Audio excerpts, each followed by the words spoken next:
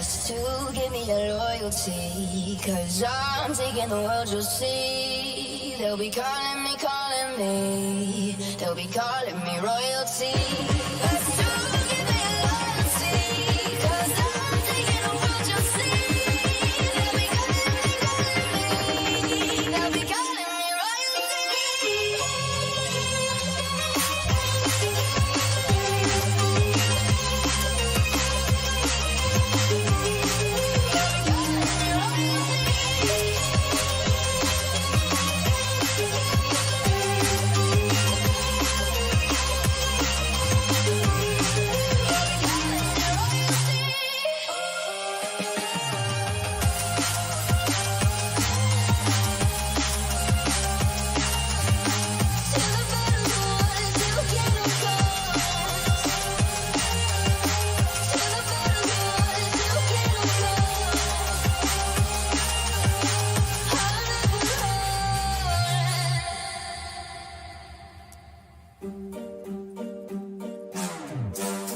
Turn the crib into a club like Hennessy and Buddha screaming thug life.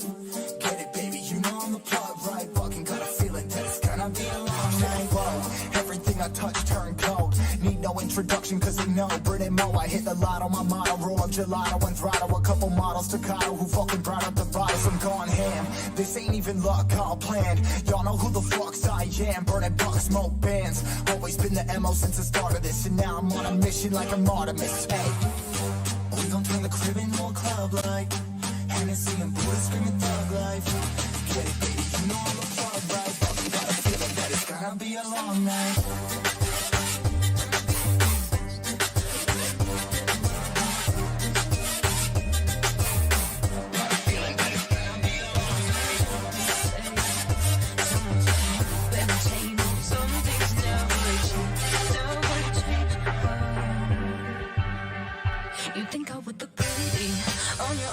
You cover up my bruises and battle scars, but it always ends the same.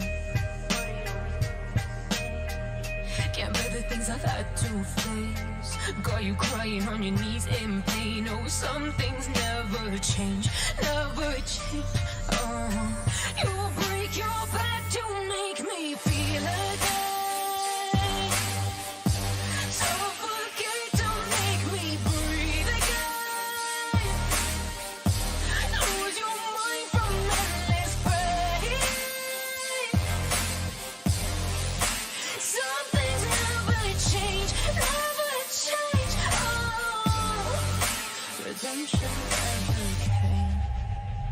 I stopped asking for forgiveness, 'cause you should know only fools tread with the angels. Fear to go, but you keep trying to get too close. Save myself by turning into stone. So save your judgment, 'cause you just don't know. But some things never change, never change. Oh, they say I should feel guilty and change my ways, leaving crumpled bodies in my wake. Swear I didn't mean to make them break. Swear I didn't mean to make them break. But they're so delicate and so mundane, and they keep coming like a moth to a flame. Oh, some things never change, never change. You will break your back to make me feel again. Suffocate to make me breathe again. Lose your mind from endless pain. Some things never change, never change. Oh, redemption.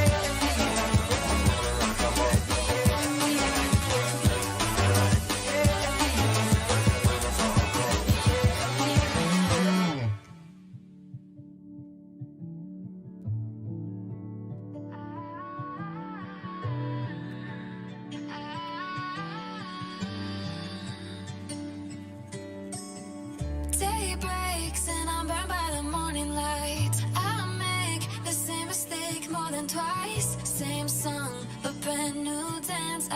Where am I? Third second chance. You take my breath and I can't get it back. Might be time for me to face the facts. The best me is with you, but I know I got a lot to prove. They think we're too damaged to fix, but we're just working through a little rust. They like to say we're just young, but I know we won't give this up. Sometimes I lose my mind, and some days it's hard to find the reason why you stay by my side. You and I break our hearts open in half just to see if we'll put them back. No matter what they try, I'll stay by your side. It's you and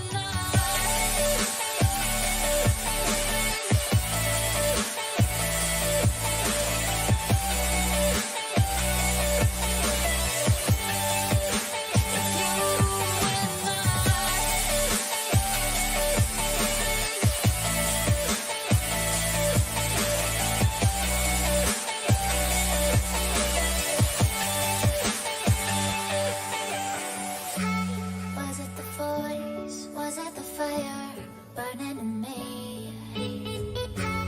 All of the noise turned into choirs of harmony.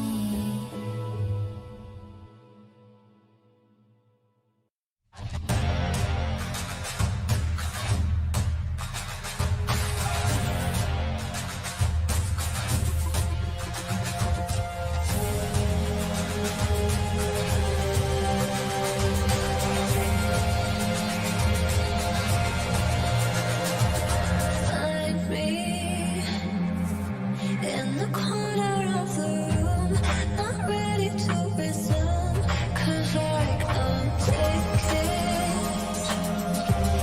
Don't wanna be alone, but I'm not satisfied. I can't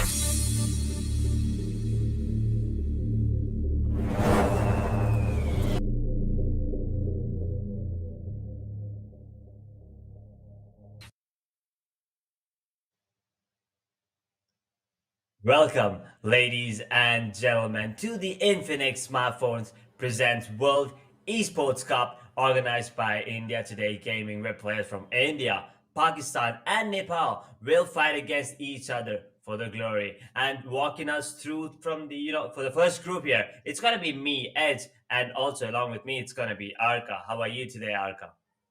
I'm doing absolutely fine, Edge. It's been an amazing first day, to be specific, where we had complete domination coming in from one team in the first match. Again, when I came back on the second one, there was another team. So I do believe that few teams are set up, few underdogs are actually set up in such a way that they really want and they want to come in and take the title in their name. It's like the top teams are trembling down and the underdogs are actually roaring themselves into this tournament. Yep, I mean that is true. I mean we are, today we still have the Indian regional or invitational qualifiers, right? I mean, the 12 top teams will qualify.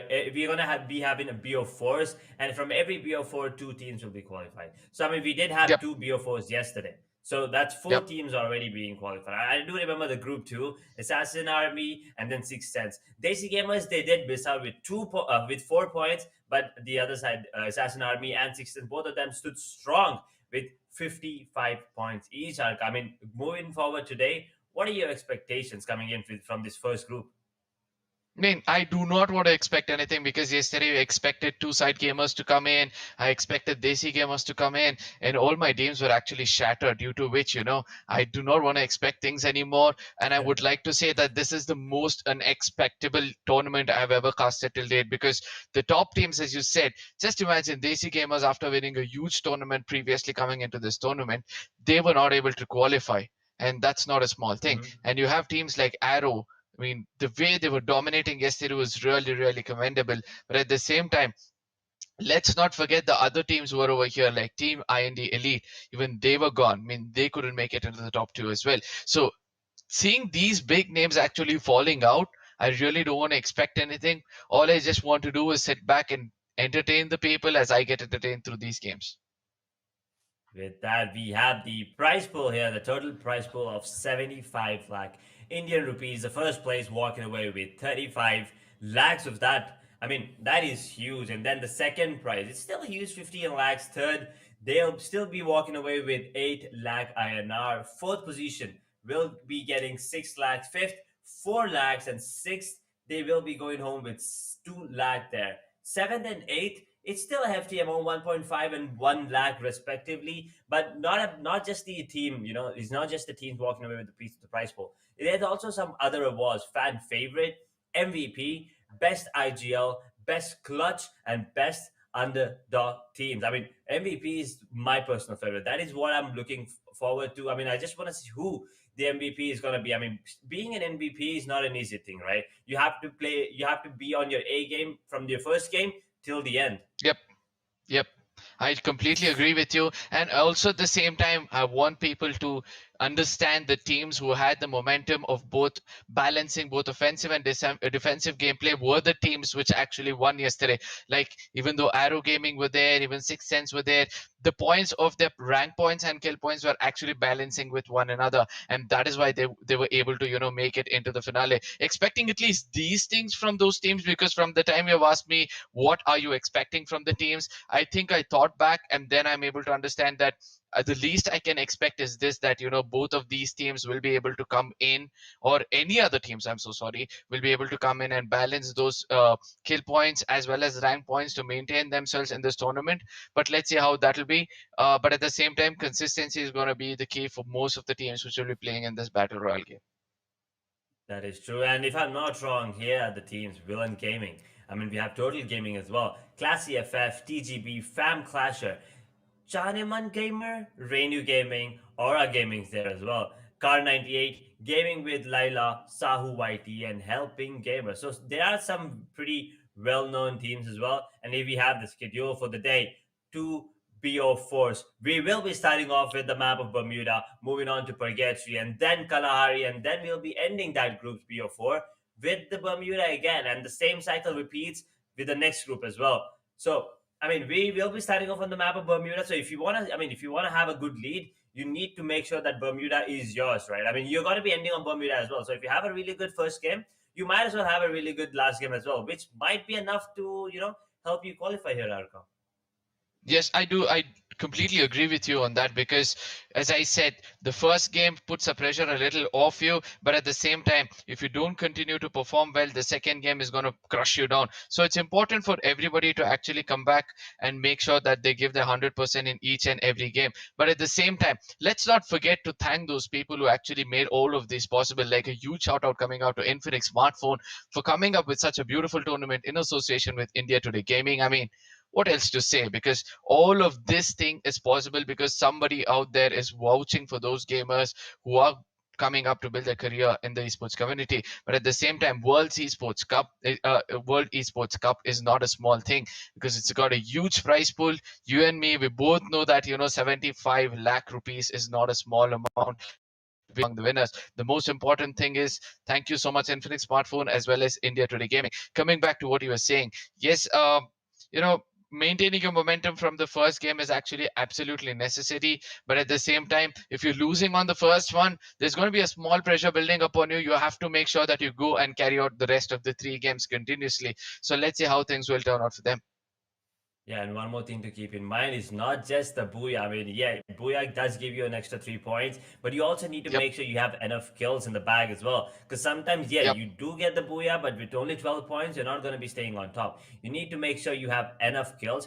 Let's say maybe around 7 to 8. That's going to be a good score. I mean, if you have 20 to 25 points every single matchup, I mean, every single map, I think that is yep. good. That gives you what, around 80 points, and 80 points is not an easy score to beat. So first things first, obviously make sure you're not the first 5 teams to get eliminated, and then at the same time make sure you have at least 5 kills in the bag, and which means, I mean, it's not just about that. Yeah, you can win Bermuda, but if you get eliminated in the next two pretty quick, and then if you win Bermuda again, you might not have a good chance. It's all about the consistency. It's all about being patient and making sure you come up through all four of the games with a really good position. Yep, I completely agree with you. But let's look at the points table, as we'll be able to see that the first position will take 12 points in the name. The second position is going to take 9. The third is going to take 8. So the difference already comes into picture when you come to the fifth position, where the fifth position will have half the points of the first rank. So it's important for you to go in for the booyah any given point of time, and so on from fifth, sixth, 7, 8, 9, 10, and 11. The numbers is going to decrease by 1, and then we'll be able to see that it's going to descend until it's going to reach 1. But at the same time, 1 kill point will be rewarded for the kills, and we have seen yesterday that the kill points does actually matter in the game of Free Fire, and that has put up most of the teams to perform well. That is true, and at the same time, I mean, just a reminder as well: if two teams have the same, points, the team with higher number of kills, will be placed higher. So that those kills in some stages of the game will be the crucial factor there. Let's say you have 10 points, the another team has 10 points, but if you have 5 kills and they only have 4, you will be placed higher, and which means you get that advantage moving on forward. So having those skills is important, but having a good rank placement is also crucial. But I mean, there are teams, we've seen a lot of teams just focusing on the rank points, forgetting about those kills. That is not something these teams need to do today. You just need to go and jump out, get that loot. I would say avoid early fights. I mean, if you have a disadvantage, but if you think you have enough loot, maybe go for a couple of kills early and then go back to safety retreat. Take your time, come back, and just finish off high. Yeah, this is what we have been explaining yesterday, right? That it's important for you to get those early fights, get those things in your pocket, and once those early 2 3 kills are there in your name, that is when you start to play for rotation, come in slow into the final circle where you have least number of players to actually play against, and then you'll be able to execute around 3 or 4 more kills as you're going to end it in a good note. So let's see how things are going to turn out for those players who actually want to go all in, because we have seen few players yesterday. Probably it was from the side of Arrow from the beginning itself. No, Telugu gamers, they started off from the beginning itself. They started assaulting each and every team. By the end of the game, even though they finished off at the fifth or the sixth position, or probably the fourth, they had around 13 kills in their name. That did matter for them. So let's see which are those teams which is going to come out of the box outperforming everybody else when it comes to kill points and still retaining the top spot. All these said and done, I'm pretty much excited for the first game, to be specific. Yeah, I mean, it's going to be the map of Bermuda. I mean, there are a lot. Pochnog, once again, being the fan favorite, the hotspot. But to be honest, I think Clock Tower is one of the areas where, a lot of fights happen. And if you have the control of Clock Tower, with that higher ground advantage as well, you get a radius that you can take control of Yep. with your ARs and the grenade launchers and also the snipers as well. So, I mean, taking control of Clock Tower is a really good idea if you ask me. But, I mean, there are other areas as well. There's Rimnum Village, there's Cape Town, there's Mill, there's Factory. So all these areas are good for loot, but at the same time, these are the places we usually see. And Peak is also one of the area where we have seen a lot of initial fights happen. So I think it's going to be a really interesting thing to see how these teams come up with. I mean, what strategy have come up with, and I really want to see what kind of game plan they are jumping in. Because right now, I mean, Bermuda, the first map, it's going to be an element of surprise for the other 11 teams, right? I mean, you jump in, the other 11 teams don't really know much about you unless you played scrims against them. But then moving on to the third and fourth game, you already played 2 games against them, so they already know what kind of a team you are. They already know what your game plan is, so they might, come up with counters. I mean, obviously, the other team will come up with counters as well, but the team with a better IGL, I think, will be, the one coming out on top.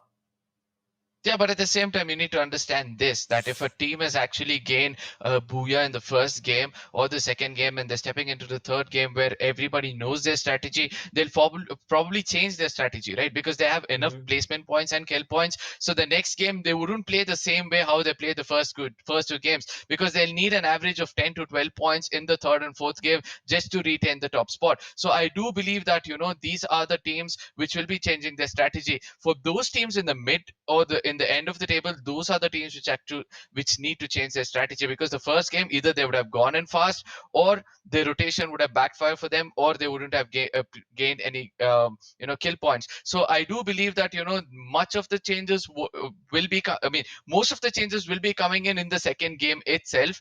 But I do believe that counter strategy won't be there, as we all know that things are not going to be easy for teams who lose the first round.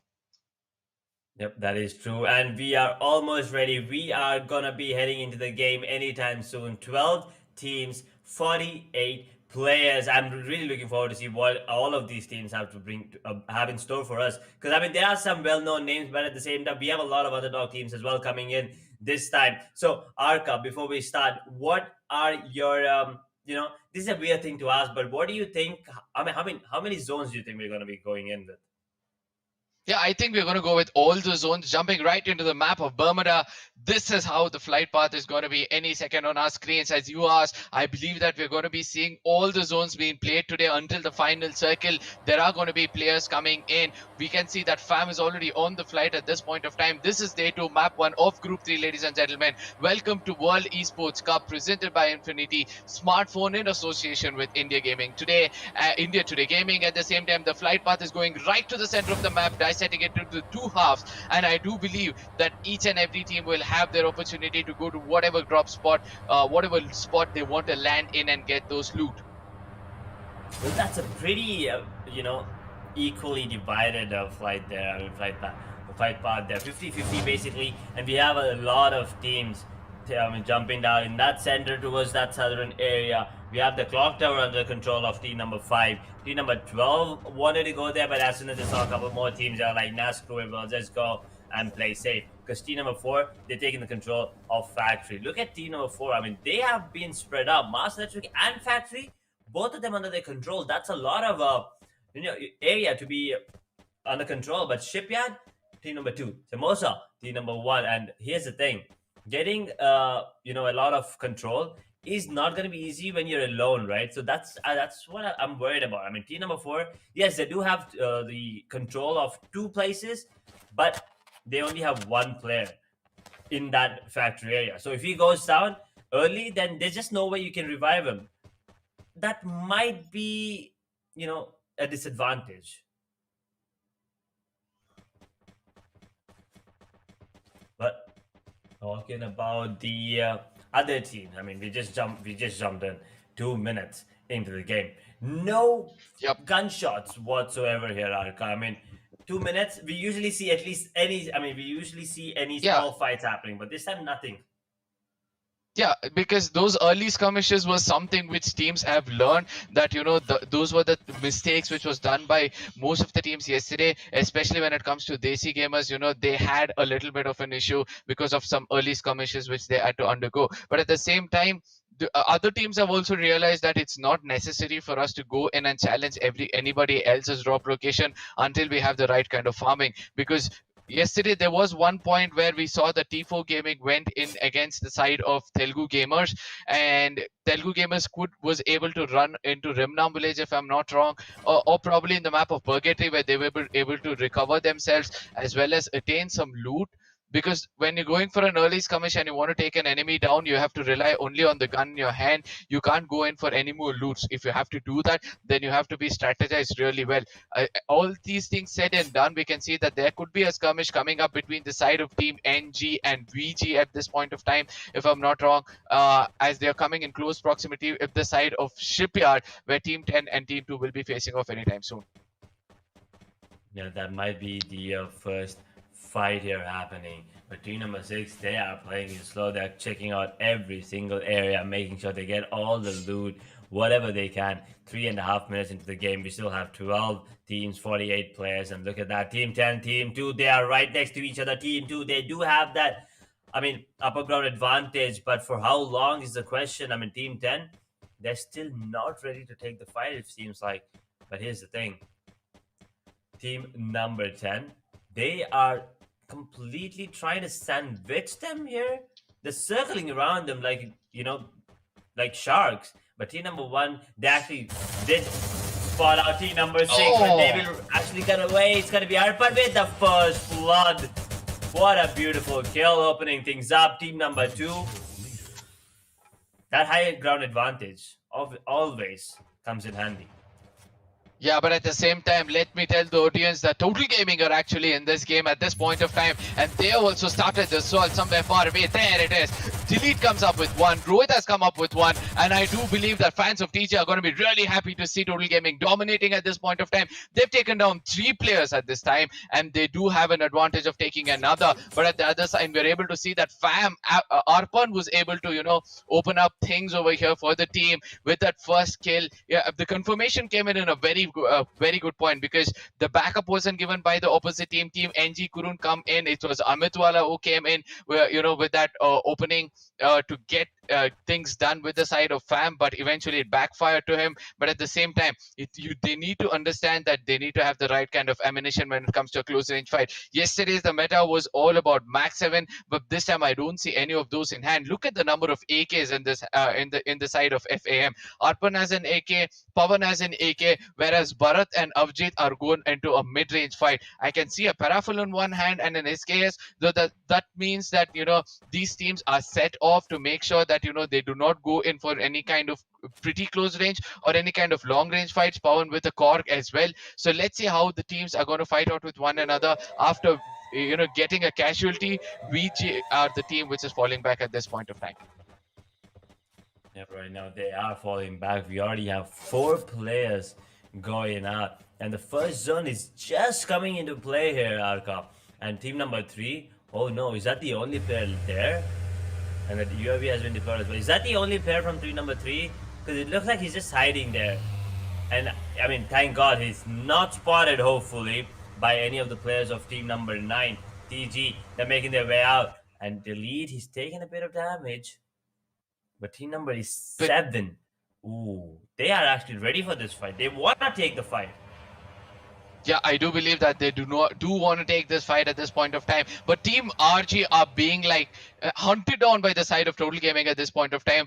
UAV was also being deployed to check where the opposite teams are, where the final player was actually running away. Team Total Gaming pretty much in control of this game at this point of time. But Maldi will be giving his location at this point of time. I don't think that you need to poke the bear in the beginning of the game itself, because we all know what a bear can do once it understands that the prey is pretty much close to them. And we are talking about the big bears at this point of time. This Total Gaming and Team Head G, I don't think it's the right thing for you to taunt such a strong team.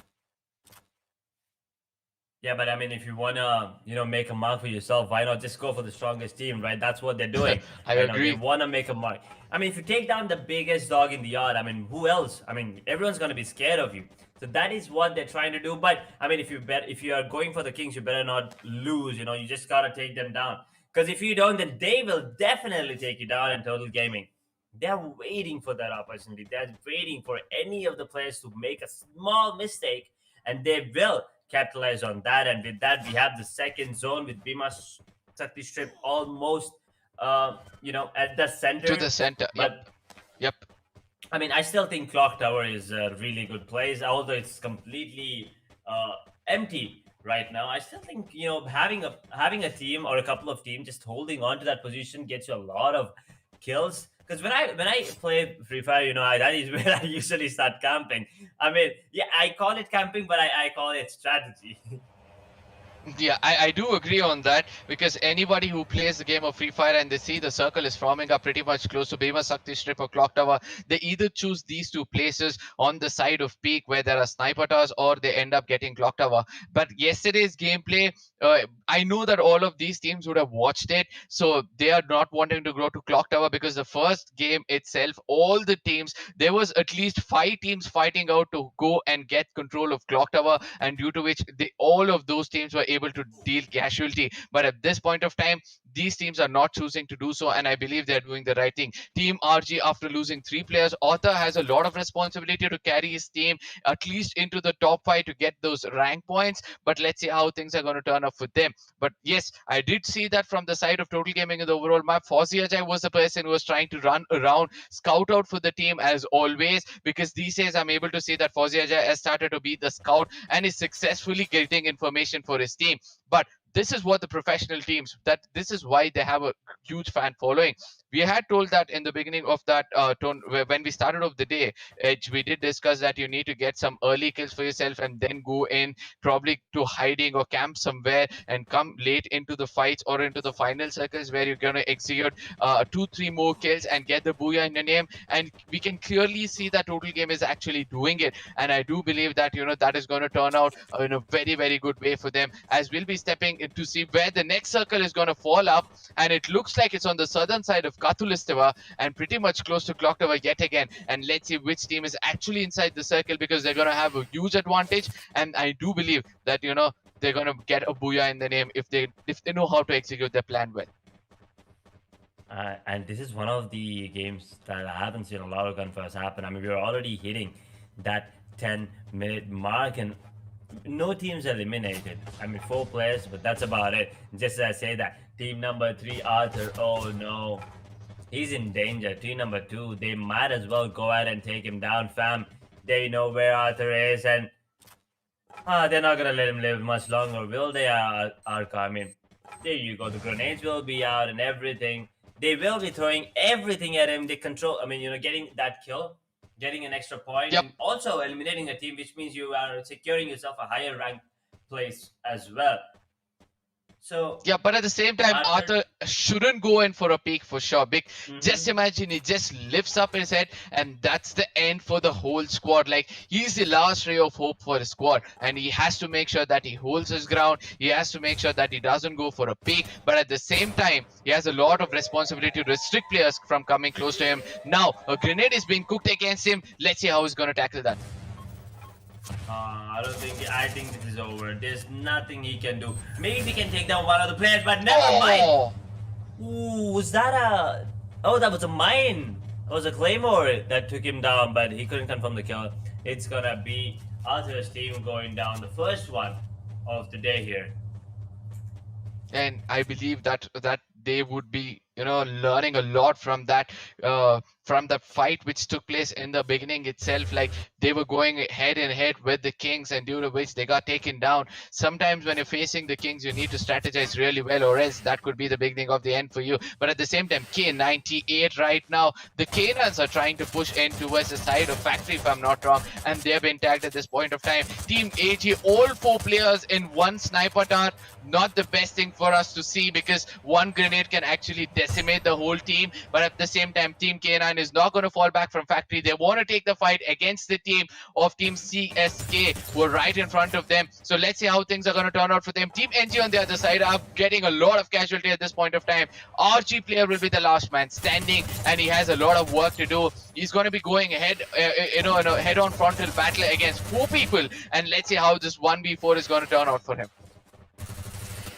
And that first zone, I mean, still the zone actually dealing a bit of damage there. 40 players still alive. Team number 8 and team number 10. This is going to be a fight here, but all the players there dealing a lot of damage. It's going to be non-stop gaming eliminated in position number 11, which means 0 point, which is a hard thing to watch. Zay gets that. Ooh, he confirms a kill as well. Max gets himself one as well. 37 more. Zay gets that knock onto Krish. Lee goes down to Jay as well. Getting himself a triple kill. I think he's just fine here. Jay confirms it on the lead. One more knock. Oh! And there you go, the new kill leader. Absolutely beautiful. That was a beautiful gameplay coming over there. Placement was crosshair was so well, because in M18 you have to realize that you have got only 2 chances to take your enemy down, and because it's a double barrel gun, you have to make sure that you do not miss those shots. In case you miss one, that's more than enough for the opposite team to actually dominate against you. But very well executed kills over there. I do believe that CSK will be surviving with 2 players, but they're going to be really happy about the kill points which they've attained in that fight with 3 kills, and shows that that is the man to look out for the side of CSK. Now fam, they are in the center of the fight here. Kinda need to take this fight. Team 12, 2, 4, 8 and 6 all close to each other. Aman is not. Aman might as well just get taken down. Actually, I think he's revived already. 34 players left, 40-minute mark almost about to hit. Let's see what happens. It's gonna be RPG taking that knock with the grenade. Beautiful. Grenade gets himself a kill. Actually, 2 more knocks. What the hell was the grenade coming in? Here we go. A triple kill again. Team Sahoo, they get eliminated in position number 9. 40 minutes in, 30 more squads, 30 more players left, I'm sorry. Triple kill for RPG. I mean, these grenades are absolutely beautiful, while quad kill and Bharat gets a knock onto Unstop. And Team Fam, they are looking strong right now. Yes, Team Fam looking fabulous at this point of time. Each grenade is being connected properly, and due to which, look at that kill points coming in from their side. They've already got 8 if I'm not wrong, and they'll be happy to get more. CSKJ on the other side is going to make TGB pay at this point of time, but at the same time, TGB Beast is putting an end for Kumar, and that comes up to say CSK will be left out with one last player, and all hopes is going to be on his shoulder. That's going to be CSKJ, who is in the crosshairs of Team TGB, and I don't think it's going to end in a good way for him. Yes, that's a shutdown coming in from their side as well. So let's see what Total Gaming are doing at this point of time. They have to make it inside the circle as well, but at the same time, we are able to see a lot of action coming in from the side of Team TGB. Well, 15 minutes and 7 more teams, and Ronnie, he gets the knock on to Mafia. 28 more players, and the time, it's almost about that time. 4th zone in. Look at that. Team number 12 and Fam, they're right next to each other. AG, they need to either take them down or get taken down. That's the thing here. Team Fam, they are looking strong with the higher ground advantage. I don't know why they're giving it up. Team Fam, they need to make their way slowly. Any grenades here? No grenades out. It's gonna be Bharat getting the knock onto Aman. 28 more players alive. Abhijit once again, boom, gets that kill. Actually, on the knock onto Unstop. Will confirm the kill as well. One more player goes down. Abhijit, beautiful killing spree. God Joker gets one. Beast gets a knock as well. But one gets taken down. Beast gets one more while Mafia and God Joker is absolutely beautiful. Fam, they're under attack. Abhijit, he's gonna get taken down. Mafia gets that kill. He's gonna get taken down. Abhijit, that is. Killing spree, unfortunately, no more. Fam Gaming in trouble right now. Aura Gaming gets eliminated in position number 7. It's going to be beaten with a beautiful flank there coming in. Sushant gets that knock onto Baldi. Killing spree and Fam Clashes are going to be eliminated in position number 6. Sushant gets that kill as well. 5 more teams here. Zalim will get that knock onto Jishu and Arka. 17 players left. I think Team GWL, they have a really good chance to make it down to the top now. Yeah, but at the same time, look at the grenade being cooked over here on this corner, and we do believe that, the kills are going to continue from here on. Yes, one player gets taken down. He's going to be confirmed as well. There's another grenade being cooked right in front of them.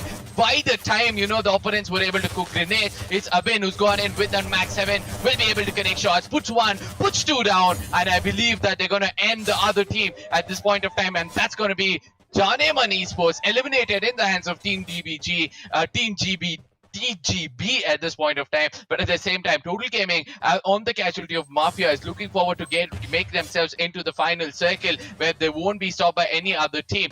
But let's look at the challenge inside the final circle where we're able to see Team 11 and Team 9 in close proximity. Grenades are being cooked by either side. So let's see how things will turn out.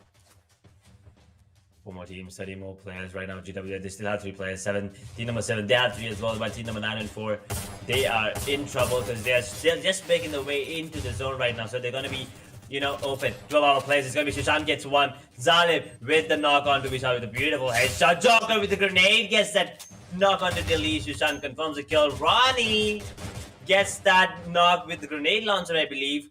And here we have 12 last players. And this zone is pretty much it. The Oh, last zone. Here we go. Beast with the knock once again. Beast is doing a lot of work in that grenade launcher. Oh my god, absolutely beautiful. oh. Arpit will get that knock on his item as well. Arpit gets that knock. There's a lot of knocks happening, helping Gamer. Actually, will be eliminated in position number 4. And right now, there you go. TZ eliminated as well. Sushant! Beautiful UMP usage there, but I've been eliminated. Is that the zone? I think that was a zone Totally. taking him down there. Yeah. Yeah, but at the same time, look at what's happening over here. And the Booyah comes into the team dominating throughout. It's going to be the team of Team BGB. And we couldn't be proud of this team anymore because they had all 4 men standing at the end of the day. And all 4 men have performed really well. Even though they had one person with a grenade launcher decimating the players right in front of him, it was a whole teamwork where the support was absolutely fine. The Salt was leading the team from the front, even though it was a little hard for the rest of the players to actually go in and get those kills. The Salter was doing the right kind of job. The support with that grenade launcher, and I believe he was placed at the right spot. Nobody was shooting at him. Did you observe that he was standing right next to the compound with a grenade launcher, trying to use that? He had all the time in this world to actually place those crosshairs, land those grenades right to the spot of their enemy when nobody was there to disturb him. But at the same time, the Assault was leading from the front with that Max 7. He was like, I don't mind getting taken down with that grenade launcher. I'm just gonna go in and make sure that I get those early knocks, which could get converted into kills because of your grenades. And that was very well done over there. Total Gaming at one corner was having control of the game, but all of a sudden, things didn't go their way because yes, obviously, it was like a 3-man squad where Fauziaja was trying to lurk around, making sure that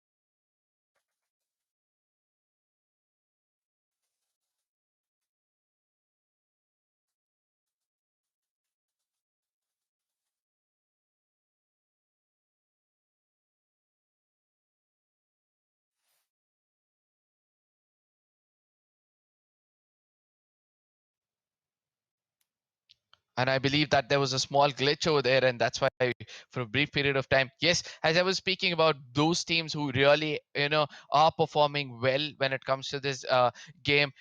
We did see that there were a few teams which couldn't actually do well. When it comes to the bottom table, yes, Oro Gaming went out early. Renu Gaming was the first team to get eliminated with Classic FF. Like with no points on the table, I don't think they're gonna be happy. But in the second match, they have to bounce back really hard because I know the other teams on the top will have an average of 10 by the time they go into the next map. So to keep a match up to them, they'll need at least 20 points. So these are the teams to watch out for: Car 98, Classic FF, and Renu Gaming in the next game. As Sahoo YT also has gone down earlier with just 3 kill points and 2 rank points. Yeah, but Janaman Gamer, they have sixth rank point, but no kills. So next time they come up, they need to make sure they get at least a couple of kills here. That would have given them a better total points and a better position on the scoreboard as well. Yeah, Renu Gaming, they were the first team to go out that positioning from Arthur. There was just nothing he could do. He was out in the open. He even if he didn't peak, he was gonna get taken down at the end. He did manage to Yep. take one of the players down. Did knock out one of the players with the claymore, but that's about it. And now moving on to Purgatory, I am looking forward to see what these teams have in store because it was on the map of Bermuda. It was pretty slow, right?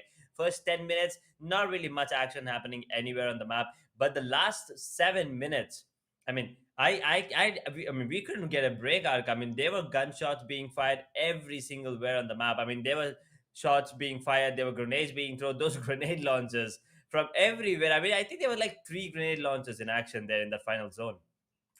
Yep. Yep, very much. And at the same time, let's not forget the grenade spam which was coming in, because Avjit was the person with those grenades popping in. But yes, there's going to be more grenades. There's going to be more guns coming, more close range fights, more Max 7s coming in as we'll be stepping into the next map. It's going to be the map of Purgatory, where we'll be able to see that, teams are going to go in for mid range fight. We've seen yesterday that, Paraffles and Woodpeckers actually did the job over there. Yes, it's going to be the map of Purgatory, ladies and gentlemen.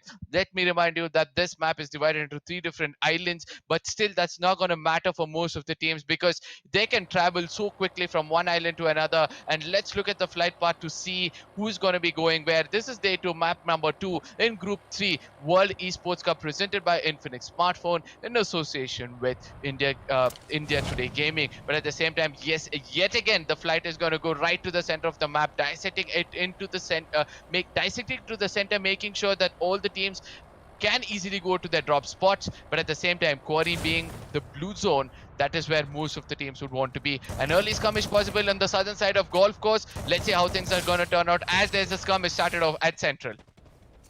It's already a first blood.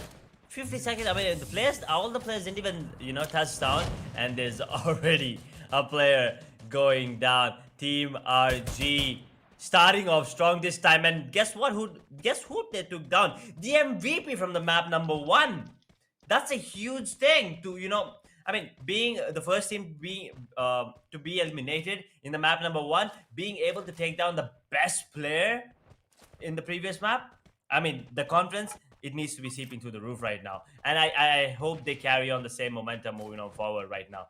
Because yes, they did get that one kill, but they need to make sure they get a lot more kills and make sure they stay alive till the end, or at least make it into the top 3 or 4. I feel like then it gives them a really good position on that overall scorecard, because that's what matters at the end. Your map first scorecard, yes, it does matter, but at the end of the day, after the 4 maps, if you're not in the top 2 positions, you will not be moving on further into the tournament. So that is what these teams are waiting for and playing for as well. And that was a map of Bermuda. The gameplay is different. This is a map of Purgatory, as you said, divided into three islands, pretty easily accessible. But here's the thing: they are pretty easy. Only like I believe it only has like 3 to 4 hotspots on this map, right? As we all know, Brasilia, Central, and Marble Works are usually the most crowded regions. But we did see only like one squad each landing on those spots. So if you the kind of gameplay that these teams are playing right now, I Yep. feel it's more like Yep. the cozy type here. I mean, there was an initial kill onto Beast, the TGP MVP, and after that, everyone's once again like, it's okay, we got the kill. Now we'll just go back to our business, get the loot that we want, get all the grenades, get all the utility, and then come back stronger. Yeah, but at the same time, look at the damage been already done towards the side of Team TGB. They were pretty much overconfident at one point of time. As we said, that one advantage of you getting the booyah in the first game, you can actually put it into good use, because it was not necessary for Team TGB to actually go in for an early skirmish or go challenge anybody else in their drop location, because ultimately they had a huge difference in the points table from the first and second position. But at the same time, Renu Gaming, coming after the first match where they couldn't perform that well, challenging the Kings and trying to snatch the crown out of their head, I believe that that gets a lot of guts, as you said in the beginning of the game itself. But at the same time, no more skirmishes coming in. I can see there is team GWL going into the side of Moat House. Then we have one other team pretty much close to Golf Course, where at the side of Quarry, if I'm not wrong, there was a blue zone. No, towards the side of Mount Villa. On the northern side of Mount Villa, towards the western side of Golf Course, was where the blue zone. And we can see that one team is going to enjoy and get the maximum number of firepower in the name. But at the same time, let's not forget the distance between all these teams are maintained really well. But the circle, as soon as it forms on the eastern side, is going to attract a lot of enemies from the southern side and the northern side. But let's see which is the team. It looks like Total Gaming need not go into any kind of skirmish on the northern side, come in slow. But at the same time, you need to have that momentum of taking fights, or else you might get taken down, because there's going to be teams which are already having the warm thumbs running in this game. Yeah, it all depends on that as well. And you're right. I mean, I've seen a lot of players, I mean, a lot of players, they have, I don't know how to put it, but I'll just say they have weird grips. They hold the phone in a really weird way. I'm like, do they even know what they're doing? I mean, that's what I feel. I mean, it works out best for them. I have no issues with that. But just looking at them, you feel like what are they doing? I mean, that's four because claw grip. I'm so sorry for cutting you in. Somewhere I feel that I do, and I have an answer for this. It's that element of doubt in their mind would have clocked them so much that they wouldn't want to dare go do something which is out of their comfortable zone. Because I've seen few teams, whenever they've tried to do something different from their strategy. For example, just imagine a team went into the first game and they understood that their strategy is not working out. The things from the IGL is not working out. The second game, obviously, the confidence dropped down, and that element of doubt is going to clock them and restrict them from doing anything, to be specific, because that doubt is going to restrict them from doing anything in this game. Yep, you are right about that. I mean, if it works for you, then yes, you do it. Doesn't really matter what others think or what others say. And right now, 5 minutes, almost 6 minute mark, and only two players went down. Team TG, they're playing it slow this time, and that UAV, it's right there. Is that their UAV, or are they gonna be? Oh, it's not there. That's why they just stopped outside of the detection area. 6 minutes in, and we still are waiting for the first zone. Brasilia is where TG is gonna be holding on to right now. Getting that area control is important, especially when you have the zone coming in. Not the first zone, obviously. Maybe around the third or fourth zone, and if you're at the one of the edges of the zone, one of the perimeter, and I think one of the players spotted out. There you go. Team number 10 actually spotted out the players of team number 9. I saw him look at him on the map, and yeah, even team number 9, I think they spotted out players of team number 10. So that's beautiful, gameplay coming in from both of them, and they're not peeking at all. They are actually just running back to safety. So they're avoiding fights for as long as they can, because they know one map is already done. There's only 3 more left, and you need to get as many points as you can. Make it to the top, and if not, at least have a really good consistent score, because then there might be a slight chance that you actually might qualify in that position number 2. Yep, let's see how that is going to turn out, as we're able to see that Team GES is actually taking the biggest risk possible for their side. They're trying to go in through the side of a bridge, and this is what's going to happen once you try to go through this place. It's going to be other teams on either side waiting for you. It's not like, they're going to be camping out on the either side of the bridges. It's just that is one mode of transportation from either of these islands, and most of them would want to see who's going to come in and be that bait for them. At the same time, some grenades are also being cooked from the side of Team K9. Team Hedgie already done the damage against the side, or was trying to cross the bridge. But let's see how much of these grenades are going to actually connect, as Lee's going to be the first person getting taken down from the side of Team K9 as they're trying to push in. I don't know why they have so much of doubt in their mind that, they're falling back every single time. The flank from the side of Max could actually give the first knock as he's trying to push in. He sees an enemy probably. Amitwala is in this crosshairs. Shots being connected. Krish gets taken down.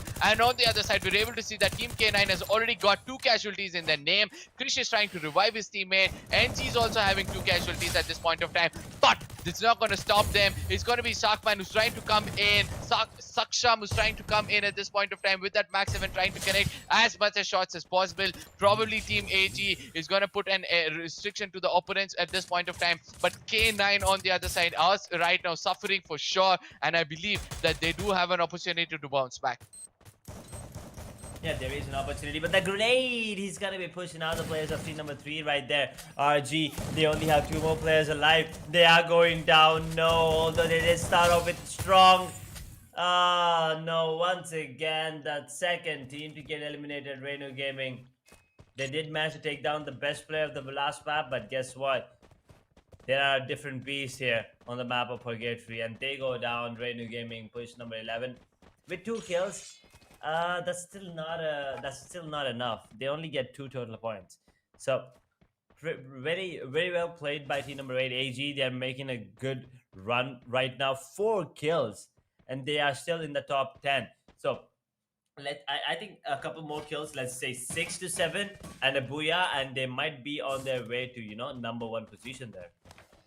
Yes, I do believe that they have that opportunity, but 14 kills is what they have to do, outnumber the other team. But at the same time, let's remind you that the top team from the previous game was still pretty much they are pretty much alive in this game as well. So they are also putting some points on the table. So it's going to be tough for anybody to outnumber them on the top position until and unless they got taken down. But at the same time, Team Hedgie with that woodpecker, what shots being connected, confirmation also coming in. That comes up to say the opponents did not have any kind of backup plan or probably any kind of cover fire, due to which they'll be losing a player. Team Hedgie trying to dominate on the side of bridge at this point of time. Team JES, even though they got a casualty in the beginning because of trying to cross the bridge with the cars, I've still not learned their lesson, due to which they'll be losing another player.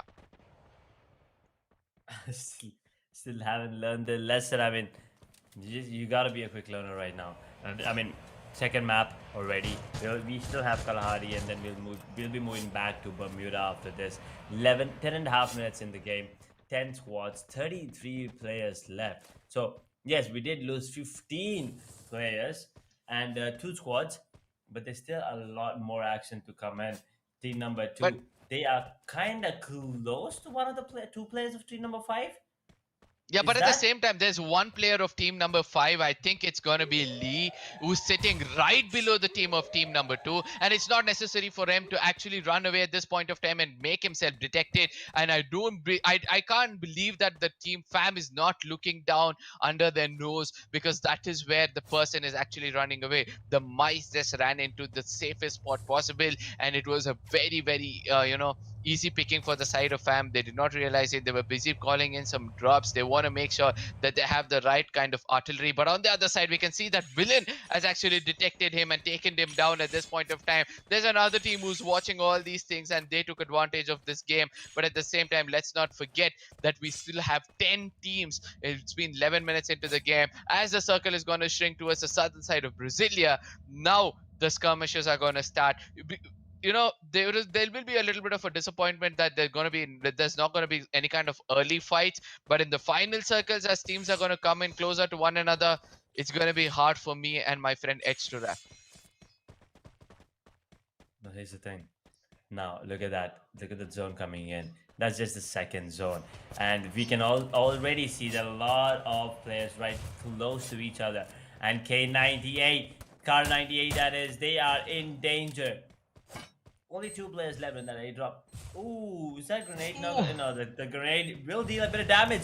Will be dealing a lot of damage onto Max. Chris and Max are the only players alive. Max comes out, he gets taken down. Chris, he's trying to get as many kills as he can. He actually gets 1. Can he get another more? No, sir, he can't. It's gonna be him going down, and a total shutdown. Car 98 will be the 10th team. The position number 10, I'm sorry. Will be eliminated in position number 10, and right now 9 more squads alive, 30 more players. AG, they did lose 1 player, but they're still looking strong. Team VG, they're taking that advantage right now. Team 486, they're right next to each other. Team 8, they're completely sandwiched. Team 4 and 6, they can actually take advantage of this. It's going to be Vishal getting the kill on the John Cena. Goes down, and One more player down. AG. This is not looking good for them right now. They need to make that run. They only have 2 more Oh, players come left. on. Kumar YT. Ooh, he's out in the open, but yeah, the ball will save him for now. Yeah, but at the same time, this is what's going to happen. It's not going to be a three-way Mexican standoff, and all of a sudden, your enemy's enemy is going to be your friend, and eventually a blessing in disguise comes in from the side of VG. Team TGB is the only team which is securing a compound, due to which they were able to execute kills, but they have lost piece earlier in the game, which is restricting them to actually go in for a full all-out assault. But at the same time, Team HG is not stopping themselves. They're trying to take down each and every player of CSK with that Car 98. Things are working out for them. Team TGB is taking that clever rotation into the final circle. They know the IGL is actually playing it really clever. They are watching their back. They're making sure that they're taking rotations where nobody's going to disturb them. They're making it into the circle, and that is when they actually do their assault. They knew that they triggered a fight between two teams, that was AG and HG, if I'm not wrong, and that is when when those two were busy fighting, they took that chance to run away from there. Team Total Gaming, with no kill points in their name, we know what they're capable of in the final circle, because they have all 4 men standing at this point of time, and that advantage of manpower will give a huge advantage for them. But at the same time, let's see, the fight between the love story of GWL and HG seems to continue. Yeah, but it's a zone that's gonna be pushing HG into the crossfires of the team GWL. Will get the knock on to Ronnie. Will confirm it. Zalem knocks out Wills as well. Will goes down actually to Muldi. Oh no, that zone is gonna be crucial to number 7 and 11. This fight is really important right now, and Zalem will get a free B here. He's still out in the open, and it's the 3rd zone, so it deals a bit more damage. Maldi with the killing spree. Oh, that zone is knocked out 2 players. Might as well take them down. Shantinu gets a knock as well. Shantinu confirms a kill, while Bharat gets one for himself. Team Fam, they're looking strong. Maldi eliminated. I think one of the players from Team SC is going to go down as well. This is not looking good for them. He's knocked out outside of the zone. Arpit, he cannot save him whatsoever. He needs to make his way into the zone right now. Team number 2, they are spotted, but will they peek is the question. They do, and look at that scoping. Look at that big scope coming in. And Bill and Gaming is eliminated thanks to Joker Sushant. 1 more kill onto Zalim. 7 more teams here, Yes, but at the same time, I really like the quick scope gameplay coming in from the side of Shantanu, who's going to be restricted by Arpit, who came in from behind. His rotation was absolutely, commendable, because at one point of time we thought that he might get taken down because of the zone. He came in from the other side with that machine gun, was able to execute really good kills, but he's walking into the jaws of death at this point of time. He's got AG in front of them, who's going to put him down, and who's going to end his teammates' run. End the team's run. But at the same time, Team Total Gaming having the best spot in the house. They have all the everything which is required for a team to take the booyah in their name. 2 players to the center of the circle holding a compound, and 2 others are pretty much on the northern side. Mafia is not stopping himself with that Car 98. He's able to take down enemies one after the other. Team AG with 6 kills. I'm trying to make it inside the circle, where they'll be restricted by Team TDG Vishal with that Max 7. He's going to confirm as well. Now he has a lot of job to do, because he has to face 2 more players. Going to be restricted by God Joker with that M18 into his face. Oh no, a quad kill for God. That is God Joker at his best right now. He's outside of the zone, but he knows that he needs to just stay alive for as long as he can, because look at that, 7 kills on his team. TS, they need to make a move here. Team TG, let's see if they can get a couple more kills. But Fam, where are you? They still have players left. Mafia taking a bit of damage there. Oh! Ooh, a J will confirm the kill onto Bharat. Fam is out in position number 5. 4 more squads left, and I'm looking forward to see how the side of AG makes it. They are the kill leaders. God Joker, he can still take him down. Yes, Arka. Yeah, but at the same time, look at how Total Gaming is actually making inside the circle. They're coming in style, and they're making sure they take every kill which is running around over here. Legend gets taken down. Cyber will be the man standing for CHI. Unstoppable at this point of time. 4th kill coming in for him, and he's making sure that he gets the booyah to his teammate with all 4 men standing from the side of Total Gaming. In the first game, they couldn't perform this well, but in the second one, they're showing who are the kings of FreeFire so far. I mean, a huge fan following coming in from the side of Total Gaming, and this is why they have it. The circle was favoring most of the time for them. They were able to come in at every look and corner of the circle. In the final, probably the fourth or the fifth circle is where they were scattered around, making sure that they welcome everybody with a bouquet of leads into the faces. But at the same time, let's not forget the gameplay coming in from the side of Team TG, because it's not only TG, Team AG also was performing really well. Mhm. Oro Gamers were also performing really well. There was a point where they got 8 kills in the name before they were they were put down. But at the same time, what a gameplay coming in from most of the teams. I believe that there were more than 5 teams who had got 3+ kills, and more than 3 teams who had got 6+ kills. So when it comes to kill points, there is equal distribution. When it comes to rank points, it was one team which was actually dominating and taking the biggest chunk of 12 points. Yeah, that is totally gaming, obviously. I mean, they were totally dominant as well. I mean, we did expect them to win the map number one as well. They did stay there till the end. I mean, they just couldn't close things off on a good note. But in map number two, they did it. And now they have two more maps to prove, that they are still one of the top teams here. I mean, all you need to do is get two more BRs and you will confirm that first position and qualify. I mean, at least in the second position, just getting that booyah. And Total Gaming is one of the teams that has the potential to do it, and we all know that if once they start getting on a roll, it's not going to be easy to stop them, right? They are the kind of team that rides on the momentum. So if you make some minor mistakes, they will capitalize on that and they will take Yep. full advantage of you. Yep, and they're very well known for capitalizing on teams which do make small errors or basic, I would say textbook errors. When it comes to the game of Free Fire, because Total Gaming, the kind of experience they carry. Let's not forget, we'll be stepping into the map of Kalahari next, and let me remind you that Total Gaming have got the maximum number of booyahs in that map itself. So looking forward to see how they'll be playing. Let's look at the points table. 20 points coming in for the side of Total Gaming. That is going to push them up the ladder a lot. Oro Gaming right behind them with 14 points. As I said, 3 teams with 6+ kills and more than 4 teams with 3+ kills at this point of time. Gaming with Laila maintaining the momentum with 12 points yet again. Helping Gamer coming up, bouncing back to get 12 points for themselves. Sahoo YT was TGB restricted on 9 pointer, and I don't think that's going to be a bit of an issue for them, because they've got an average of 9. They had 26 in the previous game, so they'll be stopping themselves at 35, and I do believe they'll be retaining the top spot. Let's look at the bottoms. Fam Clashers, in the previous game, Fams played fabulously, but this time they were restricted for the 7 pointer. After them was Car 98, still not able to scope in at the right spot. It's just that they've come from the 11th to the 8th position from the previous game. Villain Gaming couldn't be the villains to have the final laugh in the previous game. They went down with just 5 points. Renu Gaming still not able to gain their momentum. Janiman also not able to gain it, and Non-Stop Gaming restricted with just 1 point, sorry. But at the same time, what a booyah coming in from the side of Total Gaming.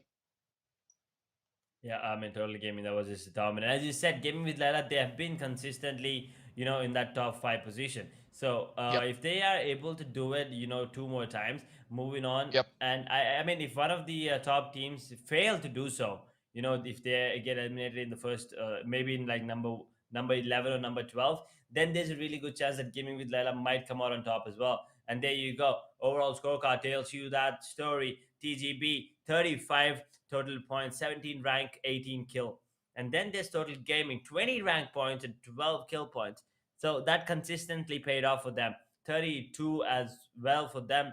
And Gaming with Laila, 17 rank points, 9 kill points. They're not too far away. 26. I mean, they only have to get 6 more points to get that, second position. Aura Gaming, on the other hand, 21. Helping Gamer, 20. Fam Clash at 19. But here's the thing, if Gaming Laila puts up another really good performance, and if TGB or Total Gaming, get eliminated in the first two or maybe the first five positions. I mean the bottom five. That is. I'm sorry. yeah, bottom So five, if, yes. if if that happens, Gaming with Laila will be the team that actually secures the first spot, because 26 and 26 and 32, just a six difference. 26 and 35, just a 9 point difference. Not a lot if you actually think about it. So there's a really good chance that Gaming with Laila can make it out. But Aura Gaming and Helping Gamer, they have a chance as well, but they need to play out of their mind in the last two maps. Yes, at the same time, on the seventh, eighth, and ninth position, we're able to see that, only placement, rank points are the thing which is keeping them alive, even though they have six, and four kill points in their name. But the bottom threes are still not able to put up some kills as well as put up some rank points to themselves. But speaking about the team TGB, who are still leading in the first place, I mean, we have spoken about this in the beginning. Rank points 17 and kill points 18 comes up to say that they have a good what do you say, balance in offensive and defensive gameplay, because 17 rank points and 18 kill points is actually helping them out. But at the same time, let's not forget Total Gaming over here. Even they are playing it really well with 20 player rank points and 18 kill points, and this is what actually puts you on top of the table. These two teams are setting an example. Let's not forget that Laila is falling back, all because they have just 8 kill points and 17 placement points. They need to build up their momentum when it comes to kill points, and that is when they'll be able to outnumber the others. But at the same time, on the bottoms, where teams have to start making sure that they make it into the final circles, because yes, their rotations are being clashed every now and then. That comes up to say that they have to strategize newly when it comes to rotation, probably not take those uh, default spots where you expect enemies to actually come in and touch you and go. But at the same time, let's see how things are going to turn out for those bottoms, because this is when they have to unleash the beast within themselves. Yeah, two more maps left, Kalahari and then Bermuda again. They need to, get themselves riled up, bring on their A game. This is the final shot for them. And before we move on to Bermuda, we'll be heading on to the map of Kalahari. It's a pretty short map. The gameplay is going to be faster. There are a lot of spots, like Stone Ridge, there's Santa Catarina, Command Post. So these are the loot spots, and you need to make sure that you get the loot and take quick fights here. That's what I feel like, Kalahari. You need to eliminate the competition ASAP. Make sure you're at the top from the start.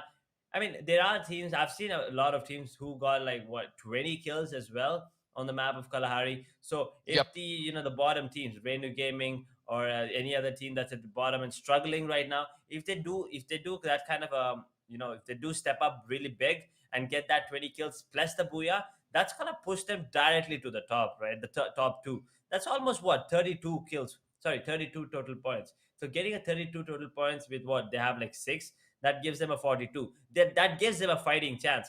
But that is something for us to. I mean, it's easy to say, right? It's easy to say, Yeah, Arka. exactly, But exactly. let's see if the players can. I mean, it's not impossible, but it's not an easy task. Yeah, but let's see how things are going to be in the final two maps. Until then, ladies and gentlemen, you have a small window to share it among your friends so that they can come in and see the domination continuing from the side of Total Gaming, or is it any other team who's going to restrict them? Yes, we're going to be going into a short break and we'll be right back. This is Arcane Edge. We're going to be taking a very, very short break.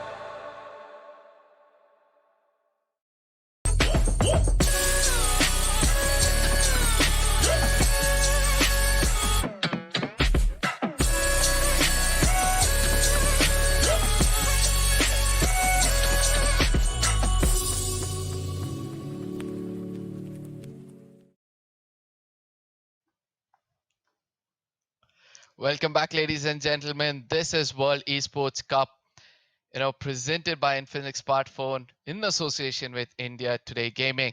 I mean, what a game it has been. What a day it has been. It's like it's going slow, it's going good, Mhm. but at the same time suddenly it picks up pace, puts you in adrenaline, making sure that you fly in the air, but at the same time then suddenly you have to crash back on the ground to check how many teams are actually making it into the next two, with the top dogs almost getting out of this tournament in the previous day. Today we have some more who are really good, who are playing it really well, showing leading an example that this is how you need to play the game of Free Fire. Let's see how that'll turn out as we'll be stepping into the next two maps. And let me remind you this, that the next two maps is going to be the map of Kalahari, and then we're going to be ending up with the map of Bermuda.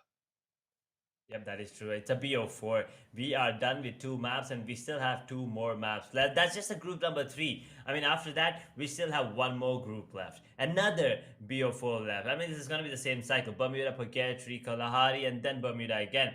But I mean, the teams right now, man, I mean, Total Gaming, they put up a really good show in that map number two. But I'm really looking forward to see, teams like Sahoo YT, Renu Gaming, Gentleman Gamer, them. I want them to, step up as well. Because I mean, yeah, I don't want it to be a completely one-sided affair because right now, as you said, the bottom three teams, they have no kills whatsoever to their name. So if they get some kills, if they, put up a really good fight, it's going to be really interesting for us to, watch the entire thing. Because as you said, there are times when the match is like, going a bit too slow and we are just, completely talking about everything else apart from what's going on. But, and then there are times when we need to completely put our heads into the game and we still miss a lot of things because a lot of things are happening, and for some reason the flight pad is it's almost a 50-50 again, Alka. Yes, and I believe that that's going to give a lot of scope for players to actually go into other people's drop location and take those fights, as AG and Kane have already started off at the side of confinement. And I do believe that this is now going to be turning out good for either of the sides, as both of them is going to have some casualty. Max starts off with that T90, will be able to come in with the right kind of case, but at the same time, a good trade-off comes in against the side of Krish. Now, Team AG and K9, both of them have lost one player each. K9 puts another man down. The third one might be going in, but another trade again being coming off from either of the sides. Let's see Team AG on the verge of being cleared off at this point of time, and does get cleared off. And Team K9 will be left out with 3 players. But how much is that going to cost them is what we have to see. Oh no! I mean, God Joker was the if it was the best player, I believe. He got a lot of kills there on the side of AG, and him going down once again is just it's just unfortunate. And once again, 11 teams, 43 players left, and 2 minute mark just being reached. In team number 2, they are in for a surprise here. I mean, Team HG, they already have the high ground advantage. So fam, they need to be ready for this. They need to be undercover. Most of the time, they need to stay in cover. But at the same time, SG, once a zone comes into play, but I don't think they're gonna wait for the zone. They're gonna be making their way, slowly but definitely out of that position right there. There are a lot of walls. There are a lot of broken walls. You need to run out of that position. But team number 7 and 2, look at team number 2. They're actually circling around right now. So I believe they're not scared of this. They want to take this fight and get as many kills as you can and eliminate the competition early, as we were talking about that, Arkham. But at the same time, I just love the way, they're trying to converge against the team. But they also have to realize that team number 7 has one Joker who's actually running out away from them. But at the same time, the shots from the side of Enmuth has attracted attention from the side of team 6. And I think that he could be the next casualty. Yes, he gets taken down and will be confirmed with the shots of Woodpecker coming in from the side of Ankit. And a half and a quarter, I'm so sorry.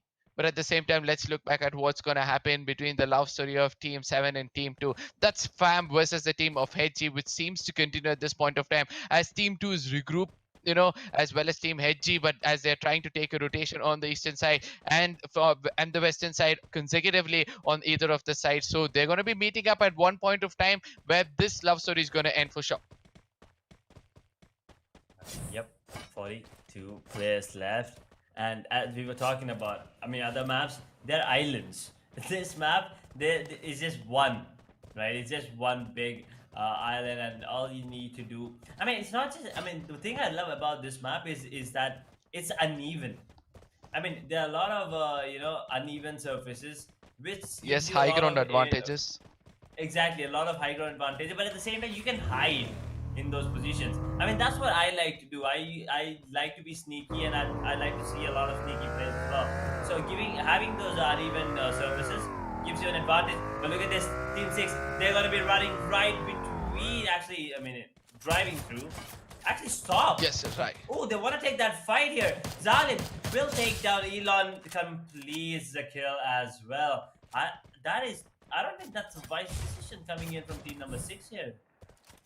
Yes, as I said, JES, this is not the first time we are seeing them going down in style, because in the previous game in the bridges where they tried to cross it in an open ground in the bridges, they got taken down. Yet again, they tried to do the same thing, due to which, they got a casualty. But let's see whether they'll be able to, come up with a different kind of strategy over here, because they're man down. At the same time, Team HG, even though they know that they have a man advantage, they're pretty much not coming to take a fight. And I do believe that, that's a very good call coming in from their side, because this unnecessary casualty, in case they're trying to go in, can cost them a lot in the final circus of Kalahari, which pretty much looks like it's going to be centered at Refinery at this point of time. And we all know that the owners of Refinery will be the team which have an higher advantage of taking the Booyah in the name. But on the other side, Author with that UMP not connecting the shots. Team RG is trying to take a fight against the side of Team NG. Again, it's going to be a 3v4 fight which is going to happen, which is going to be converted into a 4v2 at this point of time. And let's see whether RG will be put to an end from the side of Team TNM, or from the side of Team NG. here's the thing, Mahinder will get that kill, confirm it as well. 39 more players. Shivam gets no. Renu Gaming once again eliminated. That pretty much shatters the dream for them of qualifying. That is just unfortunate. But K9, they're having a really good time here. Car 98 Army. Holy beautiful grenade onto Mahinder. 38 more. That knock, that grenade miss actually. K9 Max will take himself down. Suicide attack. Hunter Sam will get that knock onto Shivam, but Max, he needs to get that revive from his friends. He just knocked himself out. Lead will take down Saksham. Confirm it. And there you go. A triple kill for Lee. Car 98. They're looking strong. Is there one more player left? There he is. Amit Waria. There's one more actually along with Mahinder. So 2 more for the side of 12. And if both of them go down, team number 5, they are already the kill leaders with 6. They will just make it their way to the top with 8. But look at this, Wolves attacking one single player who's trying to run away. Mahindra is trying to grab attention and run away at this point of time, wanting Amitwala to actually give some cover fire at this point of time. Almost getting taken down, he escapes it, but comes into the crosshair of the enemies yet again. He's gonna heal up as much as possible. He's got a close range guns, and that is becoming a little bit of a problem for him at this point of time.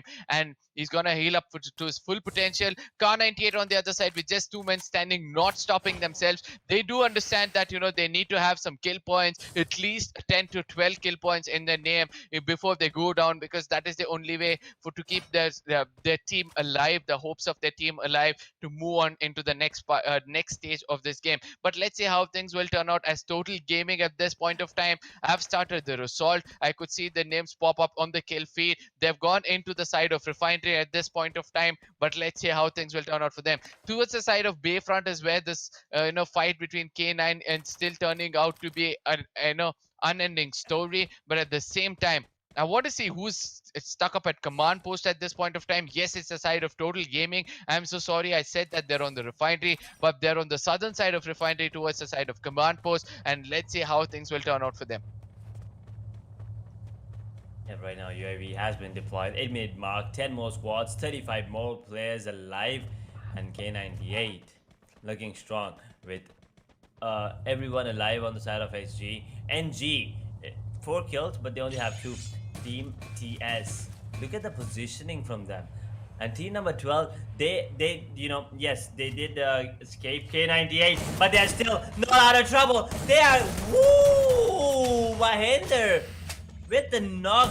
Beautiful gameplay. The teamwork coming in. Beautiful kill from Mahinder once again.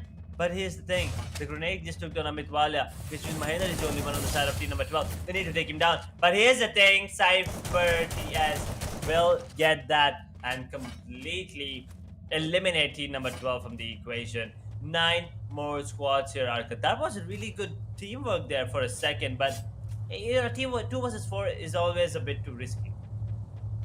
Yeah, but at the same time, the way they were actually taking the fight into the enemy's face, that could have been an advantage for them if Amitwala had actually joined him at that point of time. But we saw from the beginning, Amitwala was not going into fights. It was just Mahinder who wanted to take the fights against anybody. Shantanu at this point of time being detected by the side of Huntsman. K9 do realize that there are only 2 men standing, and that is why they have to stay away from fights at this point of time. They're running behind. They're making sure that they fall back and try to lure enemies into their trap where they can take down 1 enemy at a time. At this point of time, a good trade-off comes in over there, even though it was, the first trade comes in from the side of team GWL. The last man standing for the side of K9, it's going to be Huntsman, who's trying to run away, run for his life, will be executed, and the elimination of K9 comes up on our screens, and all thanks to GWL for, the credits has to go to this team, who knew that there were only 2 players. They went all in and took them out.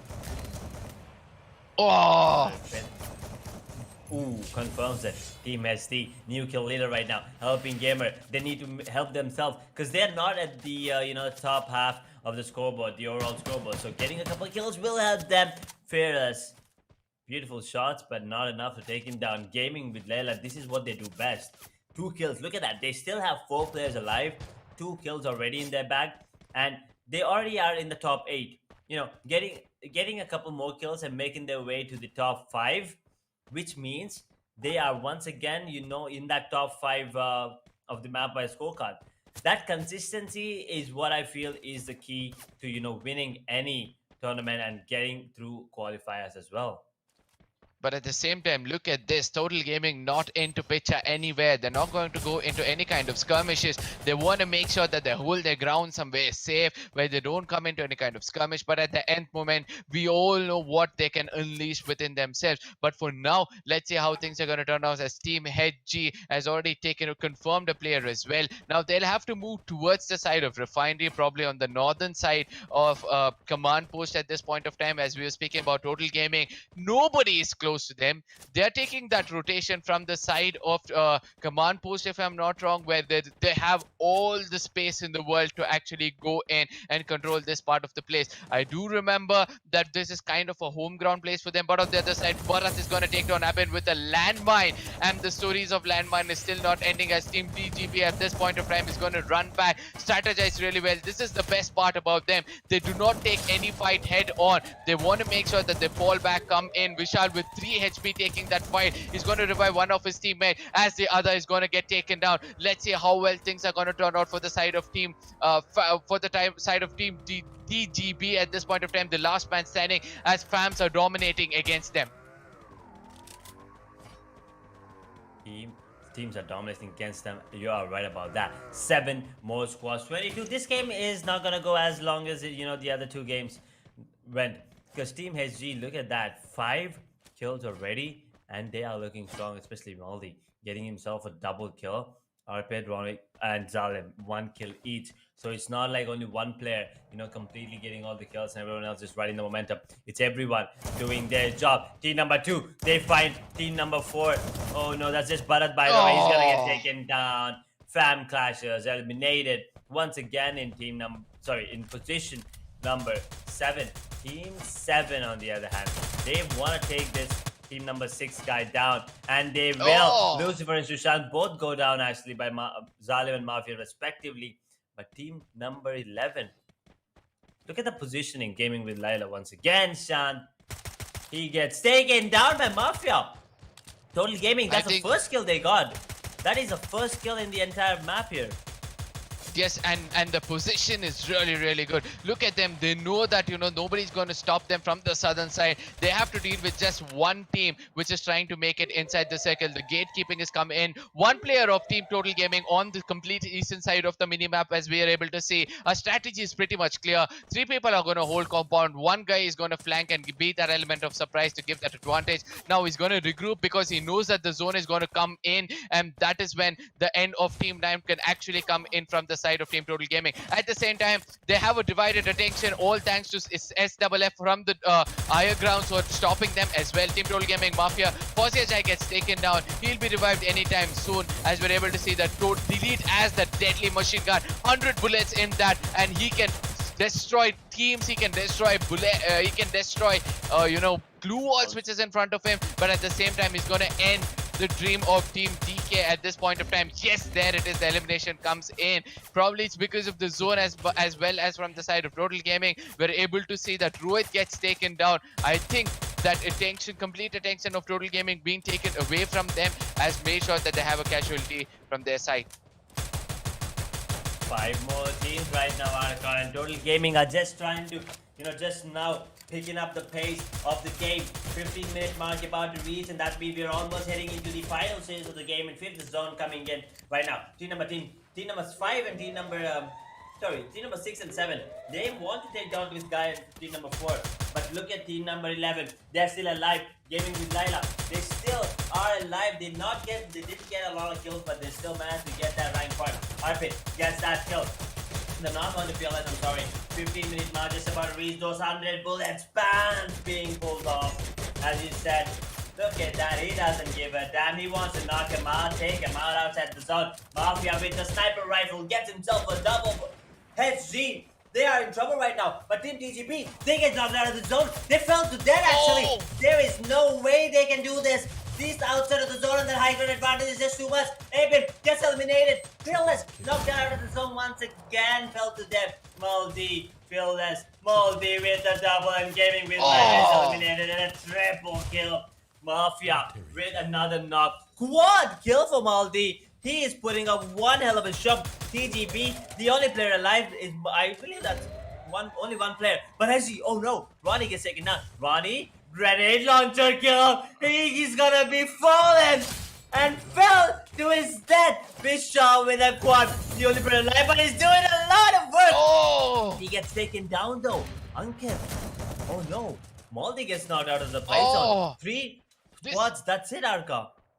Yes, but this is going to be a welcome booyah coming in for the side of Total Gaming. The skirmish between other teams are giving them an advantage at this point of time. Two players standing from the side of Total Gaming. It's easy for them to decimate. Mafia will be landing a melee at the end second to make sure they get the booyah in style. And I do believe that Total Gaming will be going on top of the table with this booyah coming in from their side. The amount of kills and the rank points was really good coming in from their side. At one point of time, Total Gaming was so vulnerable in the eyes of Double S. They were throwing grenades, and eventually with the grenade launcher, Roniki was the person who got taken down, and then eventually a player, after putting one player of Total Gaming down, fell to his death, and that was the most shocking thing for me. I mean, you did point out that really well, that at he was just flying in the air, coming to the ground, and he was like, he's falling to his death. And that was a very good catch from your side. But at the same time, Total Gaming, three players were pretty much outside the circle below the ridge. The other teams were left out with 2 to 1 players each. If they had grouped in together to eliminate Total Gaming first and then taken a fight with one another, that could have been an easy job for them. But at the same time, let's not forget what was happening against the side of with the side of Total Gaming. They had all the ammunitions possible in their hand. They did not use grenade launchers. They did not use throwables at any given time. It's just that the machine guns which came into play and snipers. It was very clear fight of firepower coming in from the side of Total Gaming. That is true, and I mean, Total Gaming. Here's the thing that I'm surprised. They did not. They had 0 kills until the last 5 minutes. Actually, not even five. I think Yep. last 4 minutes. That zero Yep. kills, and as soon as everyone started rushing into the zone, Total Gaming was like, "Okay, guys, wake up! This is the time for us to get those kills." And then those spams coming in with was that the M249 with the 100 bullets? Because Yes. he was Yes. just spamming. He was spamming left Yes. and right, taking down glue balls, knocking players out of the zone. Even if he doesn't get the kill, he just wants to make sure that he gets as many kills as he can, and you also secure the top one spot. So they did get that booyah. Those +3 are going to be crucial, and especially with the kills that Mafia got at the end, I think that is good enough, as you said, Arka, to secure that first slot for them. Yeah, but let's see how things will turn out from here on for most of these teams, because we all know that the bottom teams, it's like the dreams are already shattered, but they're going to keep a small ray of hope that they want some miracles to happen in their life. But now we're going to be looking at the map wise scoreboard. In this game, we were able to see that even though Total Gaming was the team who got the booyah in their name, because of the kill points and rank points being balanced perfectly. And yet again, there's another example for you. If you play defensive and offensively equally, you will be on the top of the table. Helping Gamer, Team HG was the team with that spam of machine gun coming in at M249. They'll be getting the top spot with 18 points. Total Gaming right behind them with 16 points. Team DGB with 13 points. We know that the difference between Total Gaming and Team DG was somewhere between 3 to 4 points. But let's see who's going to be on top of the table at this point of time. Gaming Laila again consistent with 10 points. I don't think so that's going to be enough for them to make it into the top 2, because in the next map, they'll have to make sure that they hunt down Total Gaming and Team DGP to get those 8 valuable kill points and then move on to get the booyah in their name. Janiman Gamers on the other side with 10 kill points, 10 total points with 8 rank points and 2 kill points. Car98 with 6. That comes up to say the top teams actually had the maximum number of kill points. A totally 19 kill points coming on the top 3 teams. And after then, Sahoo, Fam Gamers, Non-Stop Gaming, Villain Gaming, Aura Gaming, and Renu Gaming still not able to maintain momentum. As we said, consistency was the key, but these teams are not able to find those consistency, especially teams like Non-Stop and Renu Gaming. Even though they have a chance of taking down enemies, they start off in a very good note, but it's just that they're not able to convert those knocks into kills, and that is why they're facing a very, very bad time. Oh, you are right about that. I was also wondering the same thing. I was like, I mean, there's another team knocking out, and then there's a different team actually getting the kill. I was like, wait, am I looking at the game wrong, or is something Just the teams that are doing it. So they are unable to actually complete the kill, as you said, and sometimes that does, that does Affect them hurt. a lot. It stings. Yeah, it does affect, but it stings. You feel bad. You're like, I got the knock, but unfortunately not the kill. And it doesn't really matter if you get the knock or not. It's all about the kill. That kill will get you that 1 point. You don't get the kill, you don't get any points, and also the rank point. And you're right. Even though TG were on top, helping gamers, I think they were at the bottom in the last two matches, right? The bottom three, bottom four. So seeing them at the top does feel really good. But let's see where that puts them. That puts them right at the third position. I mean, they Okay. were not too much to the bottoms. I mean, Yeah, they they're were like sixth somewhere or between seventh. the fourth to the ninth position, Mhm. probably. But that is going to give them a very good boost of 38 points coming in for themselves. But look at the tie coming in between Team DGB and Total Gaming. And let's see which of these two teams will be actually taking the top spot in the final map. Ladies and gentlemen, next it's going to be the map of Bermuda. You have a small window to share it among your friends. 48 points coming in from these both the sides. But Team DGB is showing that placement points and rank points and kill points, maintaining these two can put you on the top of the table. I mean, 24-24, how accurate can your IGL be telling that, we have enough placement points, we have enough kill points, let's play it safe, but at the same time helping gamers, other teams to watch out for, because they're doing a very good comeback. They've outnumbered Gaming with Leela at this point of time. So either of these two teams to actually qualify and make it into the top two, they need more than 20 points, because Total Gaming and Team DGB are going to make sure that they have some placement points coming in late into the final circle. But the teams on the bottom, Renu Gaming, Nonstop Gaming, Villain Gaming, and Car98 have nothing to lose. They can challenge each and every team in their drop location, and I believe that is what they'll be trying to do, to leave a mark before they exit in this tournament. We have seen that, many teams in the bottoms actually tend to do so. They go in, they take down the big dogs ruthlessly to make themselves, known as they exit from a tournament. Sahoo also has 22 points. There's 20-point difference from the tops. So let's see which team is going to go all out brawl in the next game and come out on the top. Yep, I really feel bad for Renu Gaming, though. Being at the bottom of the scoreboard, they did manage to get that top dog out in the map number two, but after that, nothing's going in their way. I mean, it's okay. You just have some bad days. You gotta feel it. I mean, this is also a learning curve, right? Every time you lose, you learn something.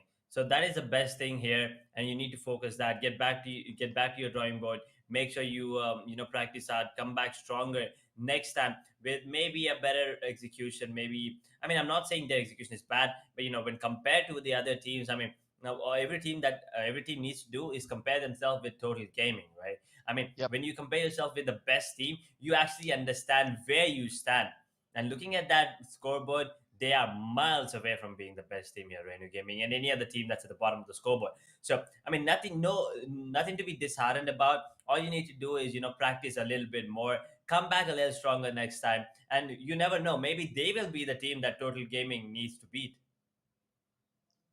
Probably, I would like to agree on that, but at the same time I'd also like to disagree on few other things, just by saying that, it's like, it's very tough for you to outnumber Total Gaming at this point of time, or be the Hmm. team Total Gaming, because look at their rotation from the beginning until the end. You don't know where Total Gaming has placed themselves until the end, when True, in the true. kill feed you get to know that Total Gaming has actually started their assault. As you said, probably it was in the fifth circle where you told that that was the first kill coming in from the side of Total Gaming. That is, until then we didn't know where Total Gaming had actually positioned themselves, and the rotations they take is really, really commendable, because they do not get in like crosshairs of any other team. They come in from one side of the map where there are no teams at all, and I believe that's the best part about them. And I do believe that, teams can actually play like them but not rotate like them. That's what I said when I said that, I do agree that on one point, but do not. Now we'll be stepping into the final map of the day, but final map of this group, ladies and gentlemen. It is going to be the map of Bermuda, where it's a do or die situation for many teams at this point of time, and the top teams need to make sure that, they retain their spot. Early jump off from 3 to 4 teams. The flight path looks like it's going probably to the northern side at this point of time, or probably to the complete eastern side. And let's see which are the teams which will be able to go in and get that top spot. Well, that is the first time I've seen a flight path that's more like 30-70. But as you said, it's all about retaining the top spot. Final map of group number 3. Is it going to be TGB? Oh, Or, oh, before I even, finish talking, they're already taking the fights. Here we go. That's going to be a fight already. It's going to be Ankit getting that knock onto Legend there. And he will confirm that kill as well. Lucifer, on the other hand, takes down one of the players of DS, and Dynamite Esports, the key new kill leaders, get themselves a double kill. Amit Walia takes down Lee on the other hand. 46 players left, 1 minute, and there's already 2 kills. Actually, make that 3 because Lee just went down to Amit Walia as well. RNFF will take down Kumar YT. 4 players gone down in under 40 seconds. In under 40 seconds of players just touching down. So that is just, I mean, we now know what kind of gameplay we're looking for. He's going to be pushing down one more player. Mafia, and that's it. With one knock of their own, Sachin will take down Lucifer. Oh no, this is not looking good right now. This trade is turning out to be better than before, my friend. I'm so sorry to cut you in. It's going to be TS versus JES. I've not seen JES so strong at this point of time, and I do believe that, they can take these 2 enemies down. There's a smoke. The fight is happening within the smoke. It's like no man's game at no man's sight at this point of time. Last man standing, and a shot comes in from the side of JES. They'll be getting all four kill points, but at the same time on the cost of 1 player, and I don't know how well that is going to turn out for them because they're in the bottoms right now. They need all 4 men standing in the final circle, and they need more than 20 kills to make sure that they stay alive in this tournament. Oh boy, that is Team Sahoo going. Now they're just thrown out of the map right now. And Team VG looks like they might be the second team to, be kicked out here. And looking at their position, if they lose, I mean, if they go out in position number 11, they might as well be done for this tournament. That they don't have a really good position. But Total Gaming, once again, as you said, look at the positioning coming in. There's 2 together, and then there's 2 flanking.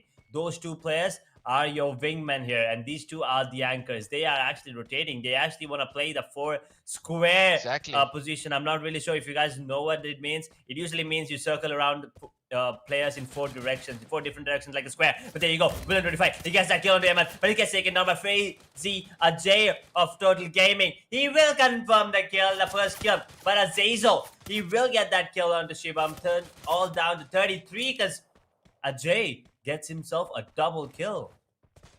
And I really love the way Total Gaming have come in over here, converging against 2 teams who are fighting out and getting the biggest chunk of both of them. 2 kills on either side was what they have attained. Mahindra on the other side, he's got to shut down Krish with the grenades, but at the same time, NG with the last man standing, trying to run away at that point of time, will be taken down because of Hunter's men M10. At the same time, K19 at this point of time, pretty much vulnerable. He sees a player in front of him with that camouflage suit, but eventually connects the shot. Max on the other side will be the last man standing. He has taken down John Cena, will be confirming him as well. Now it's a 3v1 situation where Jokers is placed in a very, very different spot. We could welcome all the players with a very good gun. Joker takes down Huntsman as well at this point of time. Let's see how things will turn out for the side of AG. Yes, they'll be putting down Max, and that's going to be an end for K9 at the 4th minute of the game itself.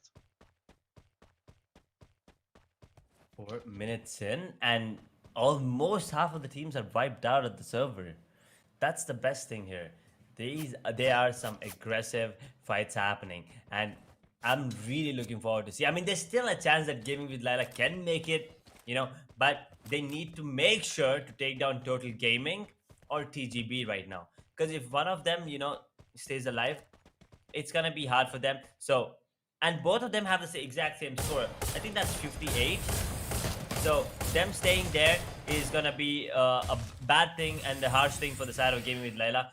So they need to make sure to take him down, get as many kills as they can, and maybe get the booyah as well, because that will help them for sure. But JES, they're taking a bit of damage here. Ankit, oh no, Gaming with Laila, they're being flanked. They don't know that yet. But Sushant actually gets taken down. Elon, there you go, the flank coming in. Nick will get the nade kill. Elon confirms onto Sushant. All down to 3 players of Gaming with Laila right now against 3 players of JES. They need to make sure to take this player down, and they will confirm the kill as well. 24 players left, 7 more squads, and Elon goes down. There you go, Gaming with Laila stepping up, getting themselves a double kill. Fearless with that kill. And I do believe that they need to put up their pace, get more kills in their name, because as we said, they need more than 12 to 15 points to make sure that they come on the top two. And let's see whether they'll be able to land themselves over there. But it's not just the it's not just them getting 12 to 15 points. They need to make sure Total Gaming. I'm really sorry. Total Gaming and Team TSG do not get as many points as they do, because if they increase 12-15, and if Total Gaming and TSG get at least 5, then Gaming Laila once again have no chance, because there's a lot Yes, of difference. Exactly 12-point difference there.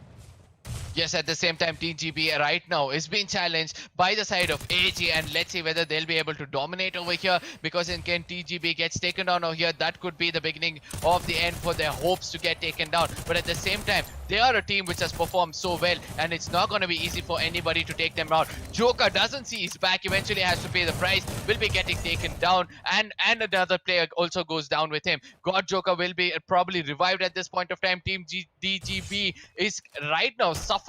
Abin on the other side sees that, the player Aman is right in front of him. Azil comes in a bit more closer. The backup might be coming in from the side of AG, but I don't know how well that is going to turn out for the side of Abin at this point of time. He needs Vishal. If he's anywhere close by, he needs to give the kind of cover fire. Yes, he's up to it with that core. He has enough number of bullets. All he has to do is lie down at this point of time. Team DGB on the verge of recovering, as well as on the verge of taking down at this point of time. Two players. Azil has to pick up God Joker at this point of time, and if he's able to do so and then take the fight, I believe they'll have a fighting chance. Abin is trying to push in at this point of time with that AC-AT and the Kingfisher. Let's see how things will turn out for Team DGB. Well, here's the thing. Azazel is putting up one hell of a show, getting himself multi-kills. But he's the only player allowed right now against two players of TGB. TGB getting himself a double. He's gonna nade and get the heal. That's a beautiful gameplay coming in. He's out in the open though. Can he get any more kills? It's gonna be a 1v2 clutch moment here. Beautiful positioning, beautiful movement, but it's still not enough. He gets taken down. TGB get themselves a triple kill. So that's 3 points already, and since they're already in rank number, position number 6, that's 6 points already, almost 5. I'm sorry. So around 8 points to their name already. So that is an issue right now. And if I'm TG, and actually if I'm gaming with Laila and HG, I would be worried right now.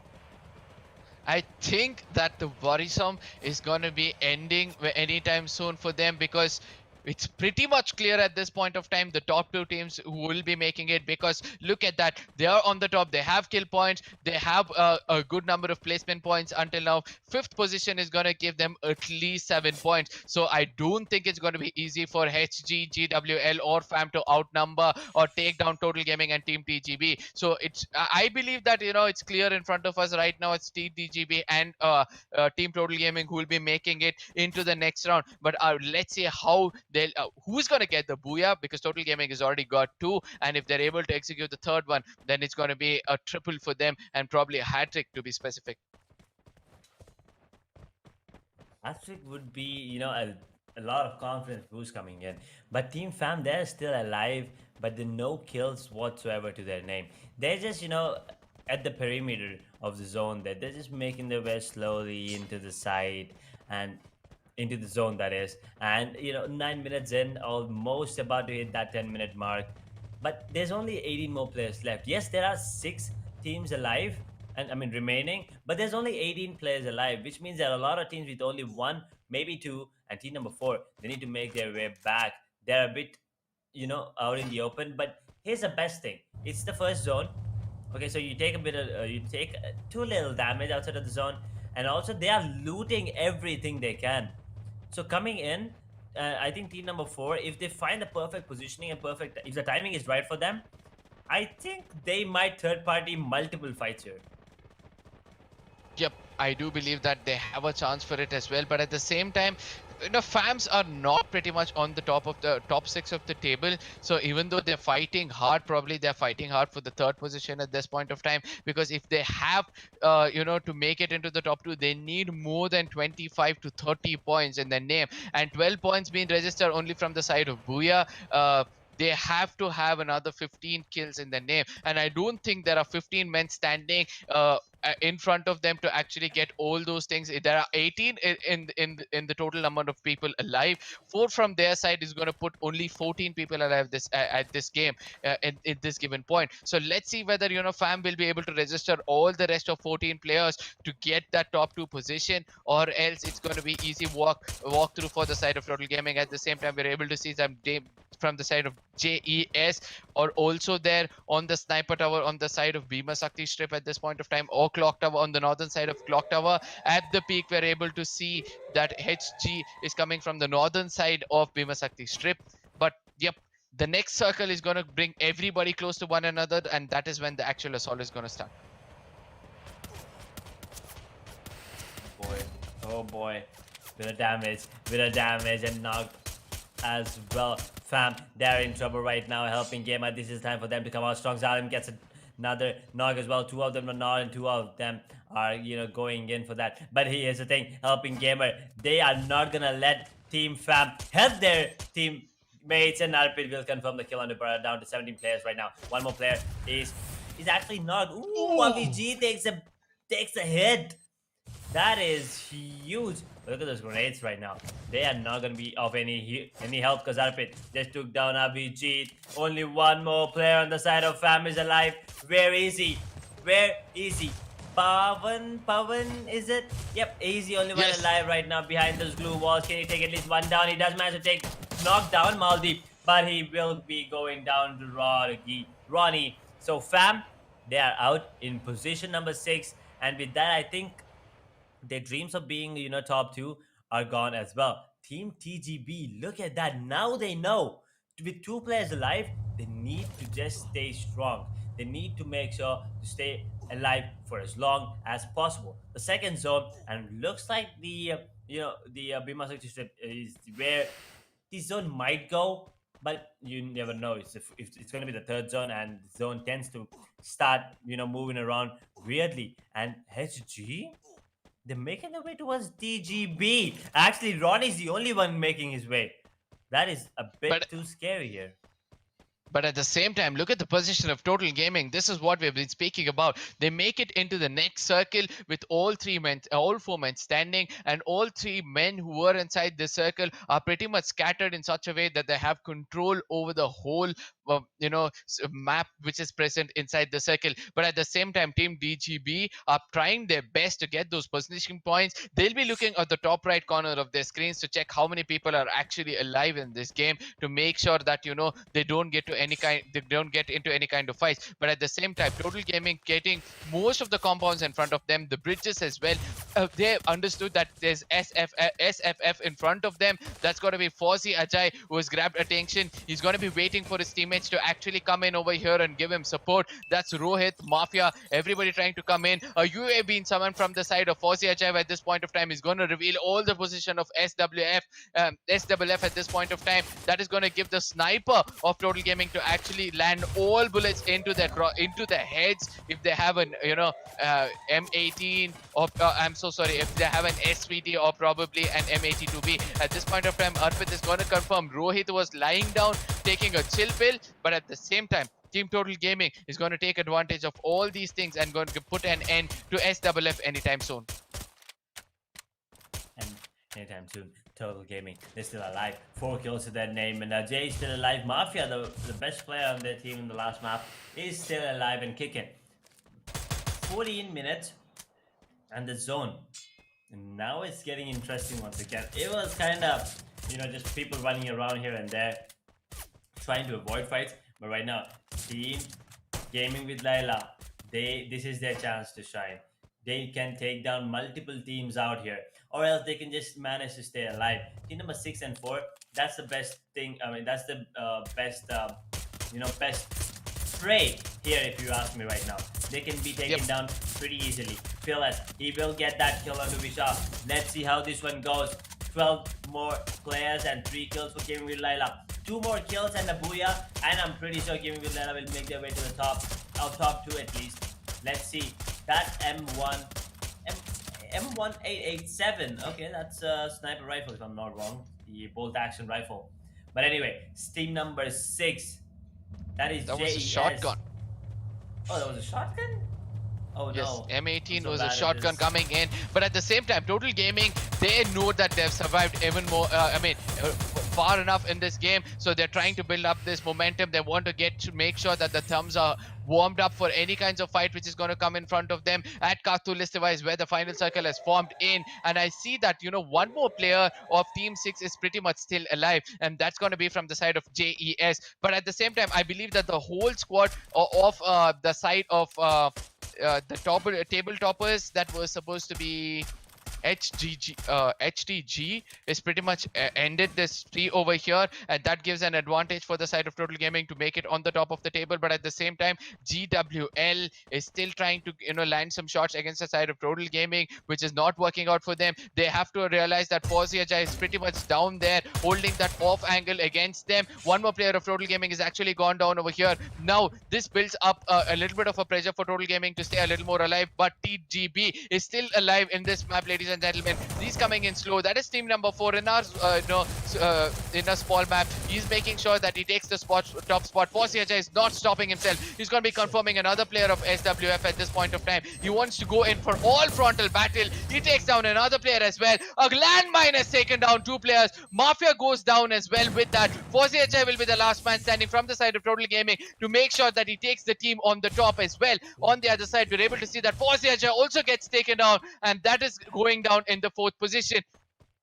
They have enough kill points in the name, and let's see whether they'll be able to make it to the top of the table. Let's see, 7 men still alive. Three teams amongst them. HG have all 4 men standing. Team TGB, the only way for them to take the top spot in the table right now in the overall points table is to get that booyah in his name, because he's just got 3 kills in his name, and I don't know how well that is going to turn out for him. SWF on the other side, there's going to be GWL. Team GWL wants to push in against the side of HG, and Team DGB is going to watch them fight out over here as he'll be trying to land the final blow. A grenade launcher is put down one player, and the second grenade launcher is going to put out the others as well. Now it's going to be an easy 4v1v1, and let's see which team is going to take that booyah in the name.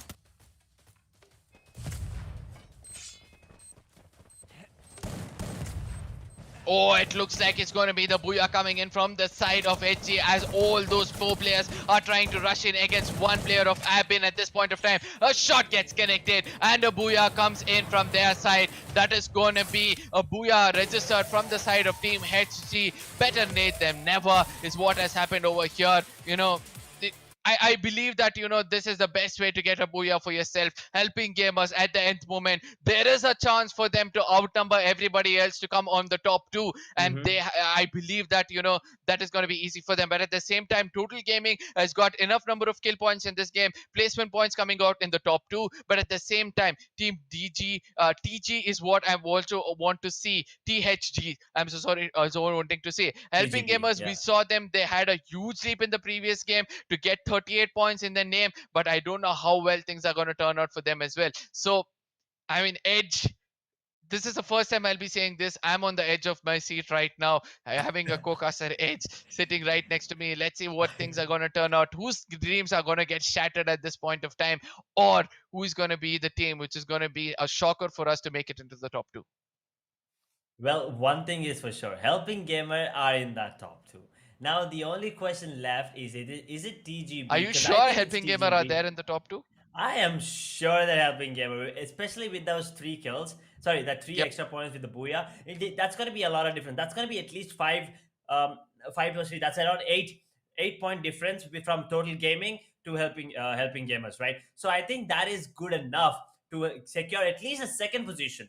Now here's the thing: total gamers. I'm not really sure how many points, how many kill points that they have. I don't know how many kills exactly that they have. So it's going to be pretty close, that's for sure. But I really think TGB and Helping Gamers are the one that actually made it to the top. But I would like to disagree on that, and I feel that it's going to be Total Gaming and Team TG who's going to be on the top. Let's look at the points so far. Helping Gamers with 22 points. Now that puts up a seed of doubt in my brain, which is going to grow up to see whether Helping Gamers will make it into the top two. Gaming with Laila with 13 points. Team TGB and Total Gaming are still going to be a tie in the final points table, because now they're tied over here as well. In the previous game, I really don't know at what position they were, or at what points they were. Probably they were in 36-36. In the No, previous 46, game, they 46. 48, 48. 48-48 in If the I'm not previous wrong. game. Are you sure about Yeah. that number? Yeah, I'm pretty sure it's the overall map 48, 48, and then it was 38, 36. 38 for helping gamer, 36 with gaming with life. If my memory is right. So I just hope that your memory is right at this point of time, because we all know that there's going to be a tie yet again. In the previous day, we had a tie between Desi Gamers, between Six Sense and another team, and there is going to be another tie again coming on our screens, ladies and gentlemen. Now the bigger question is, which is that one team which will be making it into the top two, or it's going to be Helping Gamers who's going to help two of the other teams out, and let's see how things are going to turn out for them. But at the same time, on the bottoms are the teams which have played really well. They might have not gained anything, but one thing which they have gained, which money can't buy, is going to be experience. And I hope that they're pretty much happy about what's going to happen, what they've gained in this tournament so far. Overall, Mhm. points table coming on our screens, ladies and gentlemen. The top two teams, Total Gaming going out because of the rank points, because of the kill points not coming out in their favor. Oh Yep. my goodness, Helping Gamers. Three teams are having 60 points each. For 60. the Oh my first god. time, we are able to see this over here. Three teams with 60, 60, 60 each. And at the same time, it's going to be rank points, which is not considered, rather kill points were considered in this tournament, due to which, Helping Gamers are going to be in the top of the table. And right behind them is going to be the side of Team DGB. I mean, one more big dog going out in this tournament. Never Mhm. expected this to happen from my side. I mean, look at that. We have always told that holding that rank points and kill points, equal number of rank points and kill points, is going to make you on the top of the table. Proved yet again by the side of Helping Gamers, and they're going to help Total Gaming to exit out of the World's Esports Cup. I mean, what a way to end this group stage. I don't know what to say this, ladies and gentlemen, but I am under shock yet again. Two-sided gamers out, Desi gamers out, Mhm. total gaming out. How many more of those big dogs are gonna go out and the underdog is gonna shine? I really don't know. I mean, it's the time for you. I mean, this is a really good opportunity for them to, bring out their A game and show us what they are capable of, and that's exactly what they are doing. I mean, Team TGB, I understand. Total Gaming, I understand as well. But they were they were the teams that were in top two positions until map number three. But then Helping Gamer, after that map number two, they came out strong. Yes, they did not get that Booyah in map number three, but in this map number four, they did get that, and they did it in a flawless way. No player went down, right? I mean, yeah, there was a knock, but that's it. They did revive him instantly, and making, and they are the team that actually pushed the Total Gaming out of the tournament, and also pushed TGB to the second position, because look at those skills. 28 on on them, on the HG team, and on TGB they had 27. While on the side of Total Gaming, yes, they did get those two booyahs, but they only had 21 kills. That's a 7 kill deficit. So it's not always about the rank position, and this clearly explains it. We all thought Total Gaming will be in the top two position, but guess what? They are top three. Why? Because they all they needed to do was get one more kill, and they would have been number one. Like, one kill. Exactly. That's gotta hurt Total Gaming. Yeah, but at the same time, there was a chance for Total Gaming to actually dominate when it comes to the northern or the southern side. The final circle where Rohit got taken out because of Hmm. HG over there. If he was not AFK, was not chilling over there, if he had executed one kill, that could have helped them a lot. But at the same time, what a game it has been so far, ladies and gentlemen. I know that we have enjoyed ourselves, me and Edge. We have enjoyed to the fullest over here, congratulating Helping Gamers, one of those other underdog teams who are rising up with this. With them is going to be Team THG, if I'm not wrong. congratulating these two from making it into the next round. We are going to be taking a short break, and after the break is going to be the next group which is facing off. So there's a small window for you guys to share it among your friends. Go share it out. Spread the news that Total Gaming couldn't make it, even though there was a tie in the top three. Until then, we're going to be right back after a short break.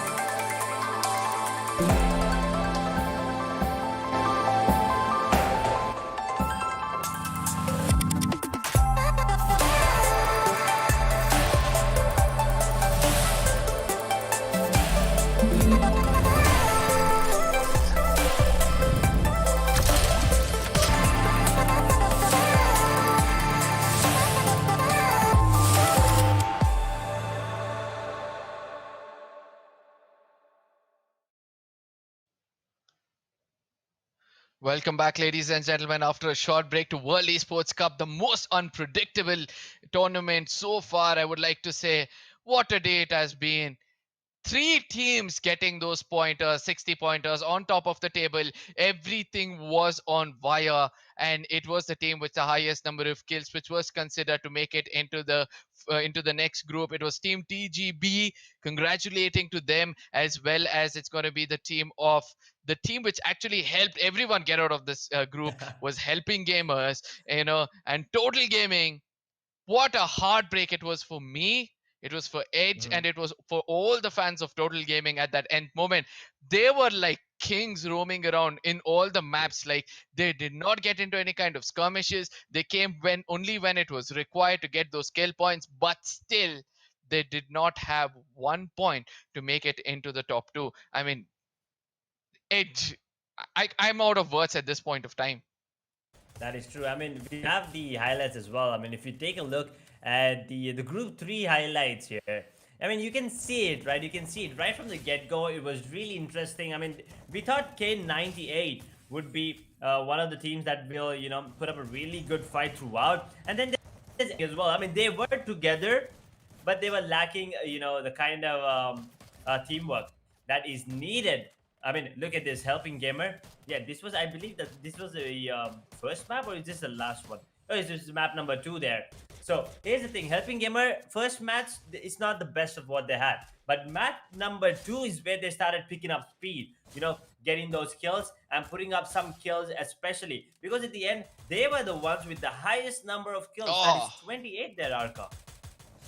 yes, eventually 8 to 10 came out in this game itself. Total Gaming had started the assault over here in this game as well. We saw Fozzy was doing most of the firepower in this tournament for the side of Total Gaming. Mafia was also not stopping himself. There was a game where Mafia was on the top of the table, but Fozzy in every single game, he did take the fight to the enemy's face. But at the same time, Team AG, Aura Gaming, also had a very good chance. They were performing really well, but small mistakes coming in from their side where, they became a little more overconfident and they got taken down. Team JES on the other side, they came in style with the car and went out in style as well, because they did not realize that, once they stop in between enemies, it's going to be an action pour of late coming in from all different directions. But at the same time, K9, this name is going to be remembered by me for sure, because they gave a tough fight for every team out there, even though they did not have much of the points on the table in the first two maps. But they made sure that, they come close to anybody.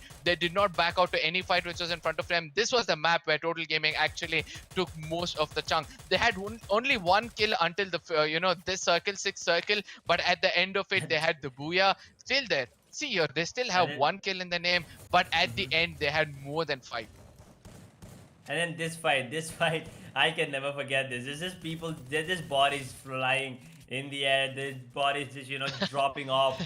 And that was just, just unfortunate timing of the zone as well. But this final map here on the map of Bermuda, this is where Helping Gamers, they decided to, pick up the speed and make sure that they come out on top. They made sure to stick together till the end. They did not even lose a single player here, Arka. That is the thing that, Yep. surprises me the most. And also the thing that we had seen a lot of fights in the first 3 minutes, and then the next seven Yep. minutes they were like, they were fights, but not a lot. So early game fights were the the go-to here on the map number 4 here. Yeah, but at the same time, this is where everything started to fall apart for the side of Team Total Gaming. We saw the 2 players got executed. Team Hedgie with 3 players down at that point of time. One landmine actually gave them that ray of hope to, revive one another and make it over there. It was there in the highlights. I wanted to point it out. 3 players of Hedgie was actually gone down. Arpit's one landmine took out 2 enemies. That gave them an opportunity to heal themselves. All 4 players came on their feet, and then eventually they were able to execute something historical in the game of Free Fire, to be specific, eliminating one of the top dogs, also making sure that they are in the top 2 and surviving into the World Esports Cup. We all know that, there are new teams coming in when it comes to this tournament. That is the best part about it, and all of them will be aiming for one prize which is out there. I know that they'll be aiming for the title overall, but if not that, they'll be aiming for the title of the best underdog team in this tournament, and a whooping big cash prize of 50,000 rupees coming with that as well. I mean, yeah, title, it's good, but you really think they'll be, not wanting those 35 lakh? I mean, that's a Yeah, pretty huge amount, that everyone wants to I, take it. I mean, and also getting the MVP awards, and you're right, best underdog team. We've already seen some really good underdog performances, but it's still the start of I mean, we didn't even start the tournament yet, to be honest. I mean, it's just the tip of the iceberg. There's still a lot more to go, and yes, there are still some big teams here in the equation. So not done yet. I mean, we are still in the only Indian region, right? We still have other yep, regions as well to come in, and when they come in, we'll yep. have that multi-region face off having it. That is what I'm excited about. So when that happens, I really I'm looking forward to see how these teams you know face off against each other, because teams in India, they face against each other multiple times, but when you go around and face the teams that are outside of Indian region, that is when the real competition, and that is when your real potential comes out. But at the same time, let's not forget that there are teams outside of India, I would believe, are scared of few teams of India itself. And it's sad for me to say that those daring teams, those teams which actually strike fear in the hearts of any team in this world, are actually getting eliminated in this tournament, and that is becoming a shocker for me. You told me in the beginning, what are you expecting? I'm not expecting anything, because every time I expect, and which I did yet again in this game, that I said that I'm disheartened and I am disappointed as well as I'm amused. I'm amused as well as I'm shocked to see which are the teams which is going to be coming up. Yes, ladies and gentlemen, we'll be taking a short break now, and then we're going to be right back where we're going to see the other groups playing it out one another. This is the most unpredictable tournament so far. So please make sure that you share it amongst your friends so that they can come in and witness the what do you want to say that I would like to put this Unpredictable. again. No, witness the most shocking tournament so far. Yet again, the most Yeah, shocking of what is going to it's happen here. Yeah, the more we speak, the more we are running out of words for now. Yes, we're going to be taking a short break. We're going to be right back. Until then, take care.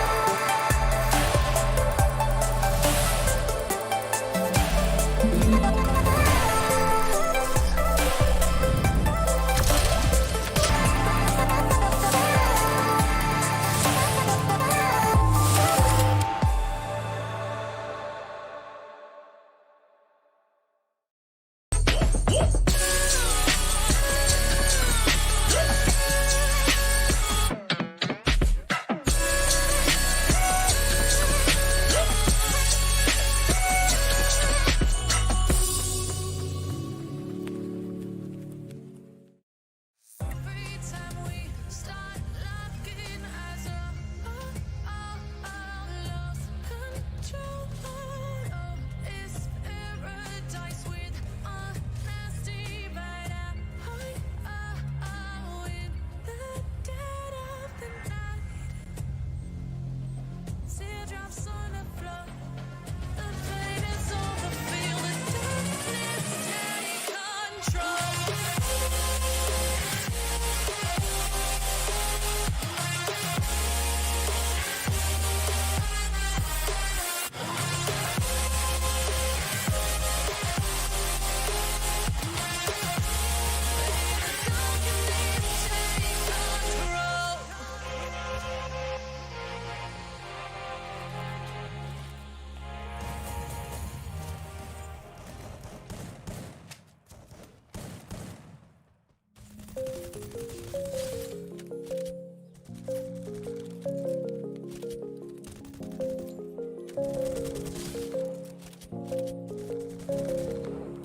Rise up from the ashes, wings on my back, stay lit like a matchstick. We ain't coming back, I swear. Just let go and see what happens. Gotta let go to see the magic happen. They got us a quick change, so we like them in phase. I just bought a new watch, time to make my wrist ring. The zero gravity keeps elevating me.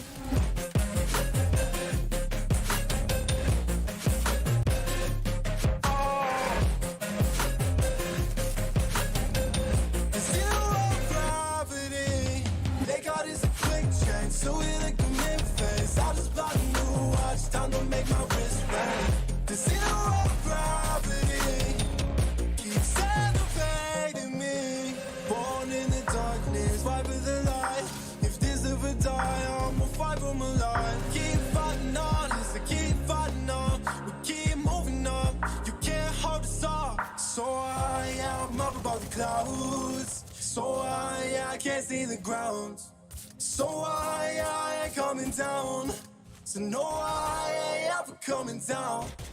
Rise up from the ashes, wings on my back, stay lit like a matchstick. We ain't coming back, I swear. Just let go and see what happens. Gotta let go to see the magic happen. They got this a quick change, so we like a mid-phase. I just bought a new watch, time to make my wrist ring. The zero gravity keeps elevating me.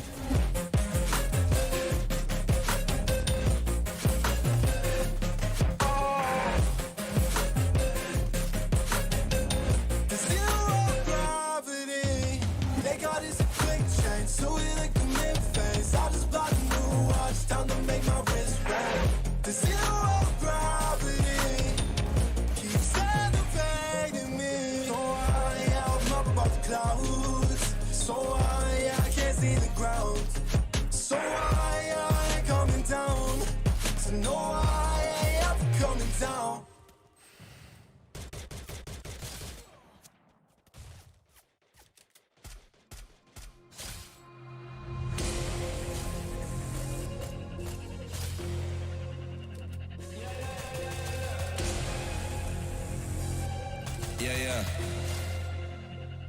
Yeah. Shawty loves it, yeah. Loves that I'm a go. They don't want it, yeah. They scared of what I know. Told you the budget, yeah. I gotta get my own. Shout out my bros, this right here deserves a toast, yeah. A lot of people back home on my back and they know. Trying to get on my line, cause the people I know. Manifest this year, 7+ on the ropes. They ain't doing this shit, tripping over my flows. Yeah, I'm on the way, tell them I don't play. Yeah, I'm on the move, trying to get my pay. I might just move on and watch and pray. Yeah, I'm on the way, I'm on my way. Yeah.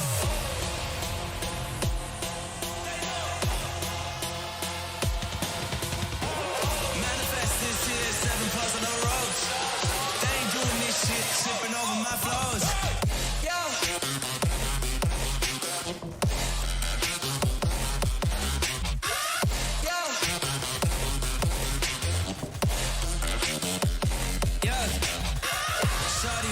Yeah, loves that I'm a goat. Yeah.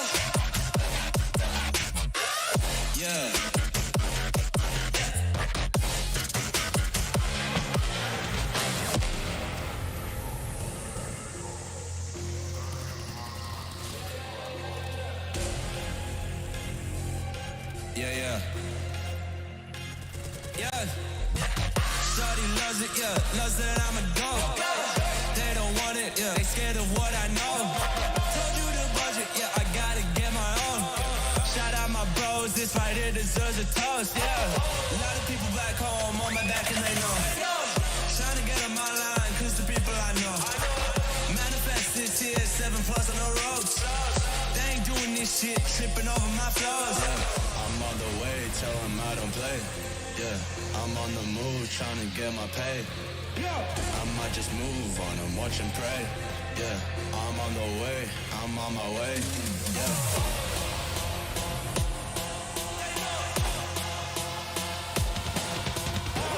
Manifest this year, 7+ on the ropes. They ain't doing this shit, tripping over my flows.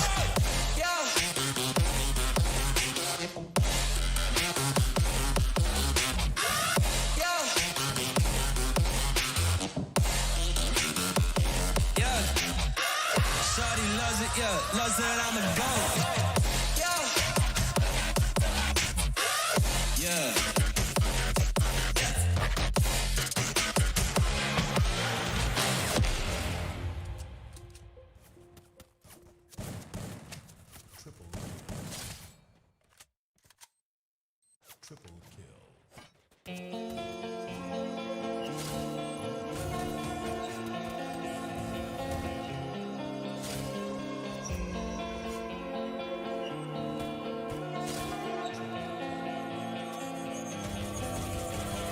So dark and cold-hearted, I'm breathless to say the least.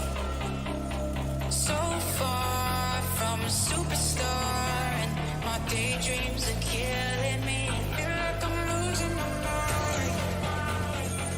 I'm never feeling okay. Good days are so hard to find.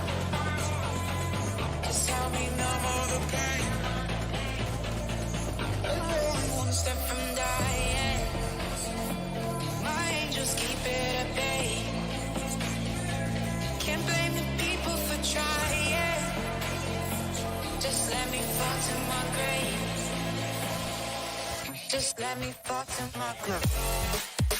To kill it.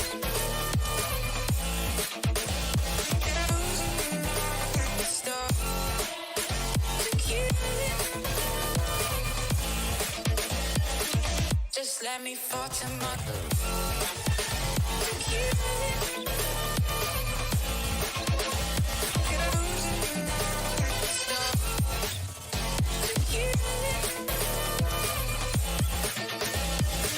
Just let me fall to my grave. Heart fails under pressure. Wonder if these bad days will last forever. So pessimistic from the past. All the good things end up in caskets. I'm never feeling okay. Good days are so hard to find.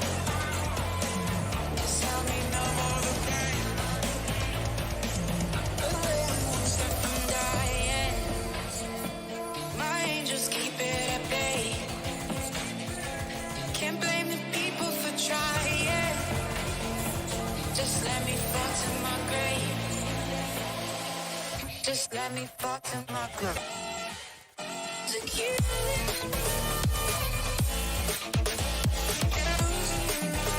Stop. To kill it. Just let me fall to my grave. To kill it.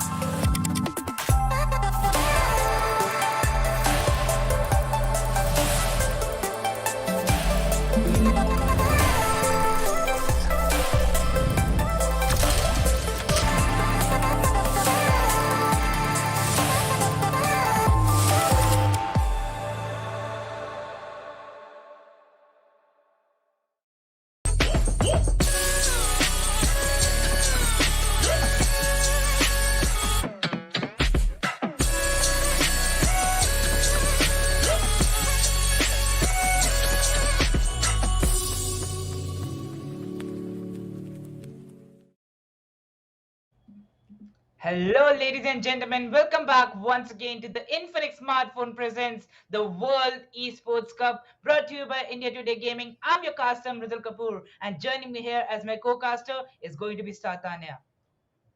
Good afternoon, ladies and gentlemen. What a warm introduction, what a warm welcome. But the performances are not warm at all. They are all heated up, risen up, and the temperature is very, very high. How it is the day yesterday and the day today, if we compare it, is entirely same, yet different, because yesterday we did see the teams from whom we expected. Teams like TSG did not qualify, various other games. For today, we did see Team Total Gaming not qualifying. Now, that is something strange that is happening, and new teams are making their name right in front of the Titans. Now that is something great. Share scoring and then ultimately winning the race with the mere fraction of extra booyahs.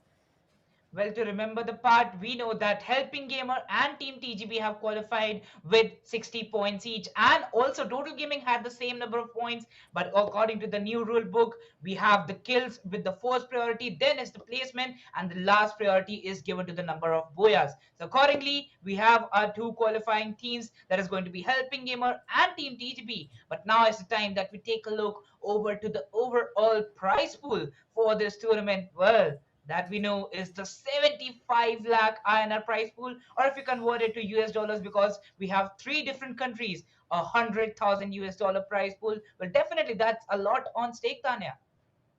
Absolutely, the prize pool is very interesting, but the players and the teams are turning it even more interesting because Yeah. for if we talk about the prize pool split, definitely the team to own the title is going to get the biggest piece of the cake. But if we compare the prize pool split, nobody is going to go empty-handed. Ultimately, we have got several Exactly. different aspects in terms of MVP performances, in terms of best kills performances. So each and every team who is participating and is managing to reach top 12, they are definitely not going to go empty handed. So here we go ahead towards the discussion of prize pool, as we already mentioned, which is 75 lakhs INR. And the biggest pool, biggest chunk of the cake will go into the hands who owns the title, which is going to be 35 lakhs INR.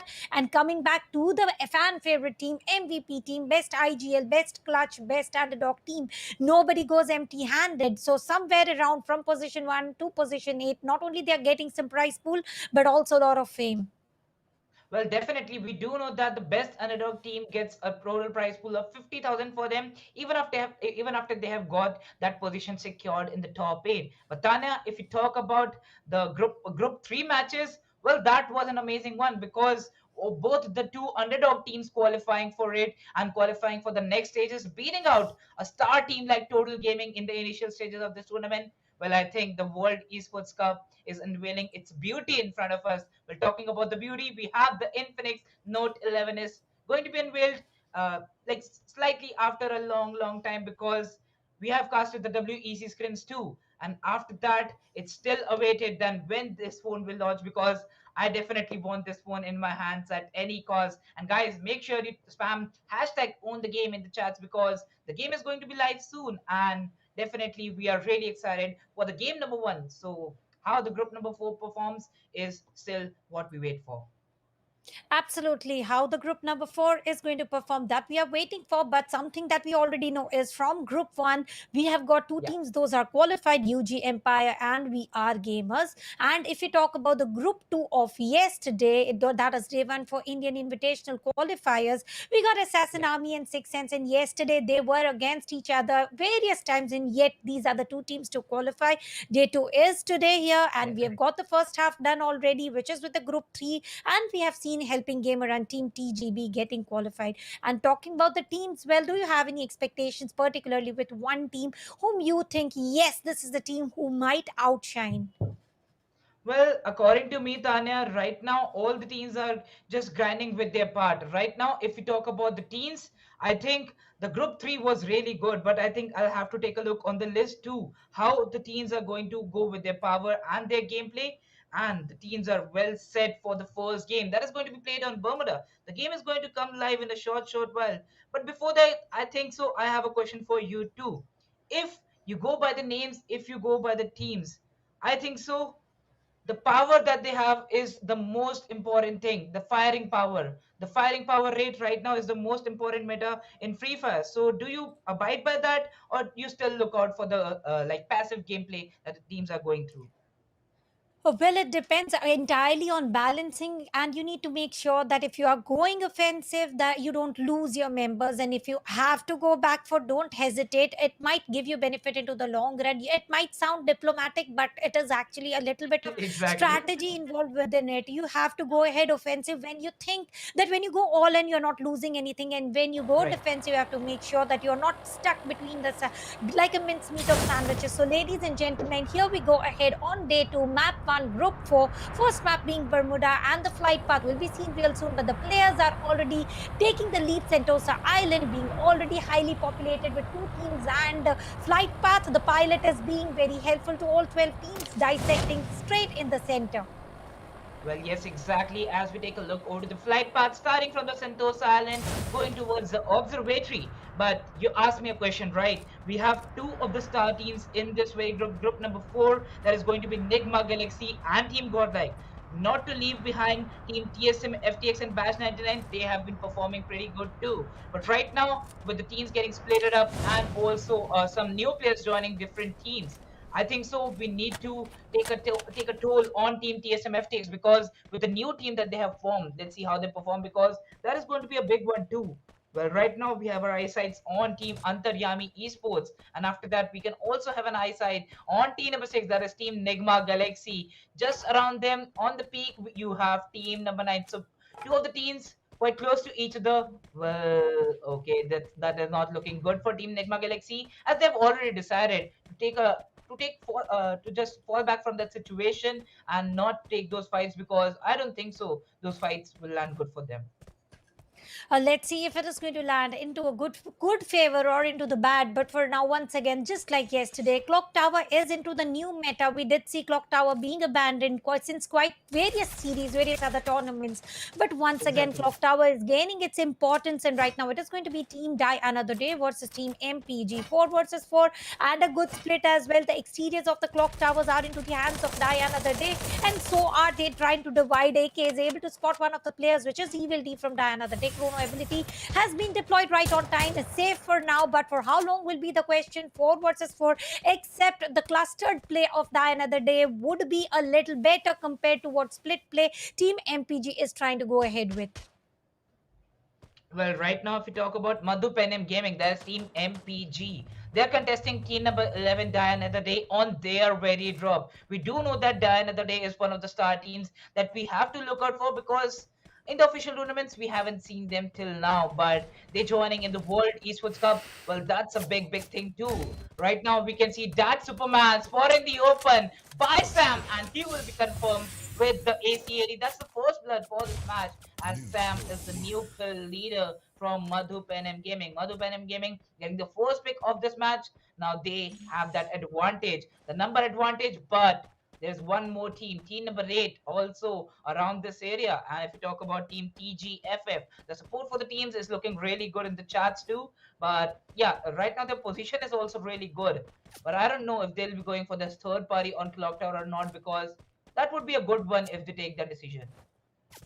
Absolutely, that would be very good decision. But let's see if they are going ahead with this decision or no. For now, we can clearly see Yeah. that Team MPG is quite content with one frag taken, and now they're going back foot from all the way to Clock Tower towards Rimnam Village. But little do they know, they have a team sharing the grounds with them, which is going to be Team RZ. Uzef into the small shack near to the riverbank, near to the shore, and he is spotted. A good shot connection seen, but the right time of usage of a glue wall seen over here, and unfortunately, he was not able to get that knock which he was desiring to. If we have a look at the strategy right now, the mix of two teams is definitely there, but players of the opponent team, which is Team RZ, they are into the split of shack into the water route, Mhm. except for Team MPG's got a very good location to share near to the shore, but on the tough, hard ground where they're not vulnerable to water. Talk about vulnerability, we do see a Team Nigma Galaxy right in front of Team AYES. Well, yes, that is Team Antaryami Gaming Esports going against Team Nigma Galaxy. Well, if you talk about Team Nigma Galaxy, from the previous times, Nigma Galaxy is performing really good with the squad they have formed. But I think so they still have to get that momentum to qualify because 4 matches, I don't think so, can decide the power of a team. But yes, that is it. In qualifying stages, you won't get a lot of chances. You'll have to qualify within that 2 team mark. If you're the top 2, you're going to qualify for the next stages. But that's not it because once you see RJ becomes the first player to get taken down. Not shut down, not a shutdown till now, but yeah, Nigma Galaxy is taking a lot of toll from the side of Team AY Esports. As AY Esports will get that knock, let's see if they can confirm it or not because Divine is right now trying all of his best to just cover up Basio and revive him as soon as possible. But he still with the ACAD trying to make Divine stay on that cover, not change his position because changing the position would mean that Nayan is really open and is down from that building. Oh, meanwhile, Yogesh or Vishesh, sorry for that, Vishesh also joining him on that position. And yes, Team Nigma Galaxy once again taking that decision. I think so. They had already taken a decision to just fall back from the peak area, but yes, they came back. Now once again they have taken that decision as Vasio got knocked out. Yes, that is not a good fight. That is not a good initial fight for the side of Team Nigma Galaxy. That is a good initiating is good, certainly, but ultimately deciding not wanting to fight is also one of the strategies, saving the members for the final circle. Coming back to observatory, here we can see Team Godlike sharing the rounds with Rishi, and here immediately spotted Hope was Woohoo! able to take down the player. Not only take down, no delay in the confirmation as well. Now that is something interesting. Each point is going to get counted. We just saw that the scores are being shared, ties are being seen, and this one pointers are going to matter too much. Coming back to Team Godlike, they look quite safe right now on the grounds of Kapalistiva.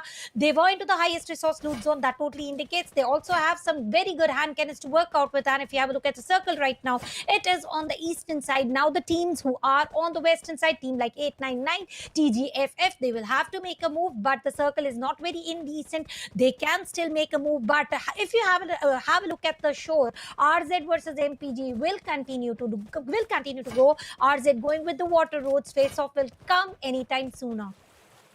Yeah, the face-off can happen anytime sooner as we have our eyes on Team Razmik Raz Esports.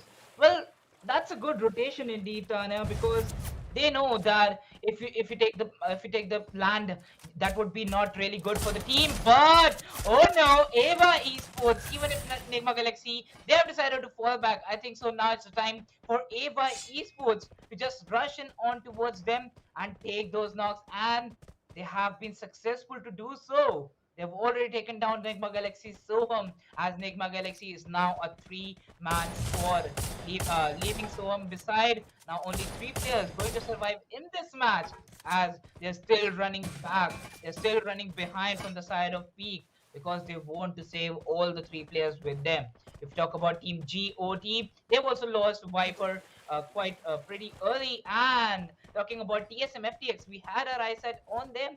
All the new four players joining in this squad, and that's a new squad formation too. Talking about Goril, you have Nivesh, Ginotra, Abhay, and the CM holding the position of Plantation. Tanya, we have seen previously, like 1 month back, the Plantation meta was quite good, but right now the zones are once again coming back to the side of Bhima Shakti and Peak. So holding this position, is this a good idea?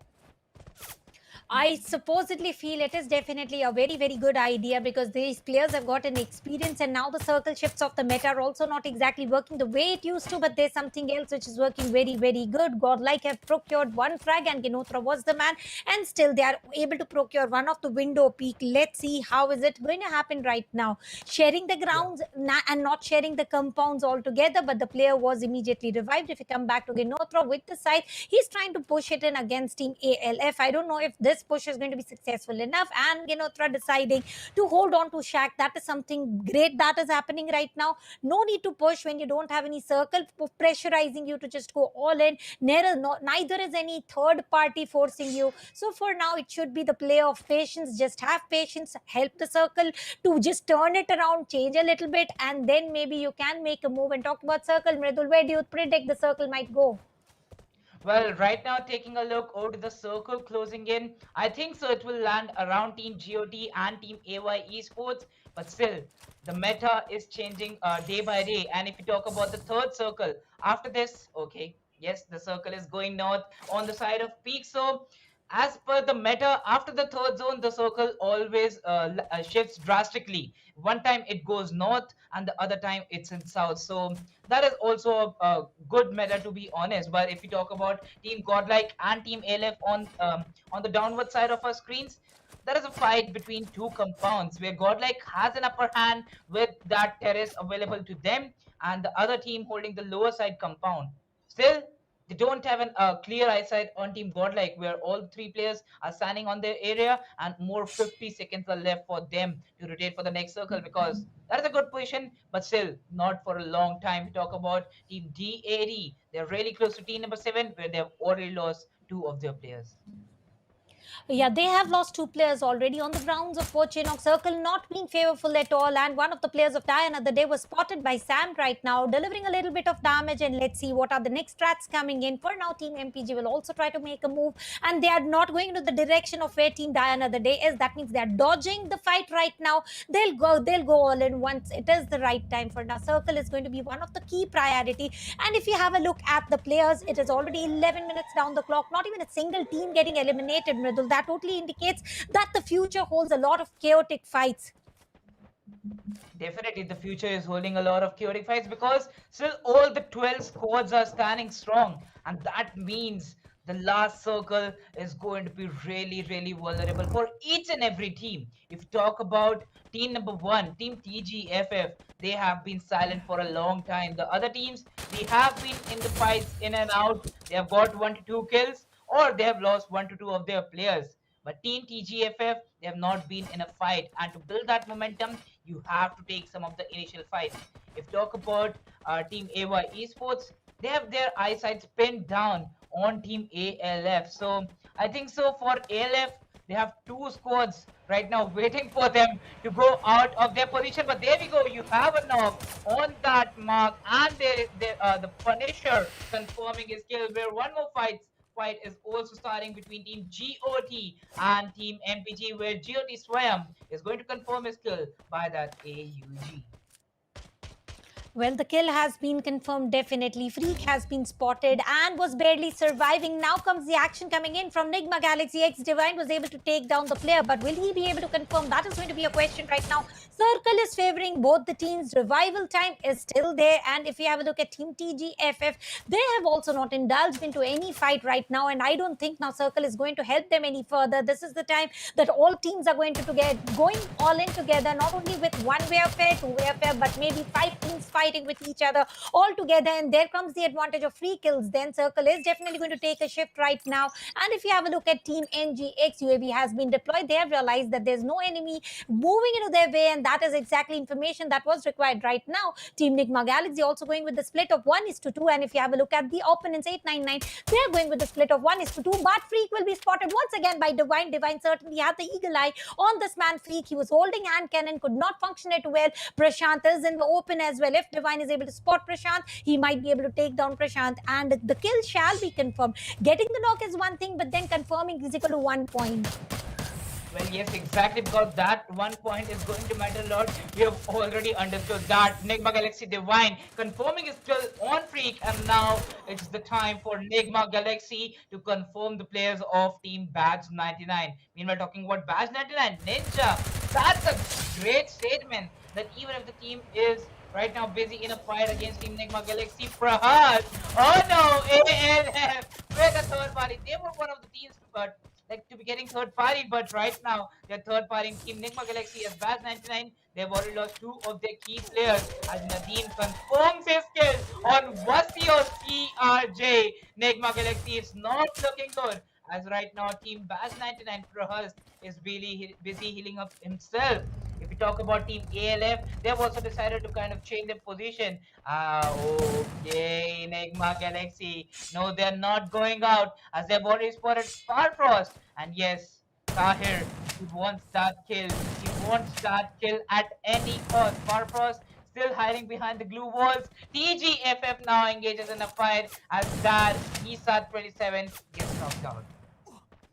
And let's see what comes next. Blue walls, how long will he be able to save himself? Divine still going with the same VSS shots to connect, and now Blue Zone is not going to allow them to hold a little extra longer. But on the course, Tahir was able to procure 1 extra kill. The players are now chasing into the final circle, into the safe zone. And look, have a look at Ginotra from Godlike. He has got an opportunity to gatekeep, and he is able to successfully gatekeep. Abhay was also able to take down 1 player. Coming back to Rishi and Team 1 frag confirmed, no loss of player. Die another day. The team to get the first frags into the grounds are now totally shunned and abandoned on the course. Telugu Gaming FF are also eliminated. The split coming in from Godlike is also very, very interesting. 2 players still within the blue circle, and other 2 players still have to make a move. Last man remaining for Nigma Galaxy is also eliminated by the blue zone, not giving any kill points to anyone. Godlike now will try to chase within the circle, but before that, Rishi Gaming will be the only team who are very close towards the circle and have got the opportunity to either enter the circle apart from that, pick up a fight available. Definitely, if you talk about the teams, 9 teams still remaining, and now is the time that we are going to enter into the final circles. With Tanya, I kind of predicted that the zone would land around the Pochinov, but still it's going south for the peak as Mr. Jeff Whitey from TSM is going to get that knock. Auntie Meva answers with the grenade launcher. Oh my God! No, with what? That's the end for Team TSM. Yes, as Vishesh. FF gets the kill confirmation, and yes, it's the end. And God Elivish is going to confirm that kill. Oh my God, Trish with the triple kill, the grenade launcher coming into the play, and he is going to be the man of this last circle as he has gotten a big name, TSM FTX, with that amazing grenade launcher.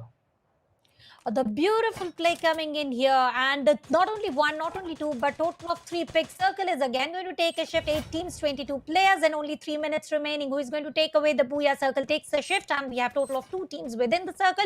Other all teams are trying to make a move. If you have a look at Team Rishi Gaming, 1 frag confirmed. Godlike 4 kills confirmed, 4 players still alive, and Nivesh with the Groza long range fight is to be taken because it totally indicates with the movement that he's trying to show with the scope in and scope out action. Godlike, will they be allowed to enter the circle? Because they are certainly being gate kept, delayed in the rotation, delayed into the entry of the circle. It's always a little bit of troublesome situation created by yourself, and Team AB is definitely taking the advantage. Nivesh was taken down by grenade. Hope with the Max 7 is trying to go ahead and to pick up the battle. Let's see if he's going to get any early knocks or finish. Well, indeed, he is able to. Madhupan and Team MP is also eliminated. So is AY Esports. Now we are left with only 16 and 19 players, and the players are taken down just like the fleas. Well, yes, the players are getting taken out, and if you talk about the position, Tanya, we have 6 squads and 18 players remaining. That's a chaos on the southern side. Team number 2, team number 5, team number 4, and team number 10. As for the Groza, the team is going to confirm Bash 99 out of the game, and Fresh is not going to stop. Ayush the Grenade is going to confirm RC Panesha Voldemort with the Max 7, and yes, he has got Team Rasmic Raz Esports at the 5th position. Now you have the last 4 spots remaining. Where team number 12, oh my God, all the 4 players surviving, and that is Team Corel for you. ALF APS here is also getting out of the game, and Alpha FF, the things are not looking good for them. If you talk about Team GOT, God of Thunder, still trying to make a thunder inside this zone, as Ayush with the M1887 is going to confirm Voldemort out of the game. Ayush with once again with the map. Oh my God, M18 is going to confirm that kill for himself, but no, it's an end for Alpha FreeFire. God is getting knocked out by the play zone. GOT, is this done? It's a 1 versus 1 between Team GOT and Godel as the CM also engages in a heal battle, and yes, he has done it. He has done it right.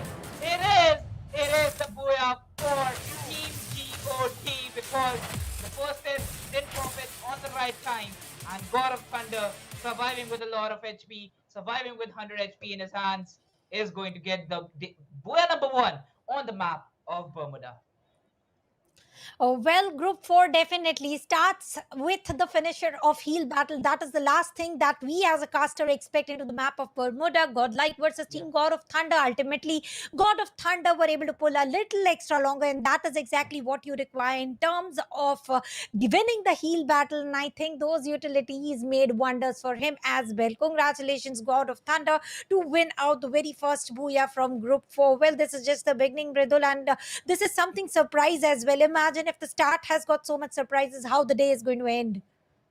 Definitely, as the match number 1 is going in the hands of God of Thunder, I think so. We are waiting for some surprises because it's the start for Group 2. We have already seen the underdogs qualifying for the next stages, and now God of Thunder, one more underdog getting the first Booyah in this match, where Godel, with the experience, like the CM already he knew that he wants to wait for his position. He did know that the position was not good for him, but GOT just went all in. They know they already had the HP, they know they already had that position, and definitely they have got that booyah for themselves. And thus, Booyah points are going to matter too much, surviving until the final circle. And if we just compare the casualties within the fourth and the fifth circle, it was like elimination of almost 4 to 5 teams, which was literally very, very chaotic. And that is exactly what happens when in the map of Bermuda, nobody Exactly. wants to go crash landing. Nobody wants to pick up that early fights. Nobody wants to go ahead and pick up early finishers. This is exactly what is going to happen. But coming back to the team RZ near to the Rimnam village, well, certainly they were able to survive a little extra longer, and the grenade launcher was also one of the key weapons that they used. And this is what the map wise scorecard indicates. God of Thunder, they are reaching the 20 marker here, followed by Rishi Gaming with total of 15 points. Godlike, well, certainly they were able to survive a little extra seconds, but still they are not sharing the score. They are sharing the scores with number 2 and not on position 2. Coming back to Razmik Raz Esports, they are also at the double digit and the last team out of all 12 to have the double digit score. And then comes Alpha FF, Antaryami Gamers. Well, they all are certainly with the single digits for now. Well, yes, if we talk about Team God of Thunder getting 20 points from this game, having total of 8 kills. God of Thunder, they have done it right. But if you talk about Team Antaryami Gamers, they are on the sixth spot, getting 7 points in their hands. Talking about the seventh position on the second board, on the second chart, you have Team Madhupenem Gaming, a total of 5 points with 3 ranking points and 2 kill points with them. Bash 99 on the 8th position, having all the 5 placement points with the team, but getting no kills. That's why they're behind Team Madhupenem Gaming. Nigma Galaxy, TSM FTX, one of the big names on the 9th and the 10th position. So yes, the teams are proving themselves, having 4 and 3 points. They are on the 9th and 10th position respectively. And going to be behind them is going to be Team Die Another Day and Telugu Gaming FF with 0 points. A total of 0 points. Well, that's not a good start. Let's see if they come back. They still have 3 games left for themselves. Absolute, the score is definitely not good for the start with the zero number, but ultimately it is just the start of the day. Maybe we are going to see this as a warm up match, and gradually they are going to outshine, outperform every other teams possible. But certainly it is disheartening that teams like TSM FTX, teams like Nigma Galaxy are seen into the bottom half of the scorecard. Let's see what happens next for the day. But for now, God of Thunders, where so certainly they had the Thor kind of performances, surviving until the end, and this is exactly what we would want to see them continuing. For an instance, Mridul, it is always great to see underdogs performing better than the giants who have already procured that name. That totally indicates that the tournament by World Esports Cup, powered by India Today Gaming in Infinix smartphones, that is also giving an opportunity to not only the underdogs, to the newcomers, to everyone, and they are definitely making this tournament worth of everything possible. Well, right now, Tanya, as we do remember, these are the Indian Invitational Qualifiers. So these teams getting invited and going forward to the next stages, the underdogs are yet to come. And also, we are going to see the Nepalese teams and also the Pakistani region. So these teams are also going to join in the further part of this tournament. So I'm really excited for that. But before that, if you talk about the Indian chapter, the Indian Invitational Qualifiers, this is the group number 4, where only 2 teams, mind you, after 4 matches and these 12 teams, big names in this group, but still only 2 teams are going to qualify for the next stages. So that's a lot on stake, because we have already witnessed how much teams are going to grind for each and every match. Now is the time that we go into the match number 2, because it is already going live with all the 12 teams joining in. And now it's the time we go into the purgatory map. As we know, Tanya, purgatory map with the 3 islands and with the rivers dividing the 3 islands. We have our eyesights on the drops of Brasilia, sorry for that, Moathouse. And if you talk about the southern part island, that is the Fire Brigade Island. Central is one of my favorite drops. We are beginning with the Infinix Smartphone presents the World Esports Cup Day 2, map number 2, and these is the group 4 matches. Talking about the flight path, starts from the Forge, going towards the Fire Brigade. So it's kind of a southern facing flight path, where the drops in the northern side are quite far for the teams. And the flight path is definitely not allowing the players to get a good spread out. This particular match, we can expect an early clash coming in. We can clearly see three teams sharing the grounds. Firing shots are immediately exchanged. Team AY Esports is also into the mix of one team, and let's see who is going to score better, who is going to win against them. It is going to be Team Rishi Gaming. We did see some frags coming in from Team Rishi Gaming. Once again, Vishesh with no weaponaries to work out with. Rishi Gamers still have got some weaponaries, maybe not of their choice, maybe of their choice, but still they are able to deliver a lot of damage. And for this is going to be the very first knock for the day. Vishesh down on the knees. Will it be a confirmation coming in? Buddy is also down on the knees, and the confirmation comes in from Rahul. First blood has been drawn, followed by the other. So one by one, Rishi Gaming is trying to win this battle. With this battle also comes a huge war, because they're also sharing the ground with one more team on the way. Well, yes, one more team is going to arrive. As Rishi Gaming, they've already confirmed 3 players. And now AY Esports is on the verge of elimination. Nayan, the last player surviving from the team, is the last important player. Because if he gets out of the game at this very moment, AY Esports purgatory map gets wasted, where they could have taken 10 plus points.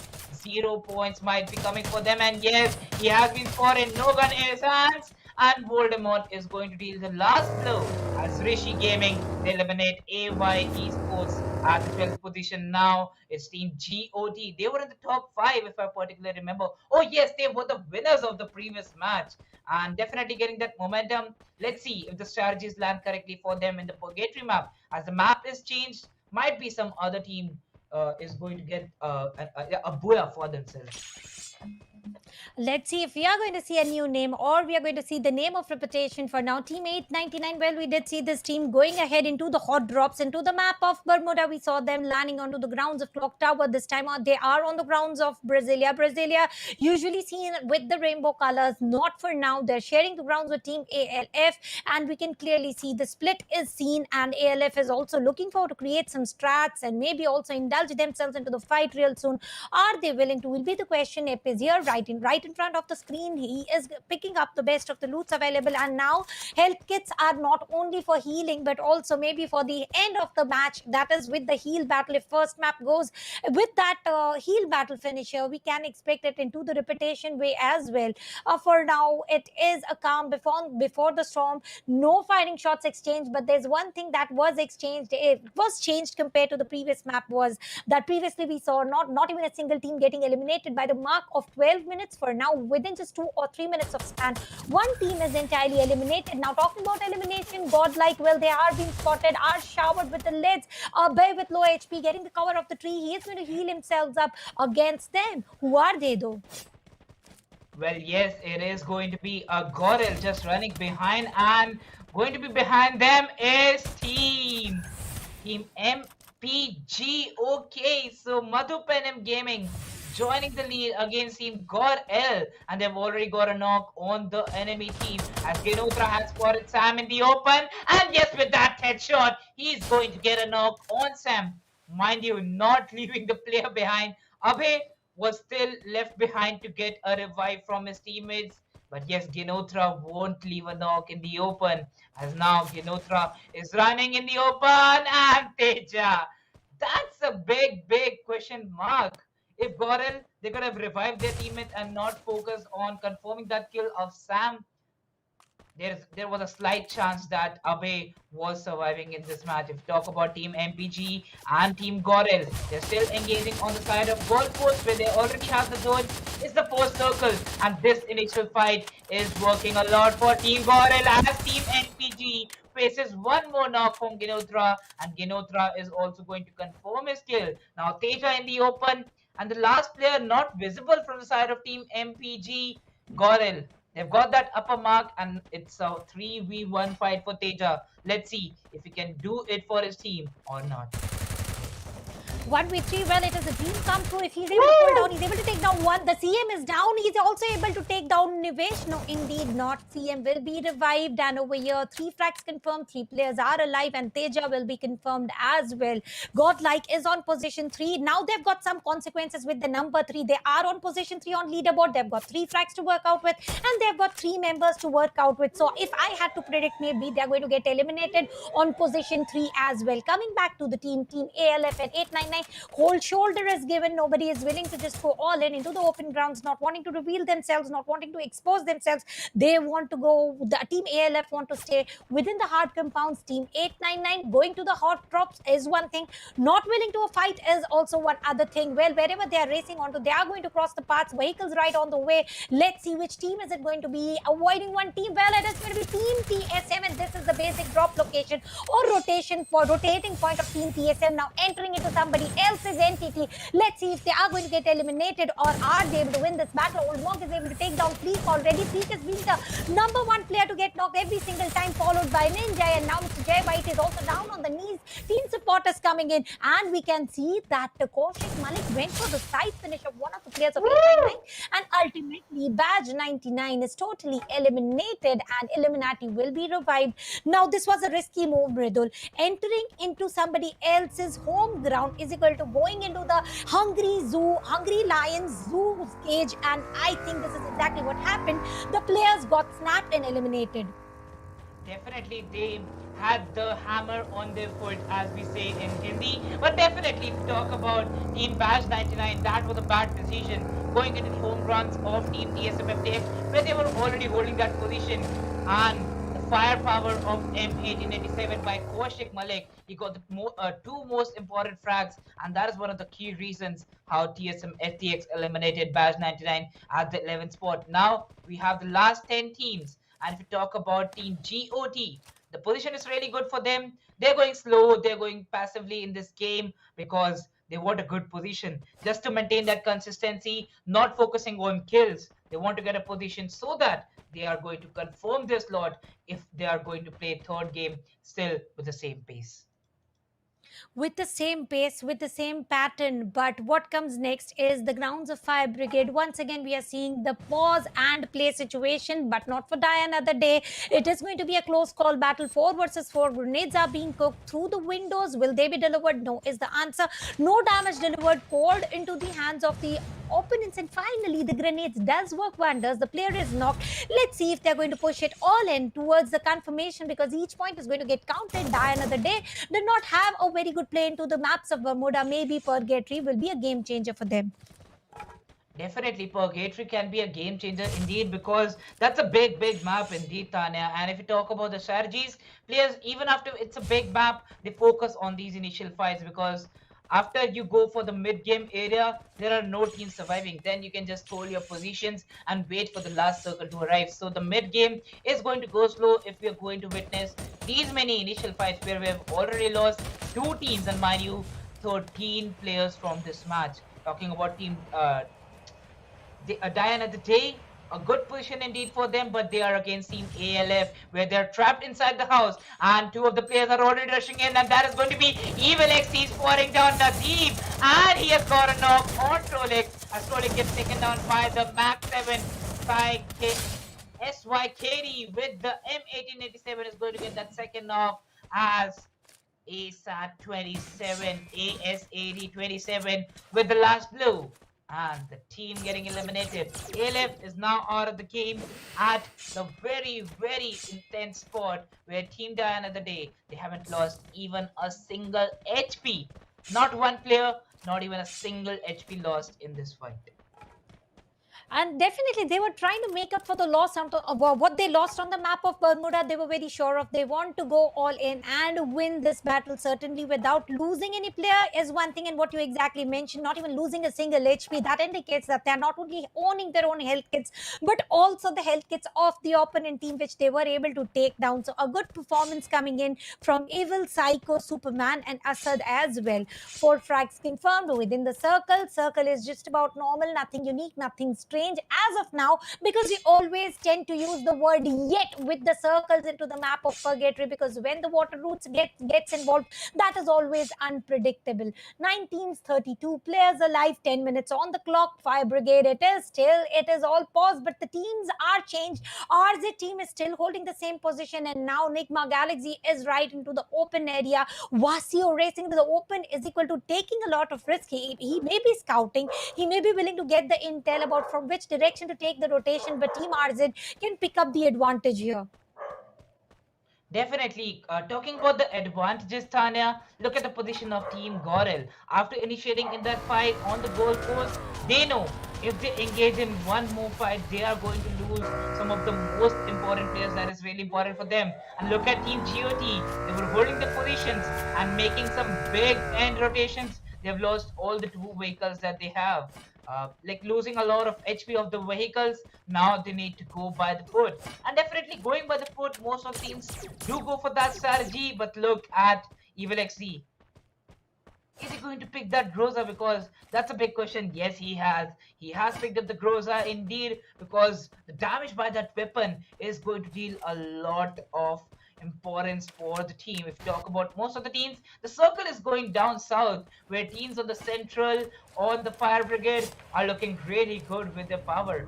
But as soon as we arrive to the third zone, Tanya, what's the zone prediction from your side? Because previously you asked it from me. What is the zone prediction from your side? Well, once again, it shall be centralized, including both the islands, mainland as well as the southern island. Well, there's something more brewing up, more heating up, which is going to be Team TSM picking fight, crossing into the mix, and nobody is taken down, racing into the open area of campsite, at least near to the campsite. And against him, it is going to be Team RG. Old Monk never tends to miss any of the grenades that he chooses to use when he's using throwables. One player down, and now the push comes in from Illuminati with the double barrel M1887 jump and shoot. Is the action coming in? But Jay White will be also able to take down Voldemort here. Raul is also down, and it is going to be the fourth man chasing it is the zip line. Well, what happens exactly? This is the time where the last hope is also eliminated with that 8 frags confirmed. No loss of players, and now this is exactly what we want to see from teams like Team TSM, Godlike, and now coming back to die another day. 4 frags confirmed. They got a good compound. Nothing more that has to be done. And Team Enigma Galaxy, well, certainly they are playing safe this time. Previously going aggressive did not work wonders, but what worked wonders is, Mridul, my zone prediction. Yes, exactly, because as you particularly discussed, the bridge is inside the zone where the mainland and the bottom island, the southern island of the central, both the islands are still inside the zone. But if you talk about team number 1, they're still outside. Look at their pace. From the Bermuda, even in the purgatory, they're going really, really slow. Going from the right-hand side, definitely that is going to be a good move for them. As team number 6, Team Nigma Galaxy, they've also not engaged in the fight till now. Well, they have learned the lessons from the Bermuda game.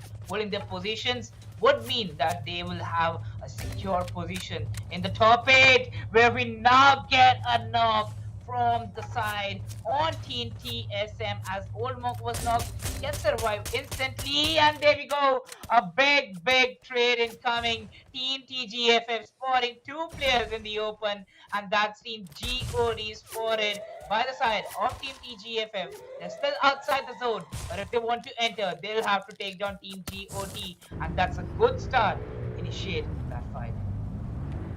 Well, certainly it is a very good start. 8 teams, 28 players, 40 minutes on the clock, 5 minutes remaining. Kaushik Malik with the K9 bolt action rifle in the hand, racing in through the bridge towards the island, which is consisting more of zone, more of the circle. Let's see what is going to happen to Team GOT versus Team TSM. GOT is the team who is on position 1 after the map of Bermuda, but will TSM allow them to sustain it or maybe retain the same position? Exchange of knock. Illuminati has been taken down already. Old Monk grenade once again. Doesn't miss. The grenade gun for the team works wonders every single time. First frag has already been confirmed, turning it to a 3 versus 3 affair. Both the teams are within the circle, and I really don't know how it's going to end up. Team TSM's Kaushik Malik is taken down by Tiger, and now Tahir. Now here comes the action involving Nigma Galaxy trying to enjoy, have fun, and this is the exact moment when you have to include yourself into the third party battle. And this 3-way affair, well, you can never predict in which favor will it go. Definitely, if we talk about Tanya, last 7 teams, still remaining. It is looking just like the Bermuda, where Ginotra now is getting a knock with that grenade. Nevesh also gets a knock. He got it. It's on a firepower and gets it. Will eliminate Telugu Gaming FF, but they will also get eliminated. Oh no. I thought so they would have still a mark remaining for them inside this circle, inside the last circle. But no, they were spotted by the enemy team. As TSM also gets eliminated, Ayush spotting down the last player, Mr. J, and gets him out of the game at the 5th position. Now we have the last 4 teams, where Ayush, I think, so is the last player surviving from the side of Team God of Thunder. So Booyah is still really hard for the side of Team God of Thunder, but look at Team Nigma Galaxy, all the 4 players surviving, and right now I think so they have the best position indeed. But no, Ayush is not going to stop as he will get a knock, and now we have AS8027 with that AWM God of Thunder. AS80 with the Car 98 switches his weapon, and yes, he'll confirm God of Thunder at the 4th spot now. At the 4th spot, after God of Thunder getting shut down, we have the last 3 spots remaining, where Nigma Galaxy, they have their eyesight on the bridge. They won't allow team number 11 to just leave. That is team D80. They are dead. Dying at the day, Nigma Galaxy Soham also scoring down team RZ.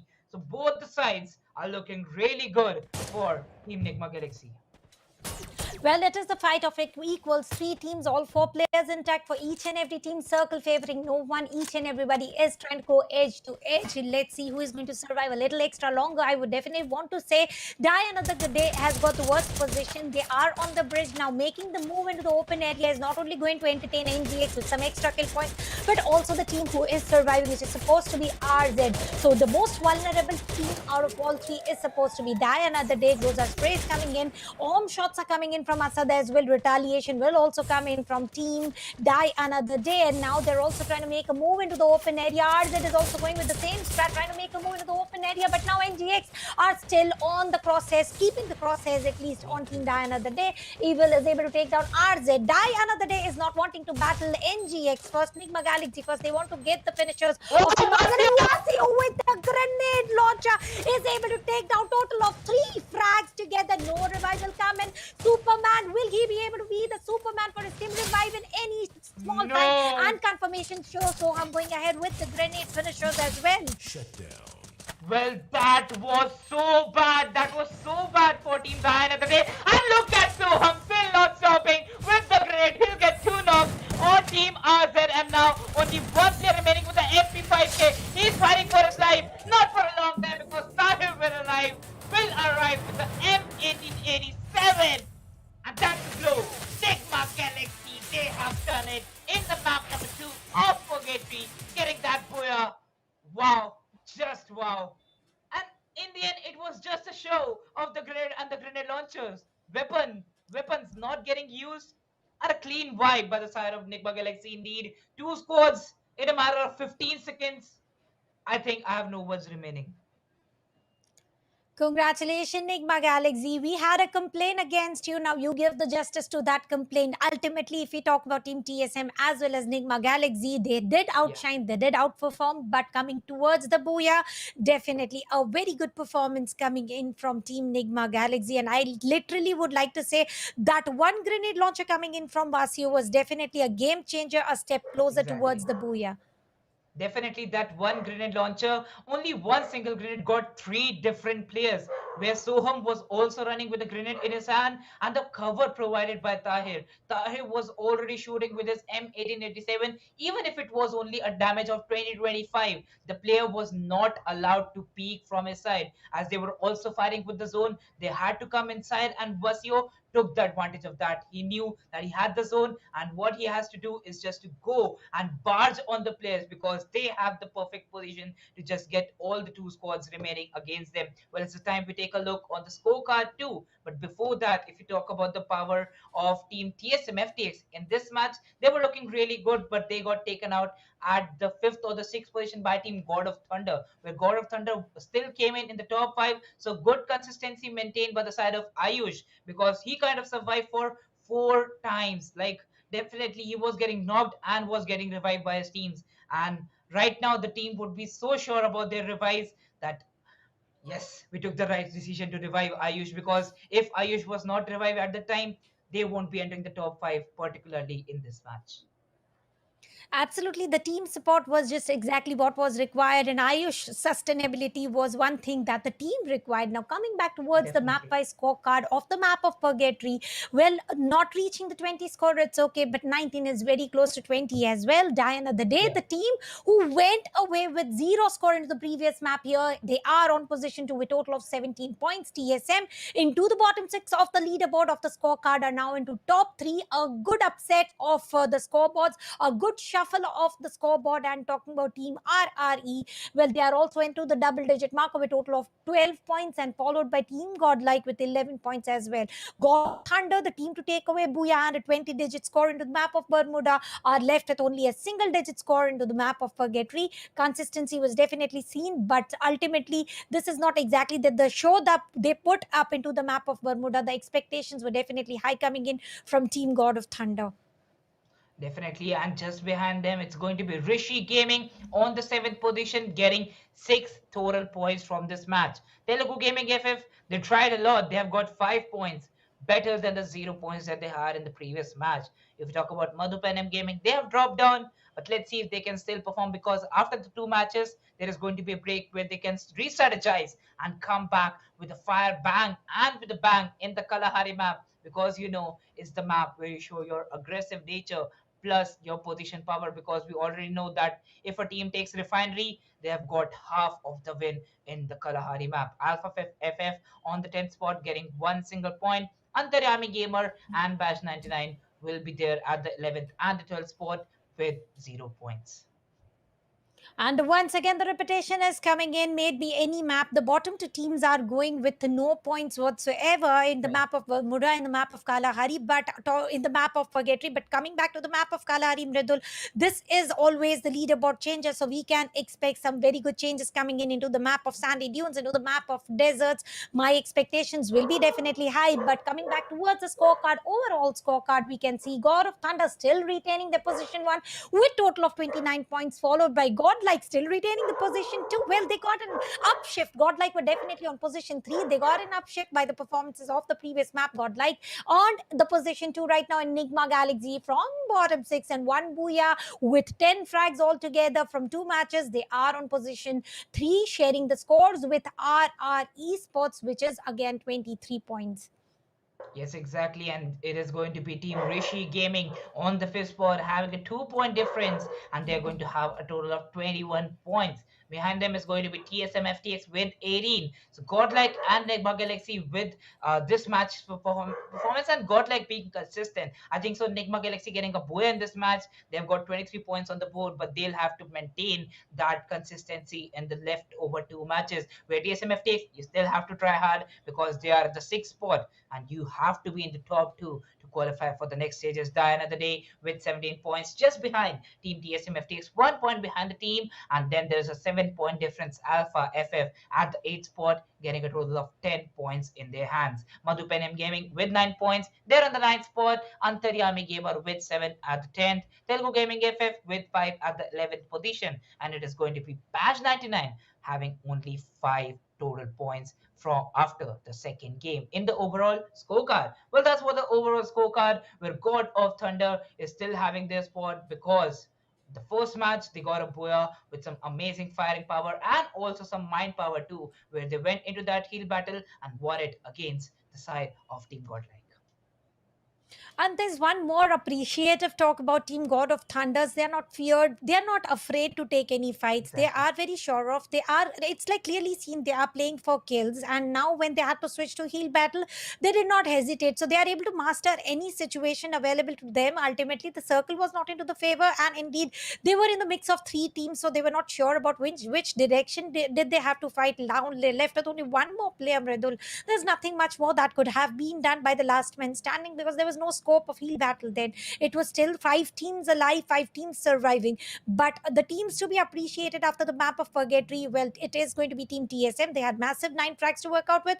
Getting eliminated, it's okay, but at least they did get a start, a good jump start to be precise. Then comes Team Godlike. They were able to, like, they were into the action, yet not much into the action. Still, they got that upshift required. So somewhere a very consistent play coming in. But there's one team that totally turned the table. It is nothing but Nigma Galaxy from bottom 6 to top 3. So somewhere a very uncertain, very unpredictable victory. Yet we did expect from this team to play the best out of the rest. Exactly, they were having only 4 points after the match number 1 ended and getting 19 points from this match. They are with 23 points at the top 3. Well, now is the time we go for a short break and we'll be right back with the map number 3. So guys, don't go anywhere. Take a popcorn break. We are getting back after a short while.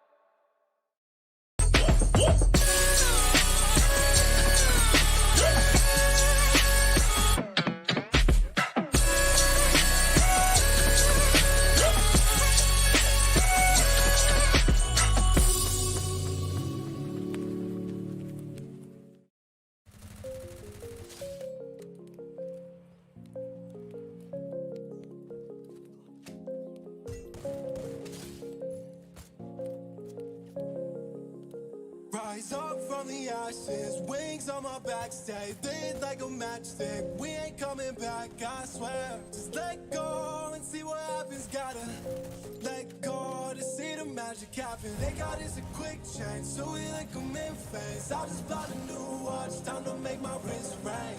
The zero gravity keeps elevating me.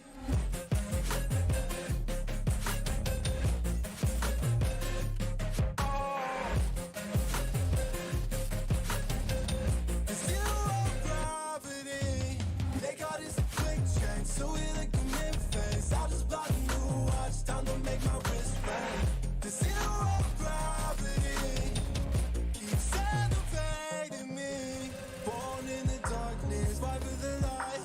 If this ever die, I'ma fight for my life. Keep fighting on, listen, keep fighting on. We keep moving up, you can't hold us off. So I am up above the clouds. So I can't see the ground. So I ain't coming down. So no, I ain't ever coming down.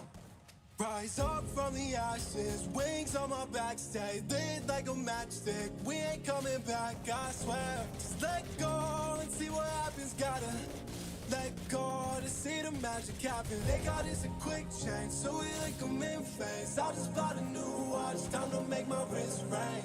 The zero gravity keeps elevating me.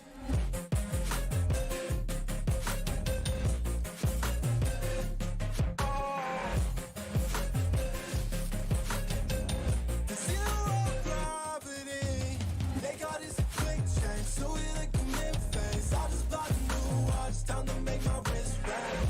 The zero gravity keeps elevating me. So I am up above the clouds. So I can't see the ground. So I ain't coming down. So no, I ain't ever coming down.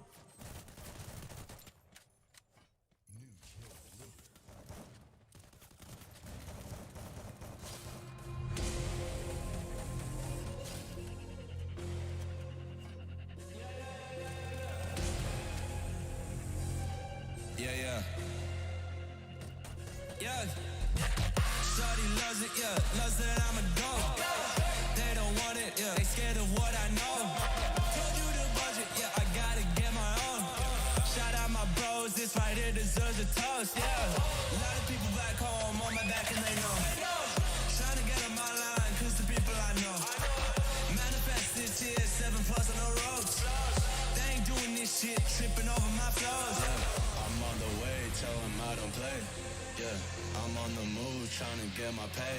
I might just move on and watch and pray. Yeah, I'm on the way, I'm on my way.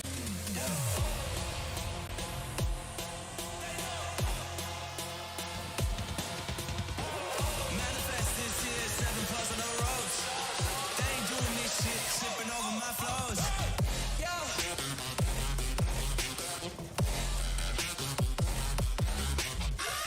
Yo. Yeah. Shawty loves it, yeah. Loves that I'm a goat. Yeah. Yeah.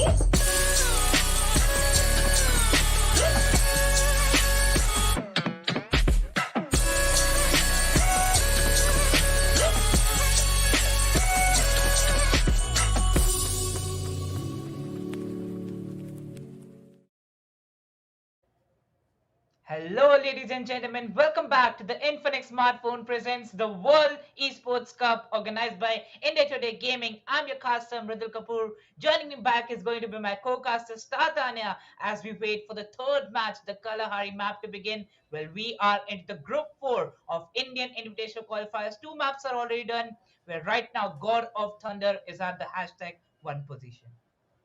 And we are halfway through already, half more to go. The map of Kalahari, well, one of the most difficult map to play, which includes verticality, which includes sniper, which includes thrill, and which makes the casters rejoice with those precise, crisp arm shots. And that is what exactly I'm wanting to see. But coming back to the bolt action as well, K9 has also been a little extra used recently because we saw that the players were shifted to the guns like DMR, SKS, woodpeckers, but now once again the bolt action rifle is coming into the action, and now that is exactly I want to see how many picks which player is able to get with the bolt action as well as home.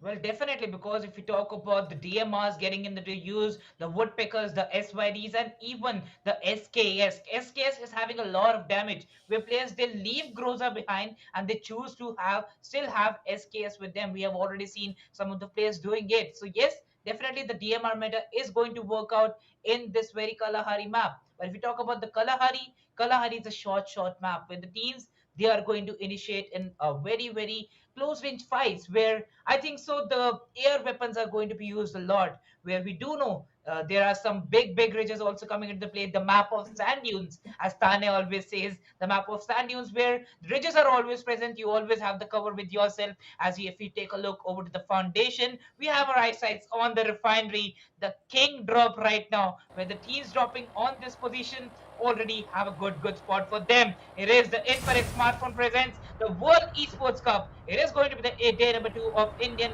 Invitational Qualifiers, where map number 3, Kalahari, is live in front of you guys. Well, coming back to the flight path, that is bisecting from west towards the east into the half and spread out shall be good. No early battles except for Foundation is shared. Foundation is being shared by a total of 2 teams. So is highest resource loot zone, Nigma Galaxy, and Die Another Day. The team who were on top 2 into the map of Purgatory are again going to be against each other. Before that, Team ALF against Team RZ are also sharing the grounds, and they are able to procure the weapons quite too early. Still not yet placed a good crosshair view. Let's see if who is going to spot the first, because I tend to say that the team who is able to get the first pick is always the winner of that particular fight. For now, it is a 4v4 situation. No complete loot has been done. No choice of weaponaries have been provided. So the teams are not revealing themselves, not exposing themselves. All they are trying to do is just save themselves a little while extra and also procure the weaponaries with what they are comfortable with. But on the course, the teams are going split. The team of ALF is going split. Now, that sounds a little risky. If the group goes against one player, definitely the ball will be in the court of Team RZ. Well, if you talk about getting the ball into the court, Foundation it is, where Kalahari the drop is really small, so you won't be getting the weapons and the shields perfectly. If you have a weapon, you won't have the perfect shield for yourself to survive. If you have the perfect shield and the gear, you won't have the perfect weapon to engage in a close range fight. Look at one of the players. He has his hands on the ACAD, but in the close range. If you land the shot correctly on the head, you will be getting that knock. But if you're not landing that shot correctly, the UMP, the SMG close range god, will take you down in the end. If you talk about Team ALF, they're also on the lower ground, where Team RZ already have an upper edge.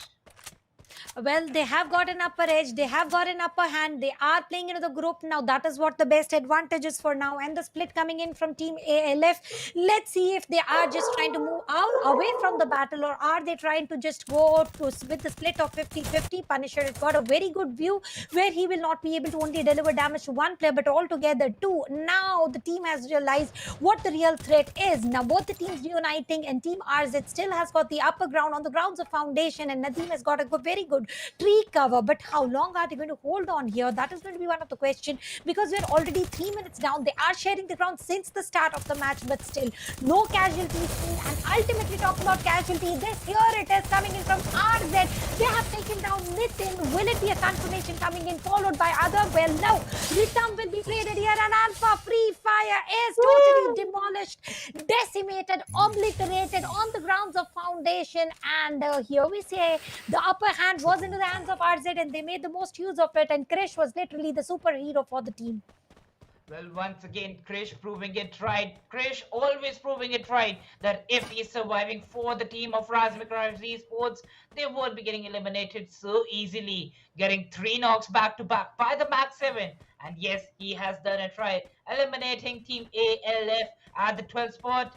They are going to survive on the Foundation, having 4 kills in their hands. Well, one of the players got knocked out, but still, there was a guy named Krish remaining for the squad, and yes, he has got that victory. Now talking about Team Diana today, on the right hand side of the screens, they're also moving out of the Santa Catrina.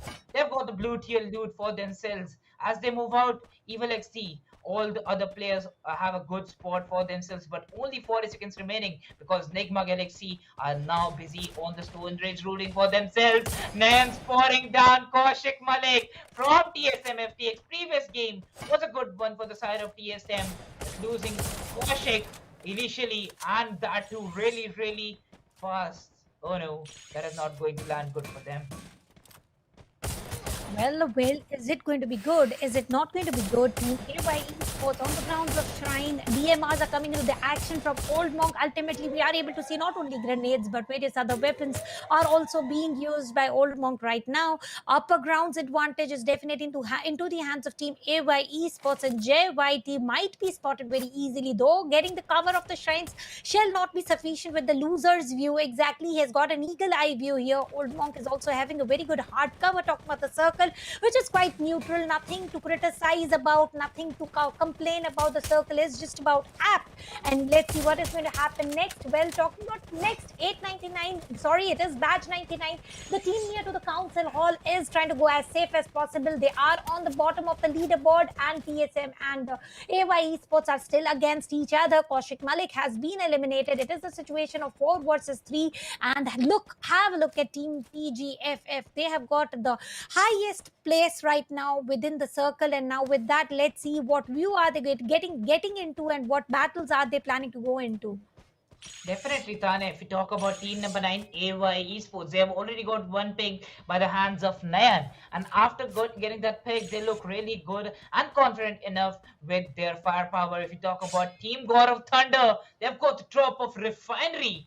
So after a good Barbara game, maintaining that first spot, if they've got Refinery, I think so they have won 50% of the game, because that is what I always say. According to the newest meta, if you have got Refinery in your hands, even if the zone goes north, east, west, or south, you are there at the top 5. And just below them is going to be Team Gorel.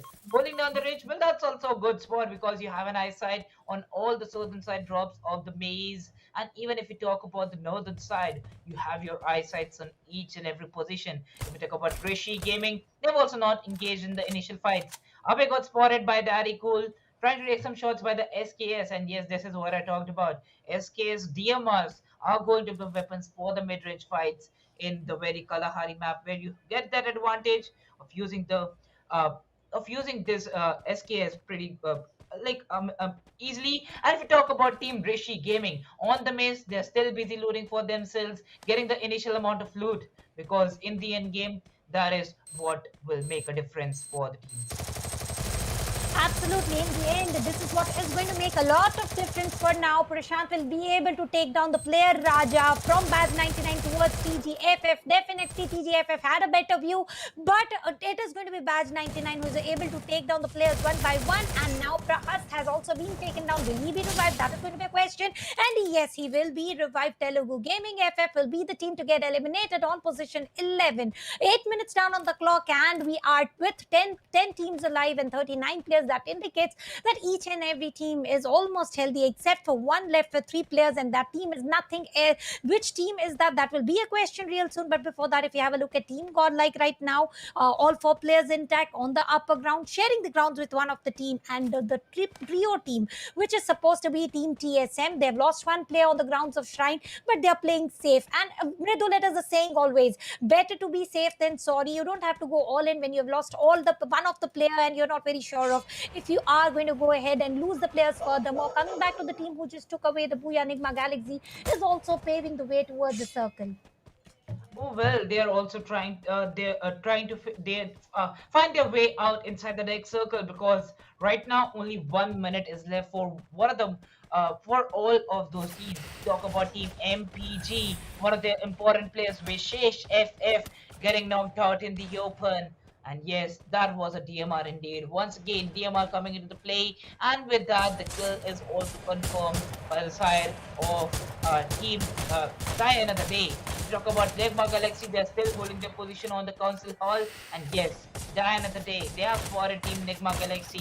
Nigma Galaxy Soham trying his level best to take a lot of shots on Evil XT. And yes, Evil XT with only 79 HP remaining will be allowed and will be forced to go inside his cover. MPG Sam with the ACRE is going to take down Nayan. So Nayan was the first player to get that initial pick for the side of Team Ava Esports, but now getting wiped out, getting shut down by the enemy team.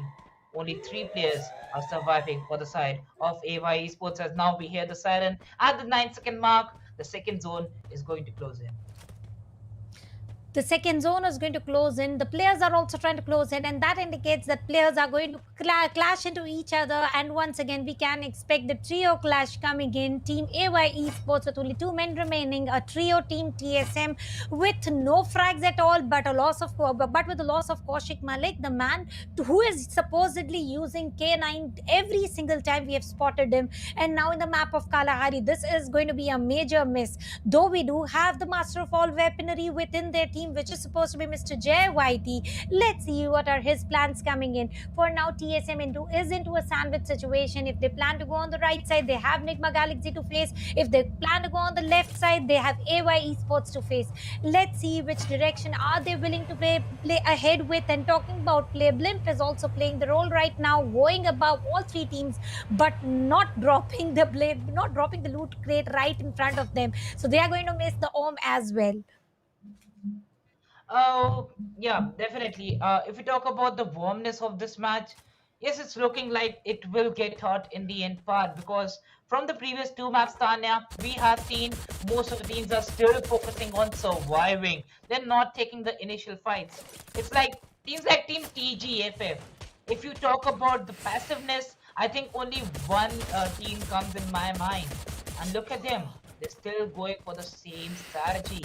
We talk about the teams. You have Team Diana today at the very western side of this position. The zone has gone up of the bayfront in the northern side. Definitely the teams in the bayfront at this moment would be kind of in a hurry to just leave their position and get a good position on the top ridges. Where in the open, Rahul was spotted by Team GOT, and yes, he's still spotted. But now Swayam! Ooh, 14 HP. Took a lot of damage, and look at the spray by Powerful coming in the open. Viper 69 will also get a lot of damage from the side of the side of team MPG, as now they have been spotted by the UAV drone. The drops are getting summoned, so the teams are ready to hold their positions. But I think they have to go inside as soon as possible. And there we go. You hear the siren at the 9-second mark. Now is the time that the teams rotate for the fourth zone. The fourth zone will come in real soon, and if you have a look at the rotation, which are coming a little earlier, coming in from Team MPG, using the vehicular rotation the easiest way, until and unless you're not getting blasted it with the vehicle and you are able to make a move quite safely without crossing the paths with anybody else. Coming back to Team Godlike, and it is going to be a grenade launcher attack. Ayush was damaged, delivered a damage. Swayam will be confirmed, and this is going to be the very first strike for the day with the master of weapon, which is nothing else but the grenade launcher. And over here, the trades are coming quite too quickly. MPG has already procured a total of 3 kills. They've got the advantage of circle. They've got the advantage of weapons. They have got the advantage of members. They are into the best of the positions with this position. How many more frags will they be able to take will be a question for sure. And Team RZ once again with the delayed rotation. Every single time delayed rotation is not going to render you with what you're asking. And Wasio once again going ahead with the grenade launcher against Badge 99, and he is able to procure 2 kills with the grenade, and then the team support comes in with the grenade and kill confirmed. Badge 99 will be decimated. Coming back to the trio team TSM, they are trying to window peek an MPG with 3 frags outside the circle. Circle has taken a shift. Let's see who's going to make the move first, who's going to procure the circle first, and who's going to get the best of the location first. Well, Tanya, if you talk about the phase shifts after the third circle, I always mention this. The zone goes boggles. Like, once again, it's in north, and the other second, it's in the south. So definitely the players won't be predicting the zone at this moment. All they want is a good position and have a good cover for themselves. And if you talk about the confrontation that is happening at this moment, all the spots, mind you, each and every spot is vulnerable. If you talk about team RZ is trying to enter the circle, but they are not being allowed by team number 3. And look at loser, one of the last players remaining from the side of Team AY Esports, but still he has his hand. Oh no, Oldmore with the grenade. Oh, RZ, Old Monk. Well, that's a big punishment for Team RZ to come in the open, as TSM Old Monk will get 2 kills by that very grenade. Throw in the open will take down Asad 27 as soon as a good trade comes in on the side of Team MPG. AY Esports getting eliminated as Old Monk now hits a triple kill, but AK will spot down Old Monk on his cover, on his window, and now God of Thunder getting eliminated with the VSS spray by Teja, and it's the end for God of Thunder at the 8th spot. Throw with the VSS getting a knock on Skyty, and I think so. Team TSM, they are looking really good. But now they have to enter the next circle because Mr. JYT are already knocked out. And Goril is looking really good. And they want that booyah at any cost. Look at that grenade! Nivesh with the grenade will take down Rahul. But no, Teja with a good cover fire will take down Nivesh on his window. And now Goril is still trying to take a good cover fire and just be inside that amazing cover. But now Punisher with that Max 7 is going to get the knock on MPG AK as Illuminati with a good trade on Punisher. Rishi Gaming getting eliminated. X Divine with the grenade launcher. 3 players getting knocked out, and now only 4 teams and 12 players are remaining. History is being made. Goril with the 5 kills, and now it's a death circle. It will close in a short while of 20 seconds. Tanya, who is going to win according to you?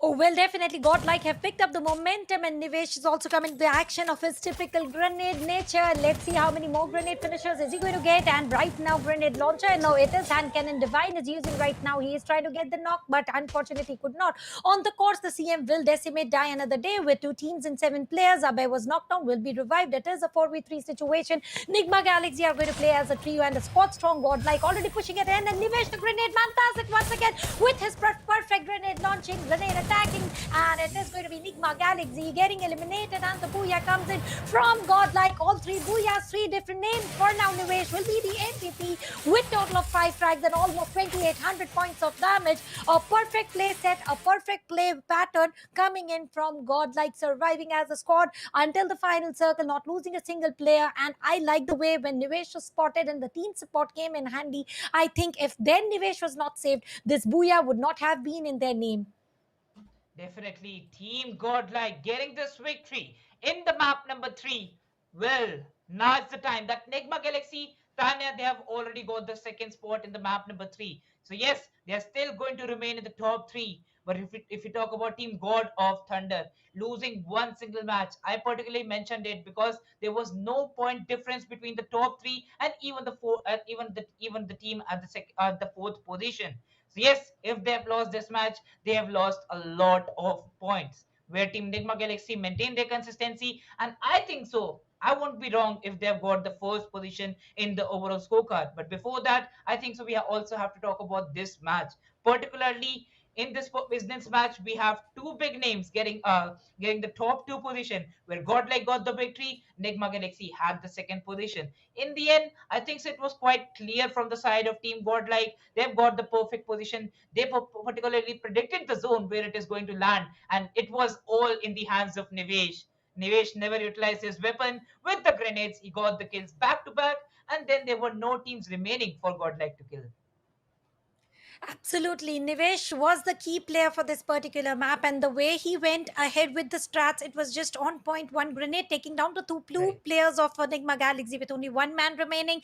And we always mention 1v4 clutch is a dream come true, and not always dreams do come true. With that, Godlike was able to procure Booyah with the 23 score, a massive 11 frags. Imagine 12 Booyah points and 11 kill points. A very good, strong, dominant play coming in from Godlike, and this shall be enough to give tough competition for position 1. Next, followed by Nigma Galaxy here with 18 points, 9 standing points, 9 placement points. Very rarely do we see this sort of a balance coming in. And then comes MP Gaming with total of 13 points, followed by Team TSM. Definitely, Team TSM is performing very well compared to what they initiated with, but still there is a room of improvement available here. Then comes Rasmik Raz with 10 points as well. Die another day. The team to procure 0 points are now leveling up with every match passing by. Previously, they were on position 2. Still, they are trying to sustain themselves into the first half of the leaderboard.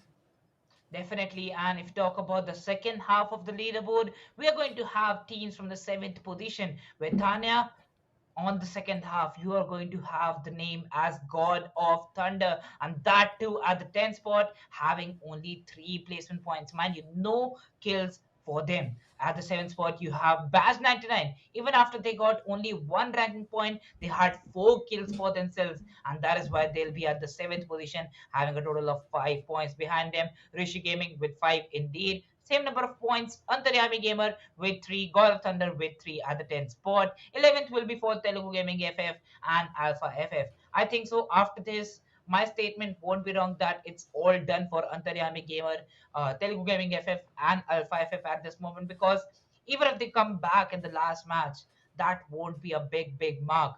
But Godlike, with this match victory, getting 23 points in a single match, Tanya.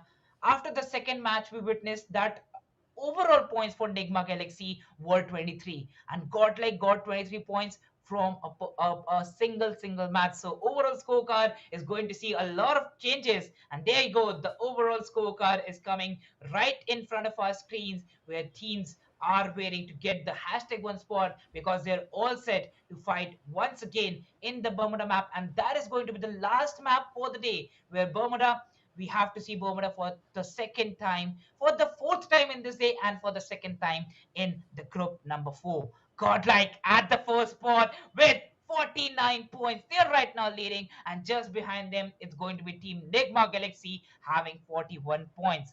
Now, I think so. Godlike and Nigma Galaxy, they're confirming their spot. It's just that Rasmikaras Esports and God of Thunder have a chance if Nigma Galaxy would not perform in this match. But particularly Godlike and Nigma Galaxy, what a beautiful comeback, I can say.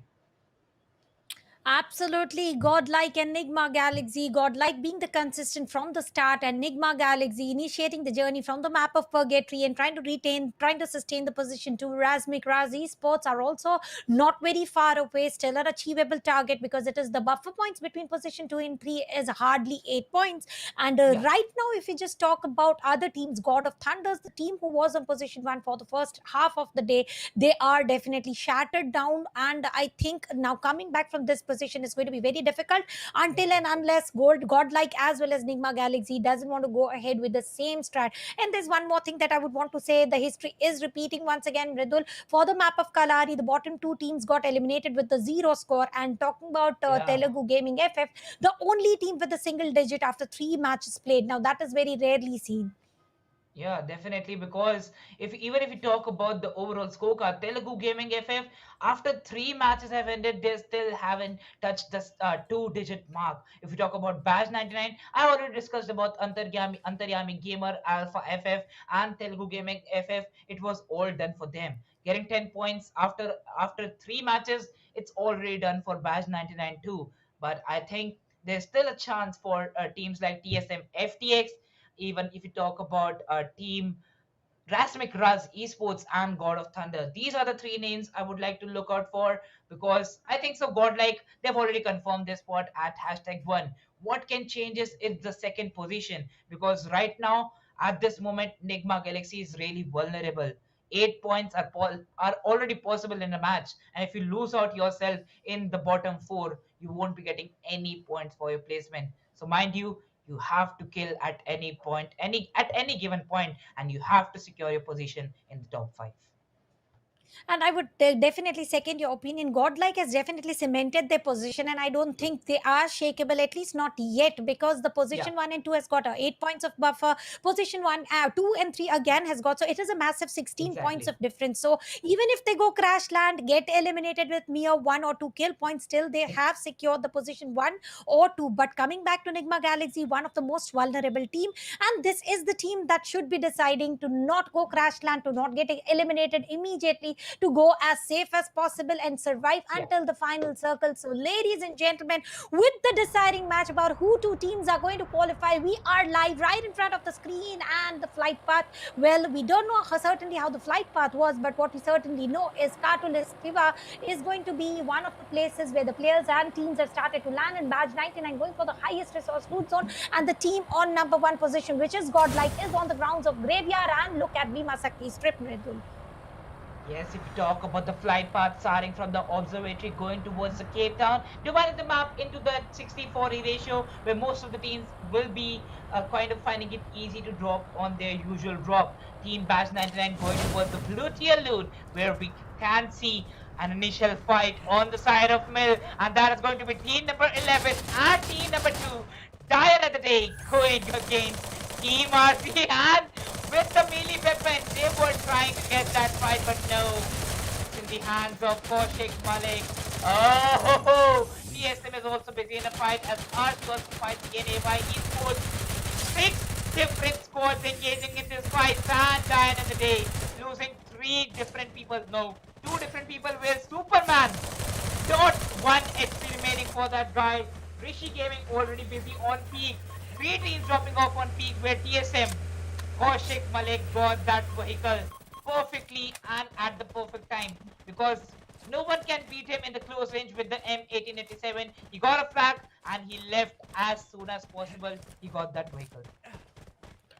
The teams who have already lost the hope are going all in, all together, not afraid of anything to lose, and that is exactly is happening. Not even 2 minutes towards the flight path and landing, we have seen total of 6 casualties happening. Yet no team is eliminated. Now that is also one of the precise point to be talked about. Superman barely surviving with the skin of the teeth, and he doesn't have any health kits to work out with. If we talk about the situation on the mills right now, it is going to be a 2v3 situation. Let's see what is Team RZ up to, because we have seen Team RZ going a little extra passive, and then they go very, very aggressive. And now with the aggression comes a little bit of risk, but thanks to Chrono deployed right on time, Zed was able to take down and confirm with that ACAT weapon.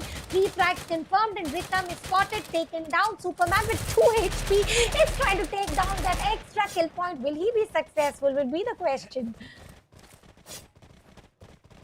Well, if you talk about Team DAD, no first is remaining, Tanya. Well, that's a funny moment too, because he is still surviving. And Team RZ are just like the hungry lions, where he will get a knock. And that's the confidence you need. Peaking at that dot HP, not having a single utility or even a single thing remaining for your life. and still having that confidence in yourself.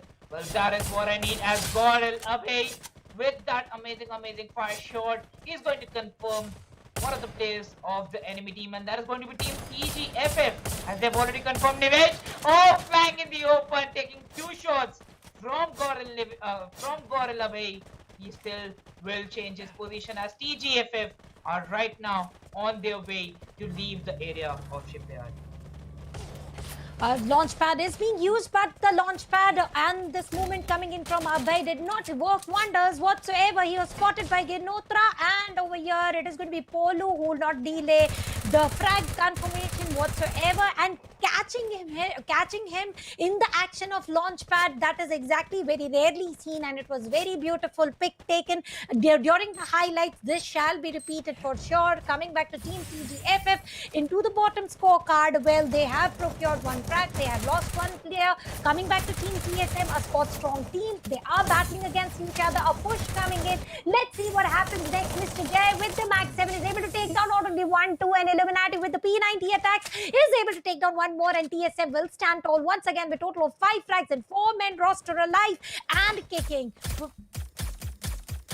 Well, if you still talk about the 11 teams, the using of the treatment sniper, Tanya, I think so. It's been a long time I've seen the treatment sniper in the use, and what better name that old monk to utilize that weapon.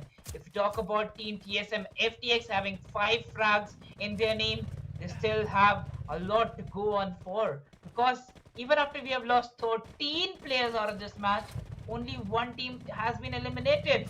Mind you, all the other teams are still surviving. Definitely, they are surviving. How long will they survive will be a question for sure. 6 minutes almost on the clock, 11 teams, 35 players. Sentosa will be abandoned by the Circle of Gods, and now not being in the circle is equal to starting to rotate early on. We have seen teams struggling through blue zone, taken down by play zone, and now that has exactly been avoided by the team Gore of Thunders. What a thundering start, but right now they are on a cool down phase. Last match into their hands.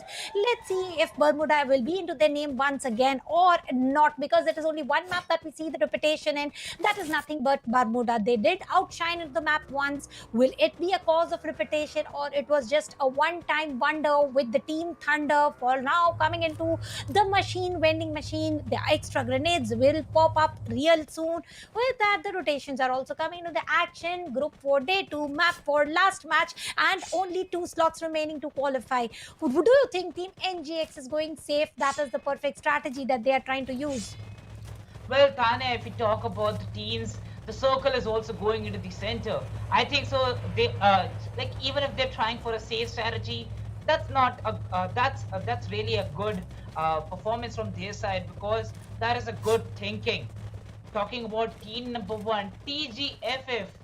Till what time they're going to stay in the shipyard? Because Goril, they've already got out of their position. What is the CM doing? I don't know at this particular moment, because on the Pochinok, you have a fight between Madhu Pen M Gaming and TSMF6, where Madhu Pen M Gaming, I think so they have nothing to lose. Previous match was really good for them, but still they're in the bottom 6, where there is no chance for them to be in the top 2. What they can do is deal a lot of damage to TSM FTX, and TSM FTX, they won't be there in the top 2, surviving for the next games. Definitely, we will not be seeing them furthermore. But coming back to Team RZ right now as a trio with 3 kills, Superman into the crosshairs of Joseph, and he did deliver a lot of damage. Still not sufficient enough to confirm the knock. It is going to be a UMP versus a CAT battle, an MP5 coming in, spray coming in from Superman.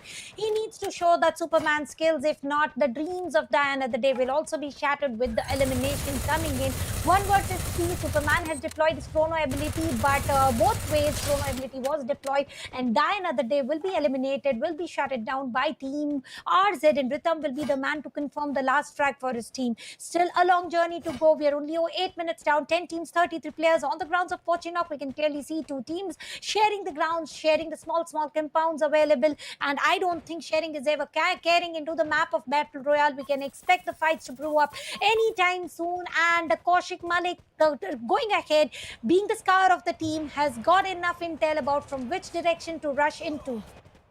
Definitely the scout of the team, Kaushik Malik. As soon as he has entered the score of TSM FTX, we are seeing a lot of strategy changes for the side of TSM. If we talk about the positioning, the rotation, it has changed a lot. Look at them. They have a score in front of them. And not having that fear, having five particular kills in the start of the game, they have that momentum. What they have to do is just get the positions, just get the info of Madhupenem Gaming, and then it's all done for the side of TSM FTX. Talking about the zone has already started to close in, and that's the fourth zone. Tanya, we haven't seen the second zone till now, and already lost 2 squads and 15 players. Well, that is a big number too, as now we are going to see just one side by the side of MPG or TSM FTX. That is going to be a beginning of that fight, and there we go. Sam taking that damage where he connects a headshot on Mr. Sahoo YT, but that was not it, as MPG is now changing their positions. One player is on a right hand side flank. If TSM they have not got them, that is going to be a big problem, because MPG is running off from their position, as now TSM is acquiring the grounds of Pochinok. They have got the grounds of Pochinok not for so long. It is going to be MPG as well, who have been landing near to the Pochinok and also holding the grounds of Pochinok. It is going to be a situation of 4v3. But talking about the 4v3 situation, same situation belongs to other two teams as well. Team TGFF, the teams within the bottom of the leaderboard, they have spotted an enemy team, and now as a trio, they are going out of the circle. Now, this is the last thing, at least I would have gone ahead with. They are ready to take the risk of facing the wrath of blue zone, and team TSM giving a push against team MPG. I think we can expect some extra kill points coming in for team TSM.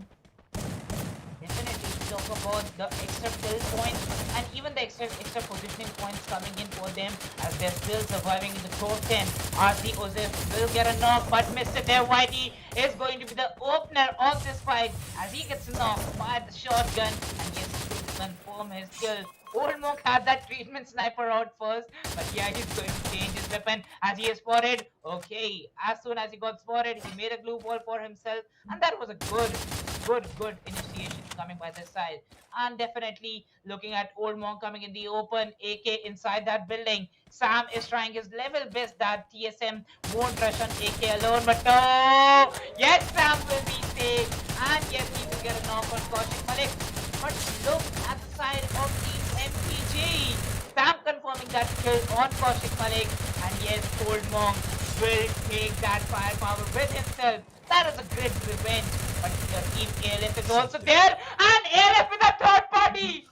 Oh no, Trolex with the Max 7 got 2 knocks. ALF, they have done it right. Entered into the area of TSM FTX, and I think so. ALF would not be happier more than team MPG, because MPG at this moment, Sam was thinking that like if TSM wipes out my teammate, I would have been the one getting wiped out before the side of TSM FTX. But yes, ALF with that third party, ALF eliminating TSM FTX at the 10th spot, and now I think so the chances of TSM FTX are now 0% to qualify for the next stages. But if you talk about God of Thunder trying their level best to get as many placement points that are possible, holding a good position on peak, well, RZ, they have their eyes on Team GOT. They have got their eyes. Team ALF, definitely a very good rush coming in, eliminating, shutting down Team TSM, and now they are also trying to enter the center of the circle. Last man remaining will be left behind, and Team RZ is also picking up a pace. They are successfully able to take down one player, 3 more remaining. Coming back to Team ALF, esports for fracks confirmed. 2 from 2 players, 2 have not yet opened their account. They need to make sure they reunite with the team now into the final circles. Going for the split approach is a big no-no for both the directions. And now if you have a look at peak right now, Team RZ have got a very good placement, and they have gotten a proper opportunity to procure some extra kill points as well. But there's some bad news here. Circle is not favoring peak at all. Each and every team was picking up the rotation in such a direction as if They were determined that Peak is going to be the part of the circle, not for any longer. And now the knocks are being exchanged here and there. And the confirmation also comes in from the team RZ. So now they've got a total of 5 tracks to work out with 3-men roster alive and going towards summon airdrop and upgrading their armors and vest, which is damaged through the loss of fight, during the loss of fight. Definitely, Tanya. Tanya, if we talk about, still we are into the game from the past 13 minutes, and it's just like the first bomber that we saw. 19 still remaining, but the zone is different because it's on the northern side of factory, or you can say the southern western side of the peak. Definitely Team ALF, this spot is pretty good. They've got all the ridges that they need as GOD Ayush gets a knock on Nayan. God of Thunder, they want to go for the next zone at any cost as Prahas gets a knock on Nigma Galaxy. Divine getting wiped out, and now Team GOD taking their hands on AY Esports. Ayush is going to take an end, is going to get that shutdown on AY Esports at the 9th spot, and now Prahas pouring down the last player of Nigma Galaxy. That was Tahir. Baz 99 will eliminate Nigma Galaxy at the 8th spot. So, Tanya, now I think I have a question in my mind. The team at the 3rd spot, that is Rasmik Razi Sports. Do they stand a chance? As Nigma Galaxy, they have already been eliminated, and we still have 7 spots remaining. If they are able to survive until top 3, the competition is going to turn into a very tough situation where the predictions are not going to work. Only the production team's calculations are going to work. But if you come back to Team Badge 99 right now, they have cornered Godlike, the team on position 1. And on the other side, Team TGFF is also losing players one by one. Raja will be the last man remaining. No revival will come in. He is chasing for life, going away from the crosshair. And on the course, Team God of Thunders have procured 2 frags, also procured the circle, and Badge 99 with the advantage of height on the upper grounds of factory, on the rooftop of factory, have got a very off-angle placement where they can spot various players and are also able to take down players one by one. But then Ginotra was left to survive, is taking a proper action. Freak will be spotted and also confirmed by the player of Godlike. Ginotra with Mag 7 is doing very good today, and now the off-angle did not work wonders for quite too long. MPG Sam has spotted him, taken him down. Now let's see, will he be revived or he will be confirmed? That is going to be a question for a little while. Well, Tanya, if you talk about the questions are still coming in my mind because the zone is coming towards the factory, and the only team to be inside the zone is going to be Badge 99 as they eliminate Madhu Panem Gaming at the 7th spot. Well, it was already done for them, but look at Team Rasmik Ras Gaming on a killing spree as they eliminate. Oh my god, one more spot at the 6th spot, a quadra kill for Rhythm. Telugu Gaming FF eliminated at the 5th spot by Team Godlike. Godlike is still there in the top 4. They've already booked their spot, I think so. Even if they were not in the top 4, they would have gone it right, but they are getting kills. And Rasmik Raz Esports, they are not leaving even one single point behind. Getting 9 kills, they've already confirmed 9 points for them. So the difference already covered up. Now they need to get the positioning points. Farfrost! Woo! That headshot will get knocked out. Will get a knock on God in this game. And this will be confirmed by Prahas indeed. Farfrost just taking down the players. Oh, that position. Farfrost is the deadliest person alive right now in that position. Daddy Cool also getting knocked out. One player getting spot down. Another player getting spot down. Farfrost is right now not leaving any player behind. Farfrost did have a very beautiful angle, and the best part is that he was revived, and now Badge 99 is showing the true colors finally by the end of the day. I'm afraid about qualification, but at least they are giving justice to their viewer by putting up a very good show, especially coming in from Farfrost. Once again, he is able to take down Viper from God of Thunders. Will he be able to confirm the players are being traded? Prahast is down on the knees. He is on the verge of confirming the players now. Last man remaining. The circle is also closing in. Farfrost left to make a move, not for so along. Otherwise, Zone will eat him up. Zone will choke him up. But still, he wants to make sure to get those skill points and make the life of God of Thunders very, very bad. And ultimately, he is knocked down by the Zone. Rhythm with the grenade launcher is able to take down one player of God of Thunders. Ninja will be the last man remaining. 14, 7 players, 2 more minutes to go. Team RZ have crossed the double digit club, entered the double digit club of frags, and many more to go in the future because they still have various other teams to fight against each other. 3 team, 6 players. Godlike has been eliminated here. Well, right now talking about the last 3 teams, Godlike getting eliminated at the fourth spot. GOT, Rasmik Razi Sports still surviving, and if they get this victory, Tanya, they have confirmed their spot in the top 2. Rasmik Razi Sports was the most important victory for them, but still, leaving the things behind, it is God of Thunder starting with a booyah and ending with a booyah, just like the previous day, Tanya. If I remember, I was casting with Edge, where the team who got the booyah in the map number 1 got the booyah in the map number 4, and it is going to be team God of Thunder once again showing how they roll over in the Bermuda map. Well, God of Thunders are literally God of the map of Bermuda, once again ruling and hoisting the flag on the grounds of Bermuda. Beautifully played previously with the heel battle, this time surviving and picking up a lot of kills possible. Certainly, they were also able. And talking about Team Razmik Raz, they entered the double digit club, they reached the top 2 position. Nigma Galaxy getting eliminated on position 8. Now, I think Nigma Galaxy is at a little bit of risk. Godlike did solidify into the map of Kalahari itself. Now, if I had to predict 2 teams, I'll go for the safer choice.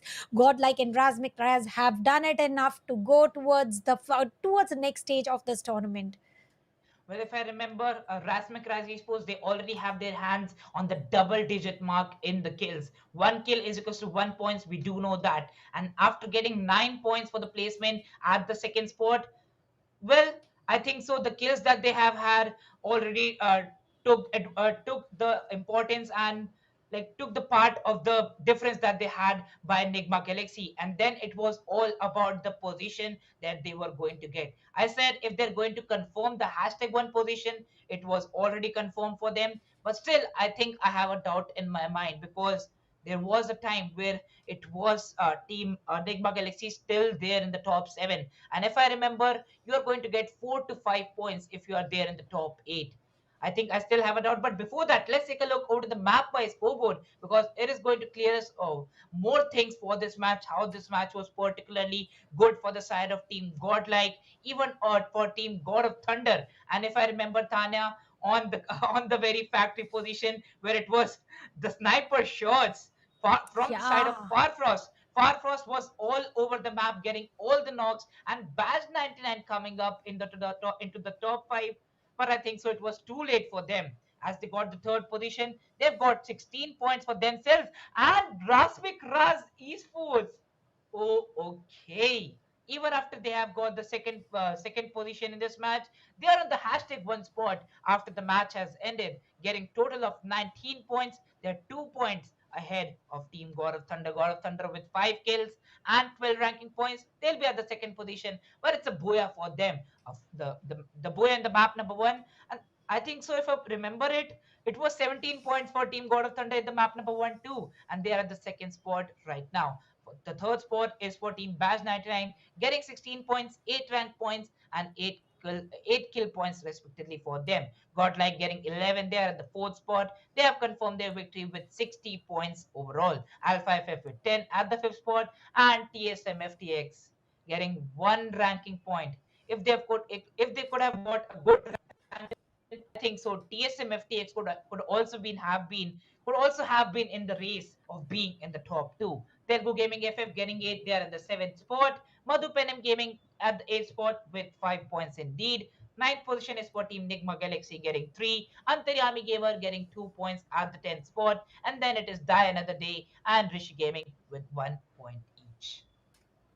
Finally, the curse is broken, and this is what exactly we wanted, that none of the teams should go empty handed. And ultimately, by the end of the day, we have got the bottom two teams at least scoring a single pointer. And ultimately, coming back to the score comparison, Nigma Galaxy got eliminated a little early, and they were in deficit of kill points, and the buffer points are definitely crossed. So we are going to wait for the overall scorecard for sure. But for now, Godlike has definitely worked wonders, and the production team doesn't want us to wait any further. More here we have the overall ranking, overall scorecard. The first two teams, the top two teams, which is Godlike and Rasmic Raz Esports, have made it enough, and with only 3 points of buffer, God of Thunders are stumbling down. And coming back to Nigma Galaxy, they definitely they did not perform well into the first Bermuda as well, and into the final Bermuda as well. So with the two matches, good performance and a booyah, they have procured 44 points. So somewhere Rasmic Raz went overboard and went very strong all together to overcross, to ladder up with all the tough competitors they had their way. Well, it is going to be the side of Godlike and Rasmic Raz Esports. These are the two teams qualifying for the next stages. Congratulations to Godlike and Team Rasmic Esports. But behind them, it's going to be God of Thunder, Nigma Galaxy with 49 and 44 points each. And then at the 7th position, it's going to be Rishi Gaming at the 7th spot with 27 points. Madhupenim Gaming at the 8th spot with 27. Indeed, same number of points for these two teams. Bash 99 with 26. The previous match was pretty good for them, but it was pretty too late. Alpha FF with 20 points also at the 10th spot. 11th spot for Telugu Gaming FF. Like leaving that mark behind, getting 8 points in this match, they have also entered the double-digit mark. Antaryami Gamer was not able to perform in this match, and they have got a total of 12 points from 4 different matches. Well, that's also a big part. But Tanya, I think so. The sad news for today is TG, Nigma Galaxy, and TSM FTX, one of the 3-star teams. Well, they have been eliminated. But things to leave behind, we are going to see Godlike, and the other team that is going to be Team Rasmic Raz Esports qualifying for the next stage as well. Congratulations to them. Tanya, some last words from your side? Definitely, the big bulls did not qualify. Now, that is very rare case scenario that we see. Yesterday, we did not see Team TSG qualifying. Today, we are not seeing big bulls again getting qualified. But yes, we are going to look forward to other two teams who have qualified for the fourth group of the day. First one, Godlike. Well, certainly they did dominate throughout the day. Coming back to Rasmic Raz, they had the story rewritten with all the hard efforts that they put into. I am Star Tanya. Follow me on my social media. It is Tanya Gaming YT. Alongside me, it is Mridul. You can go ahead and also say what your social media is, and it is the time we will see you together. Before that, Mridul, go ahead with the final Well, words. yes.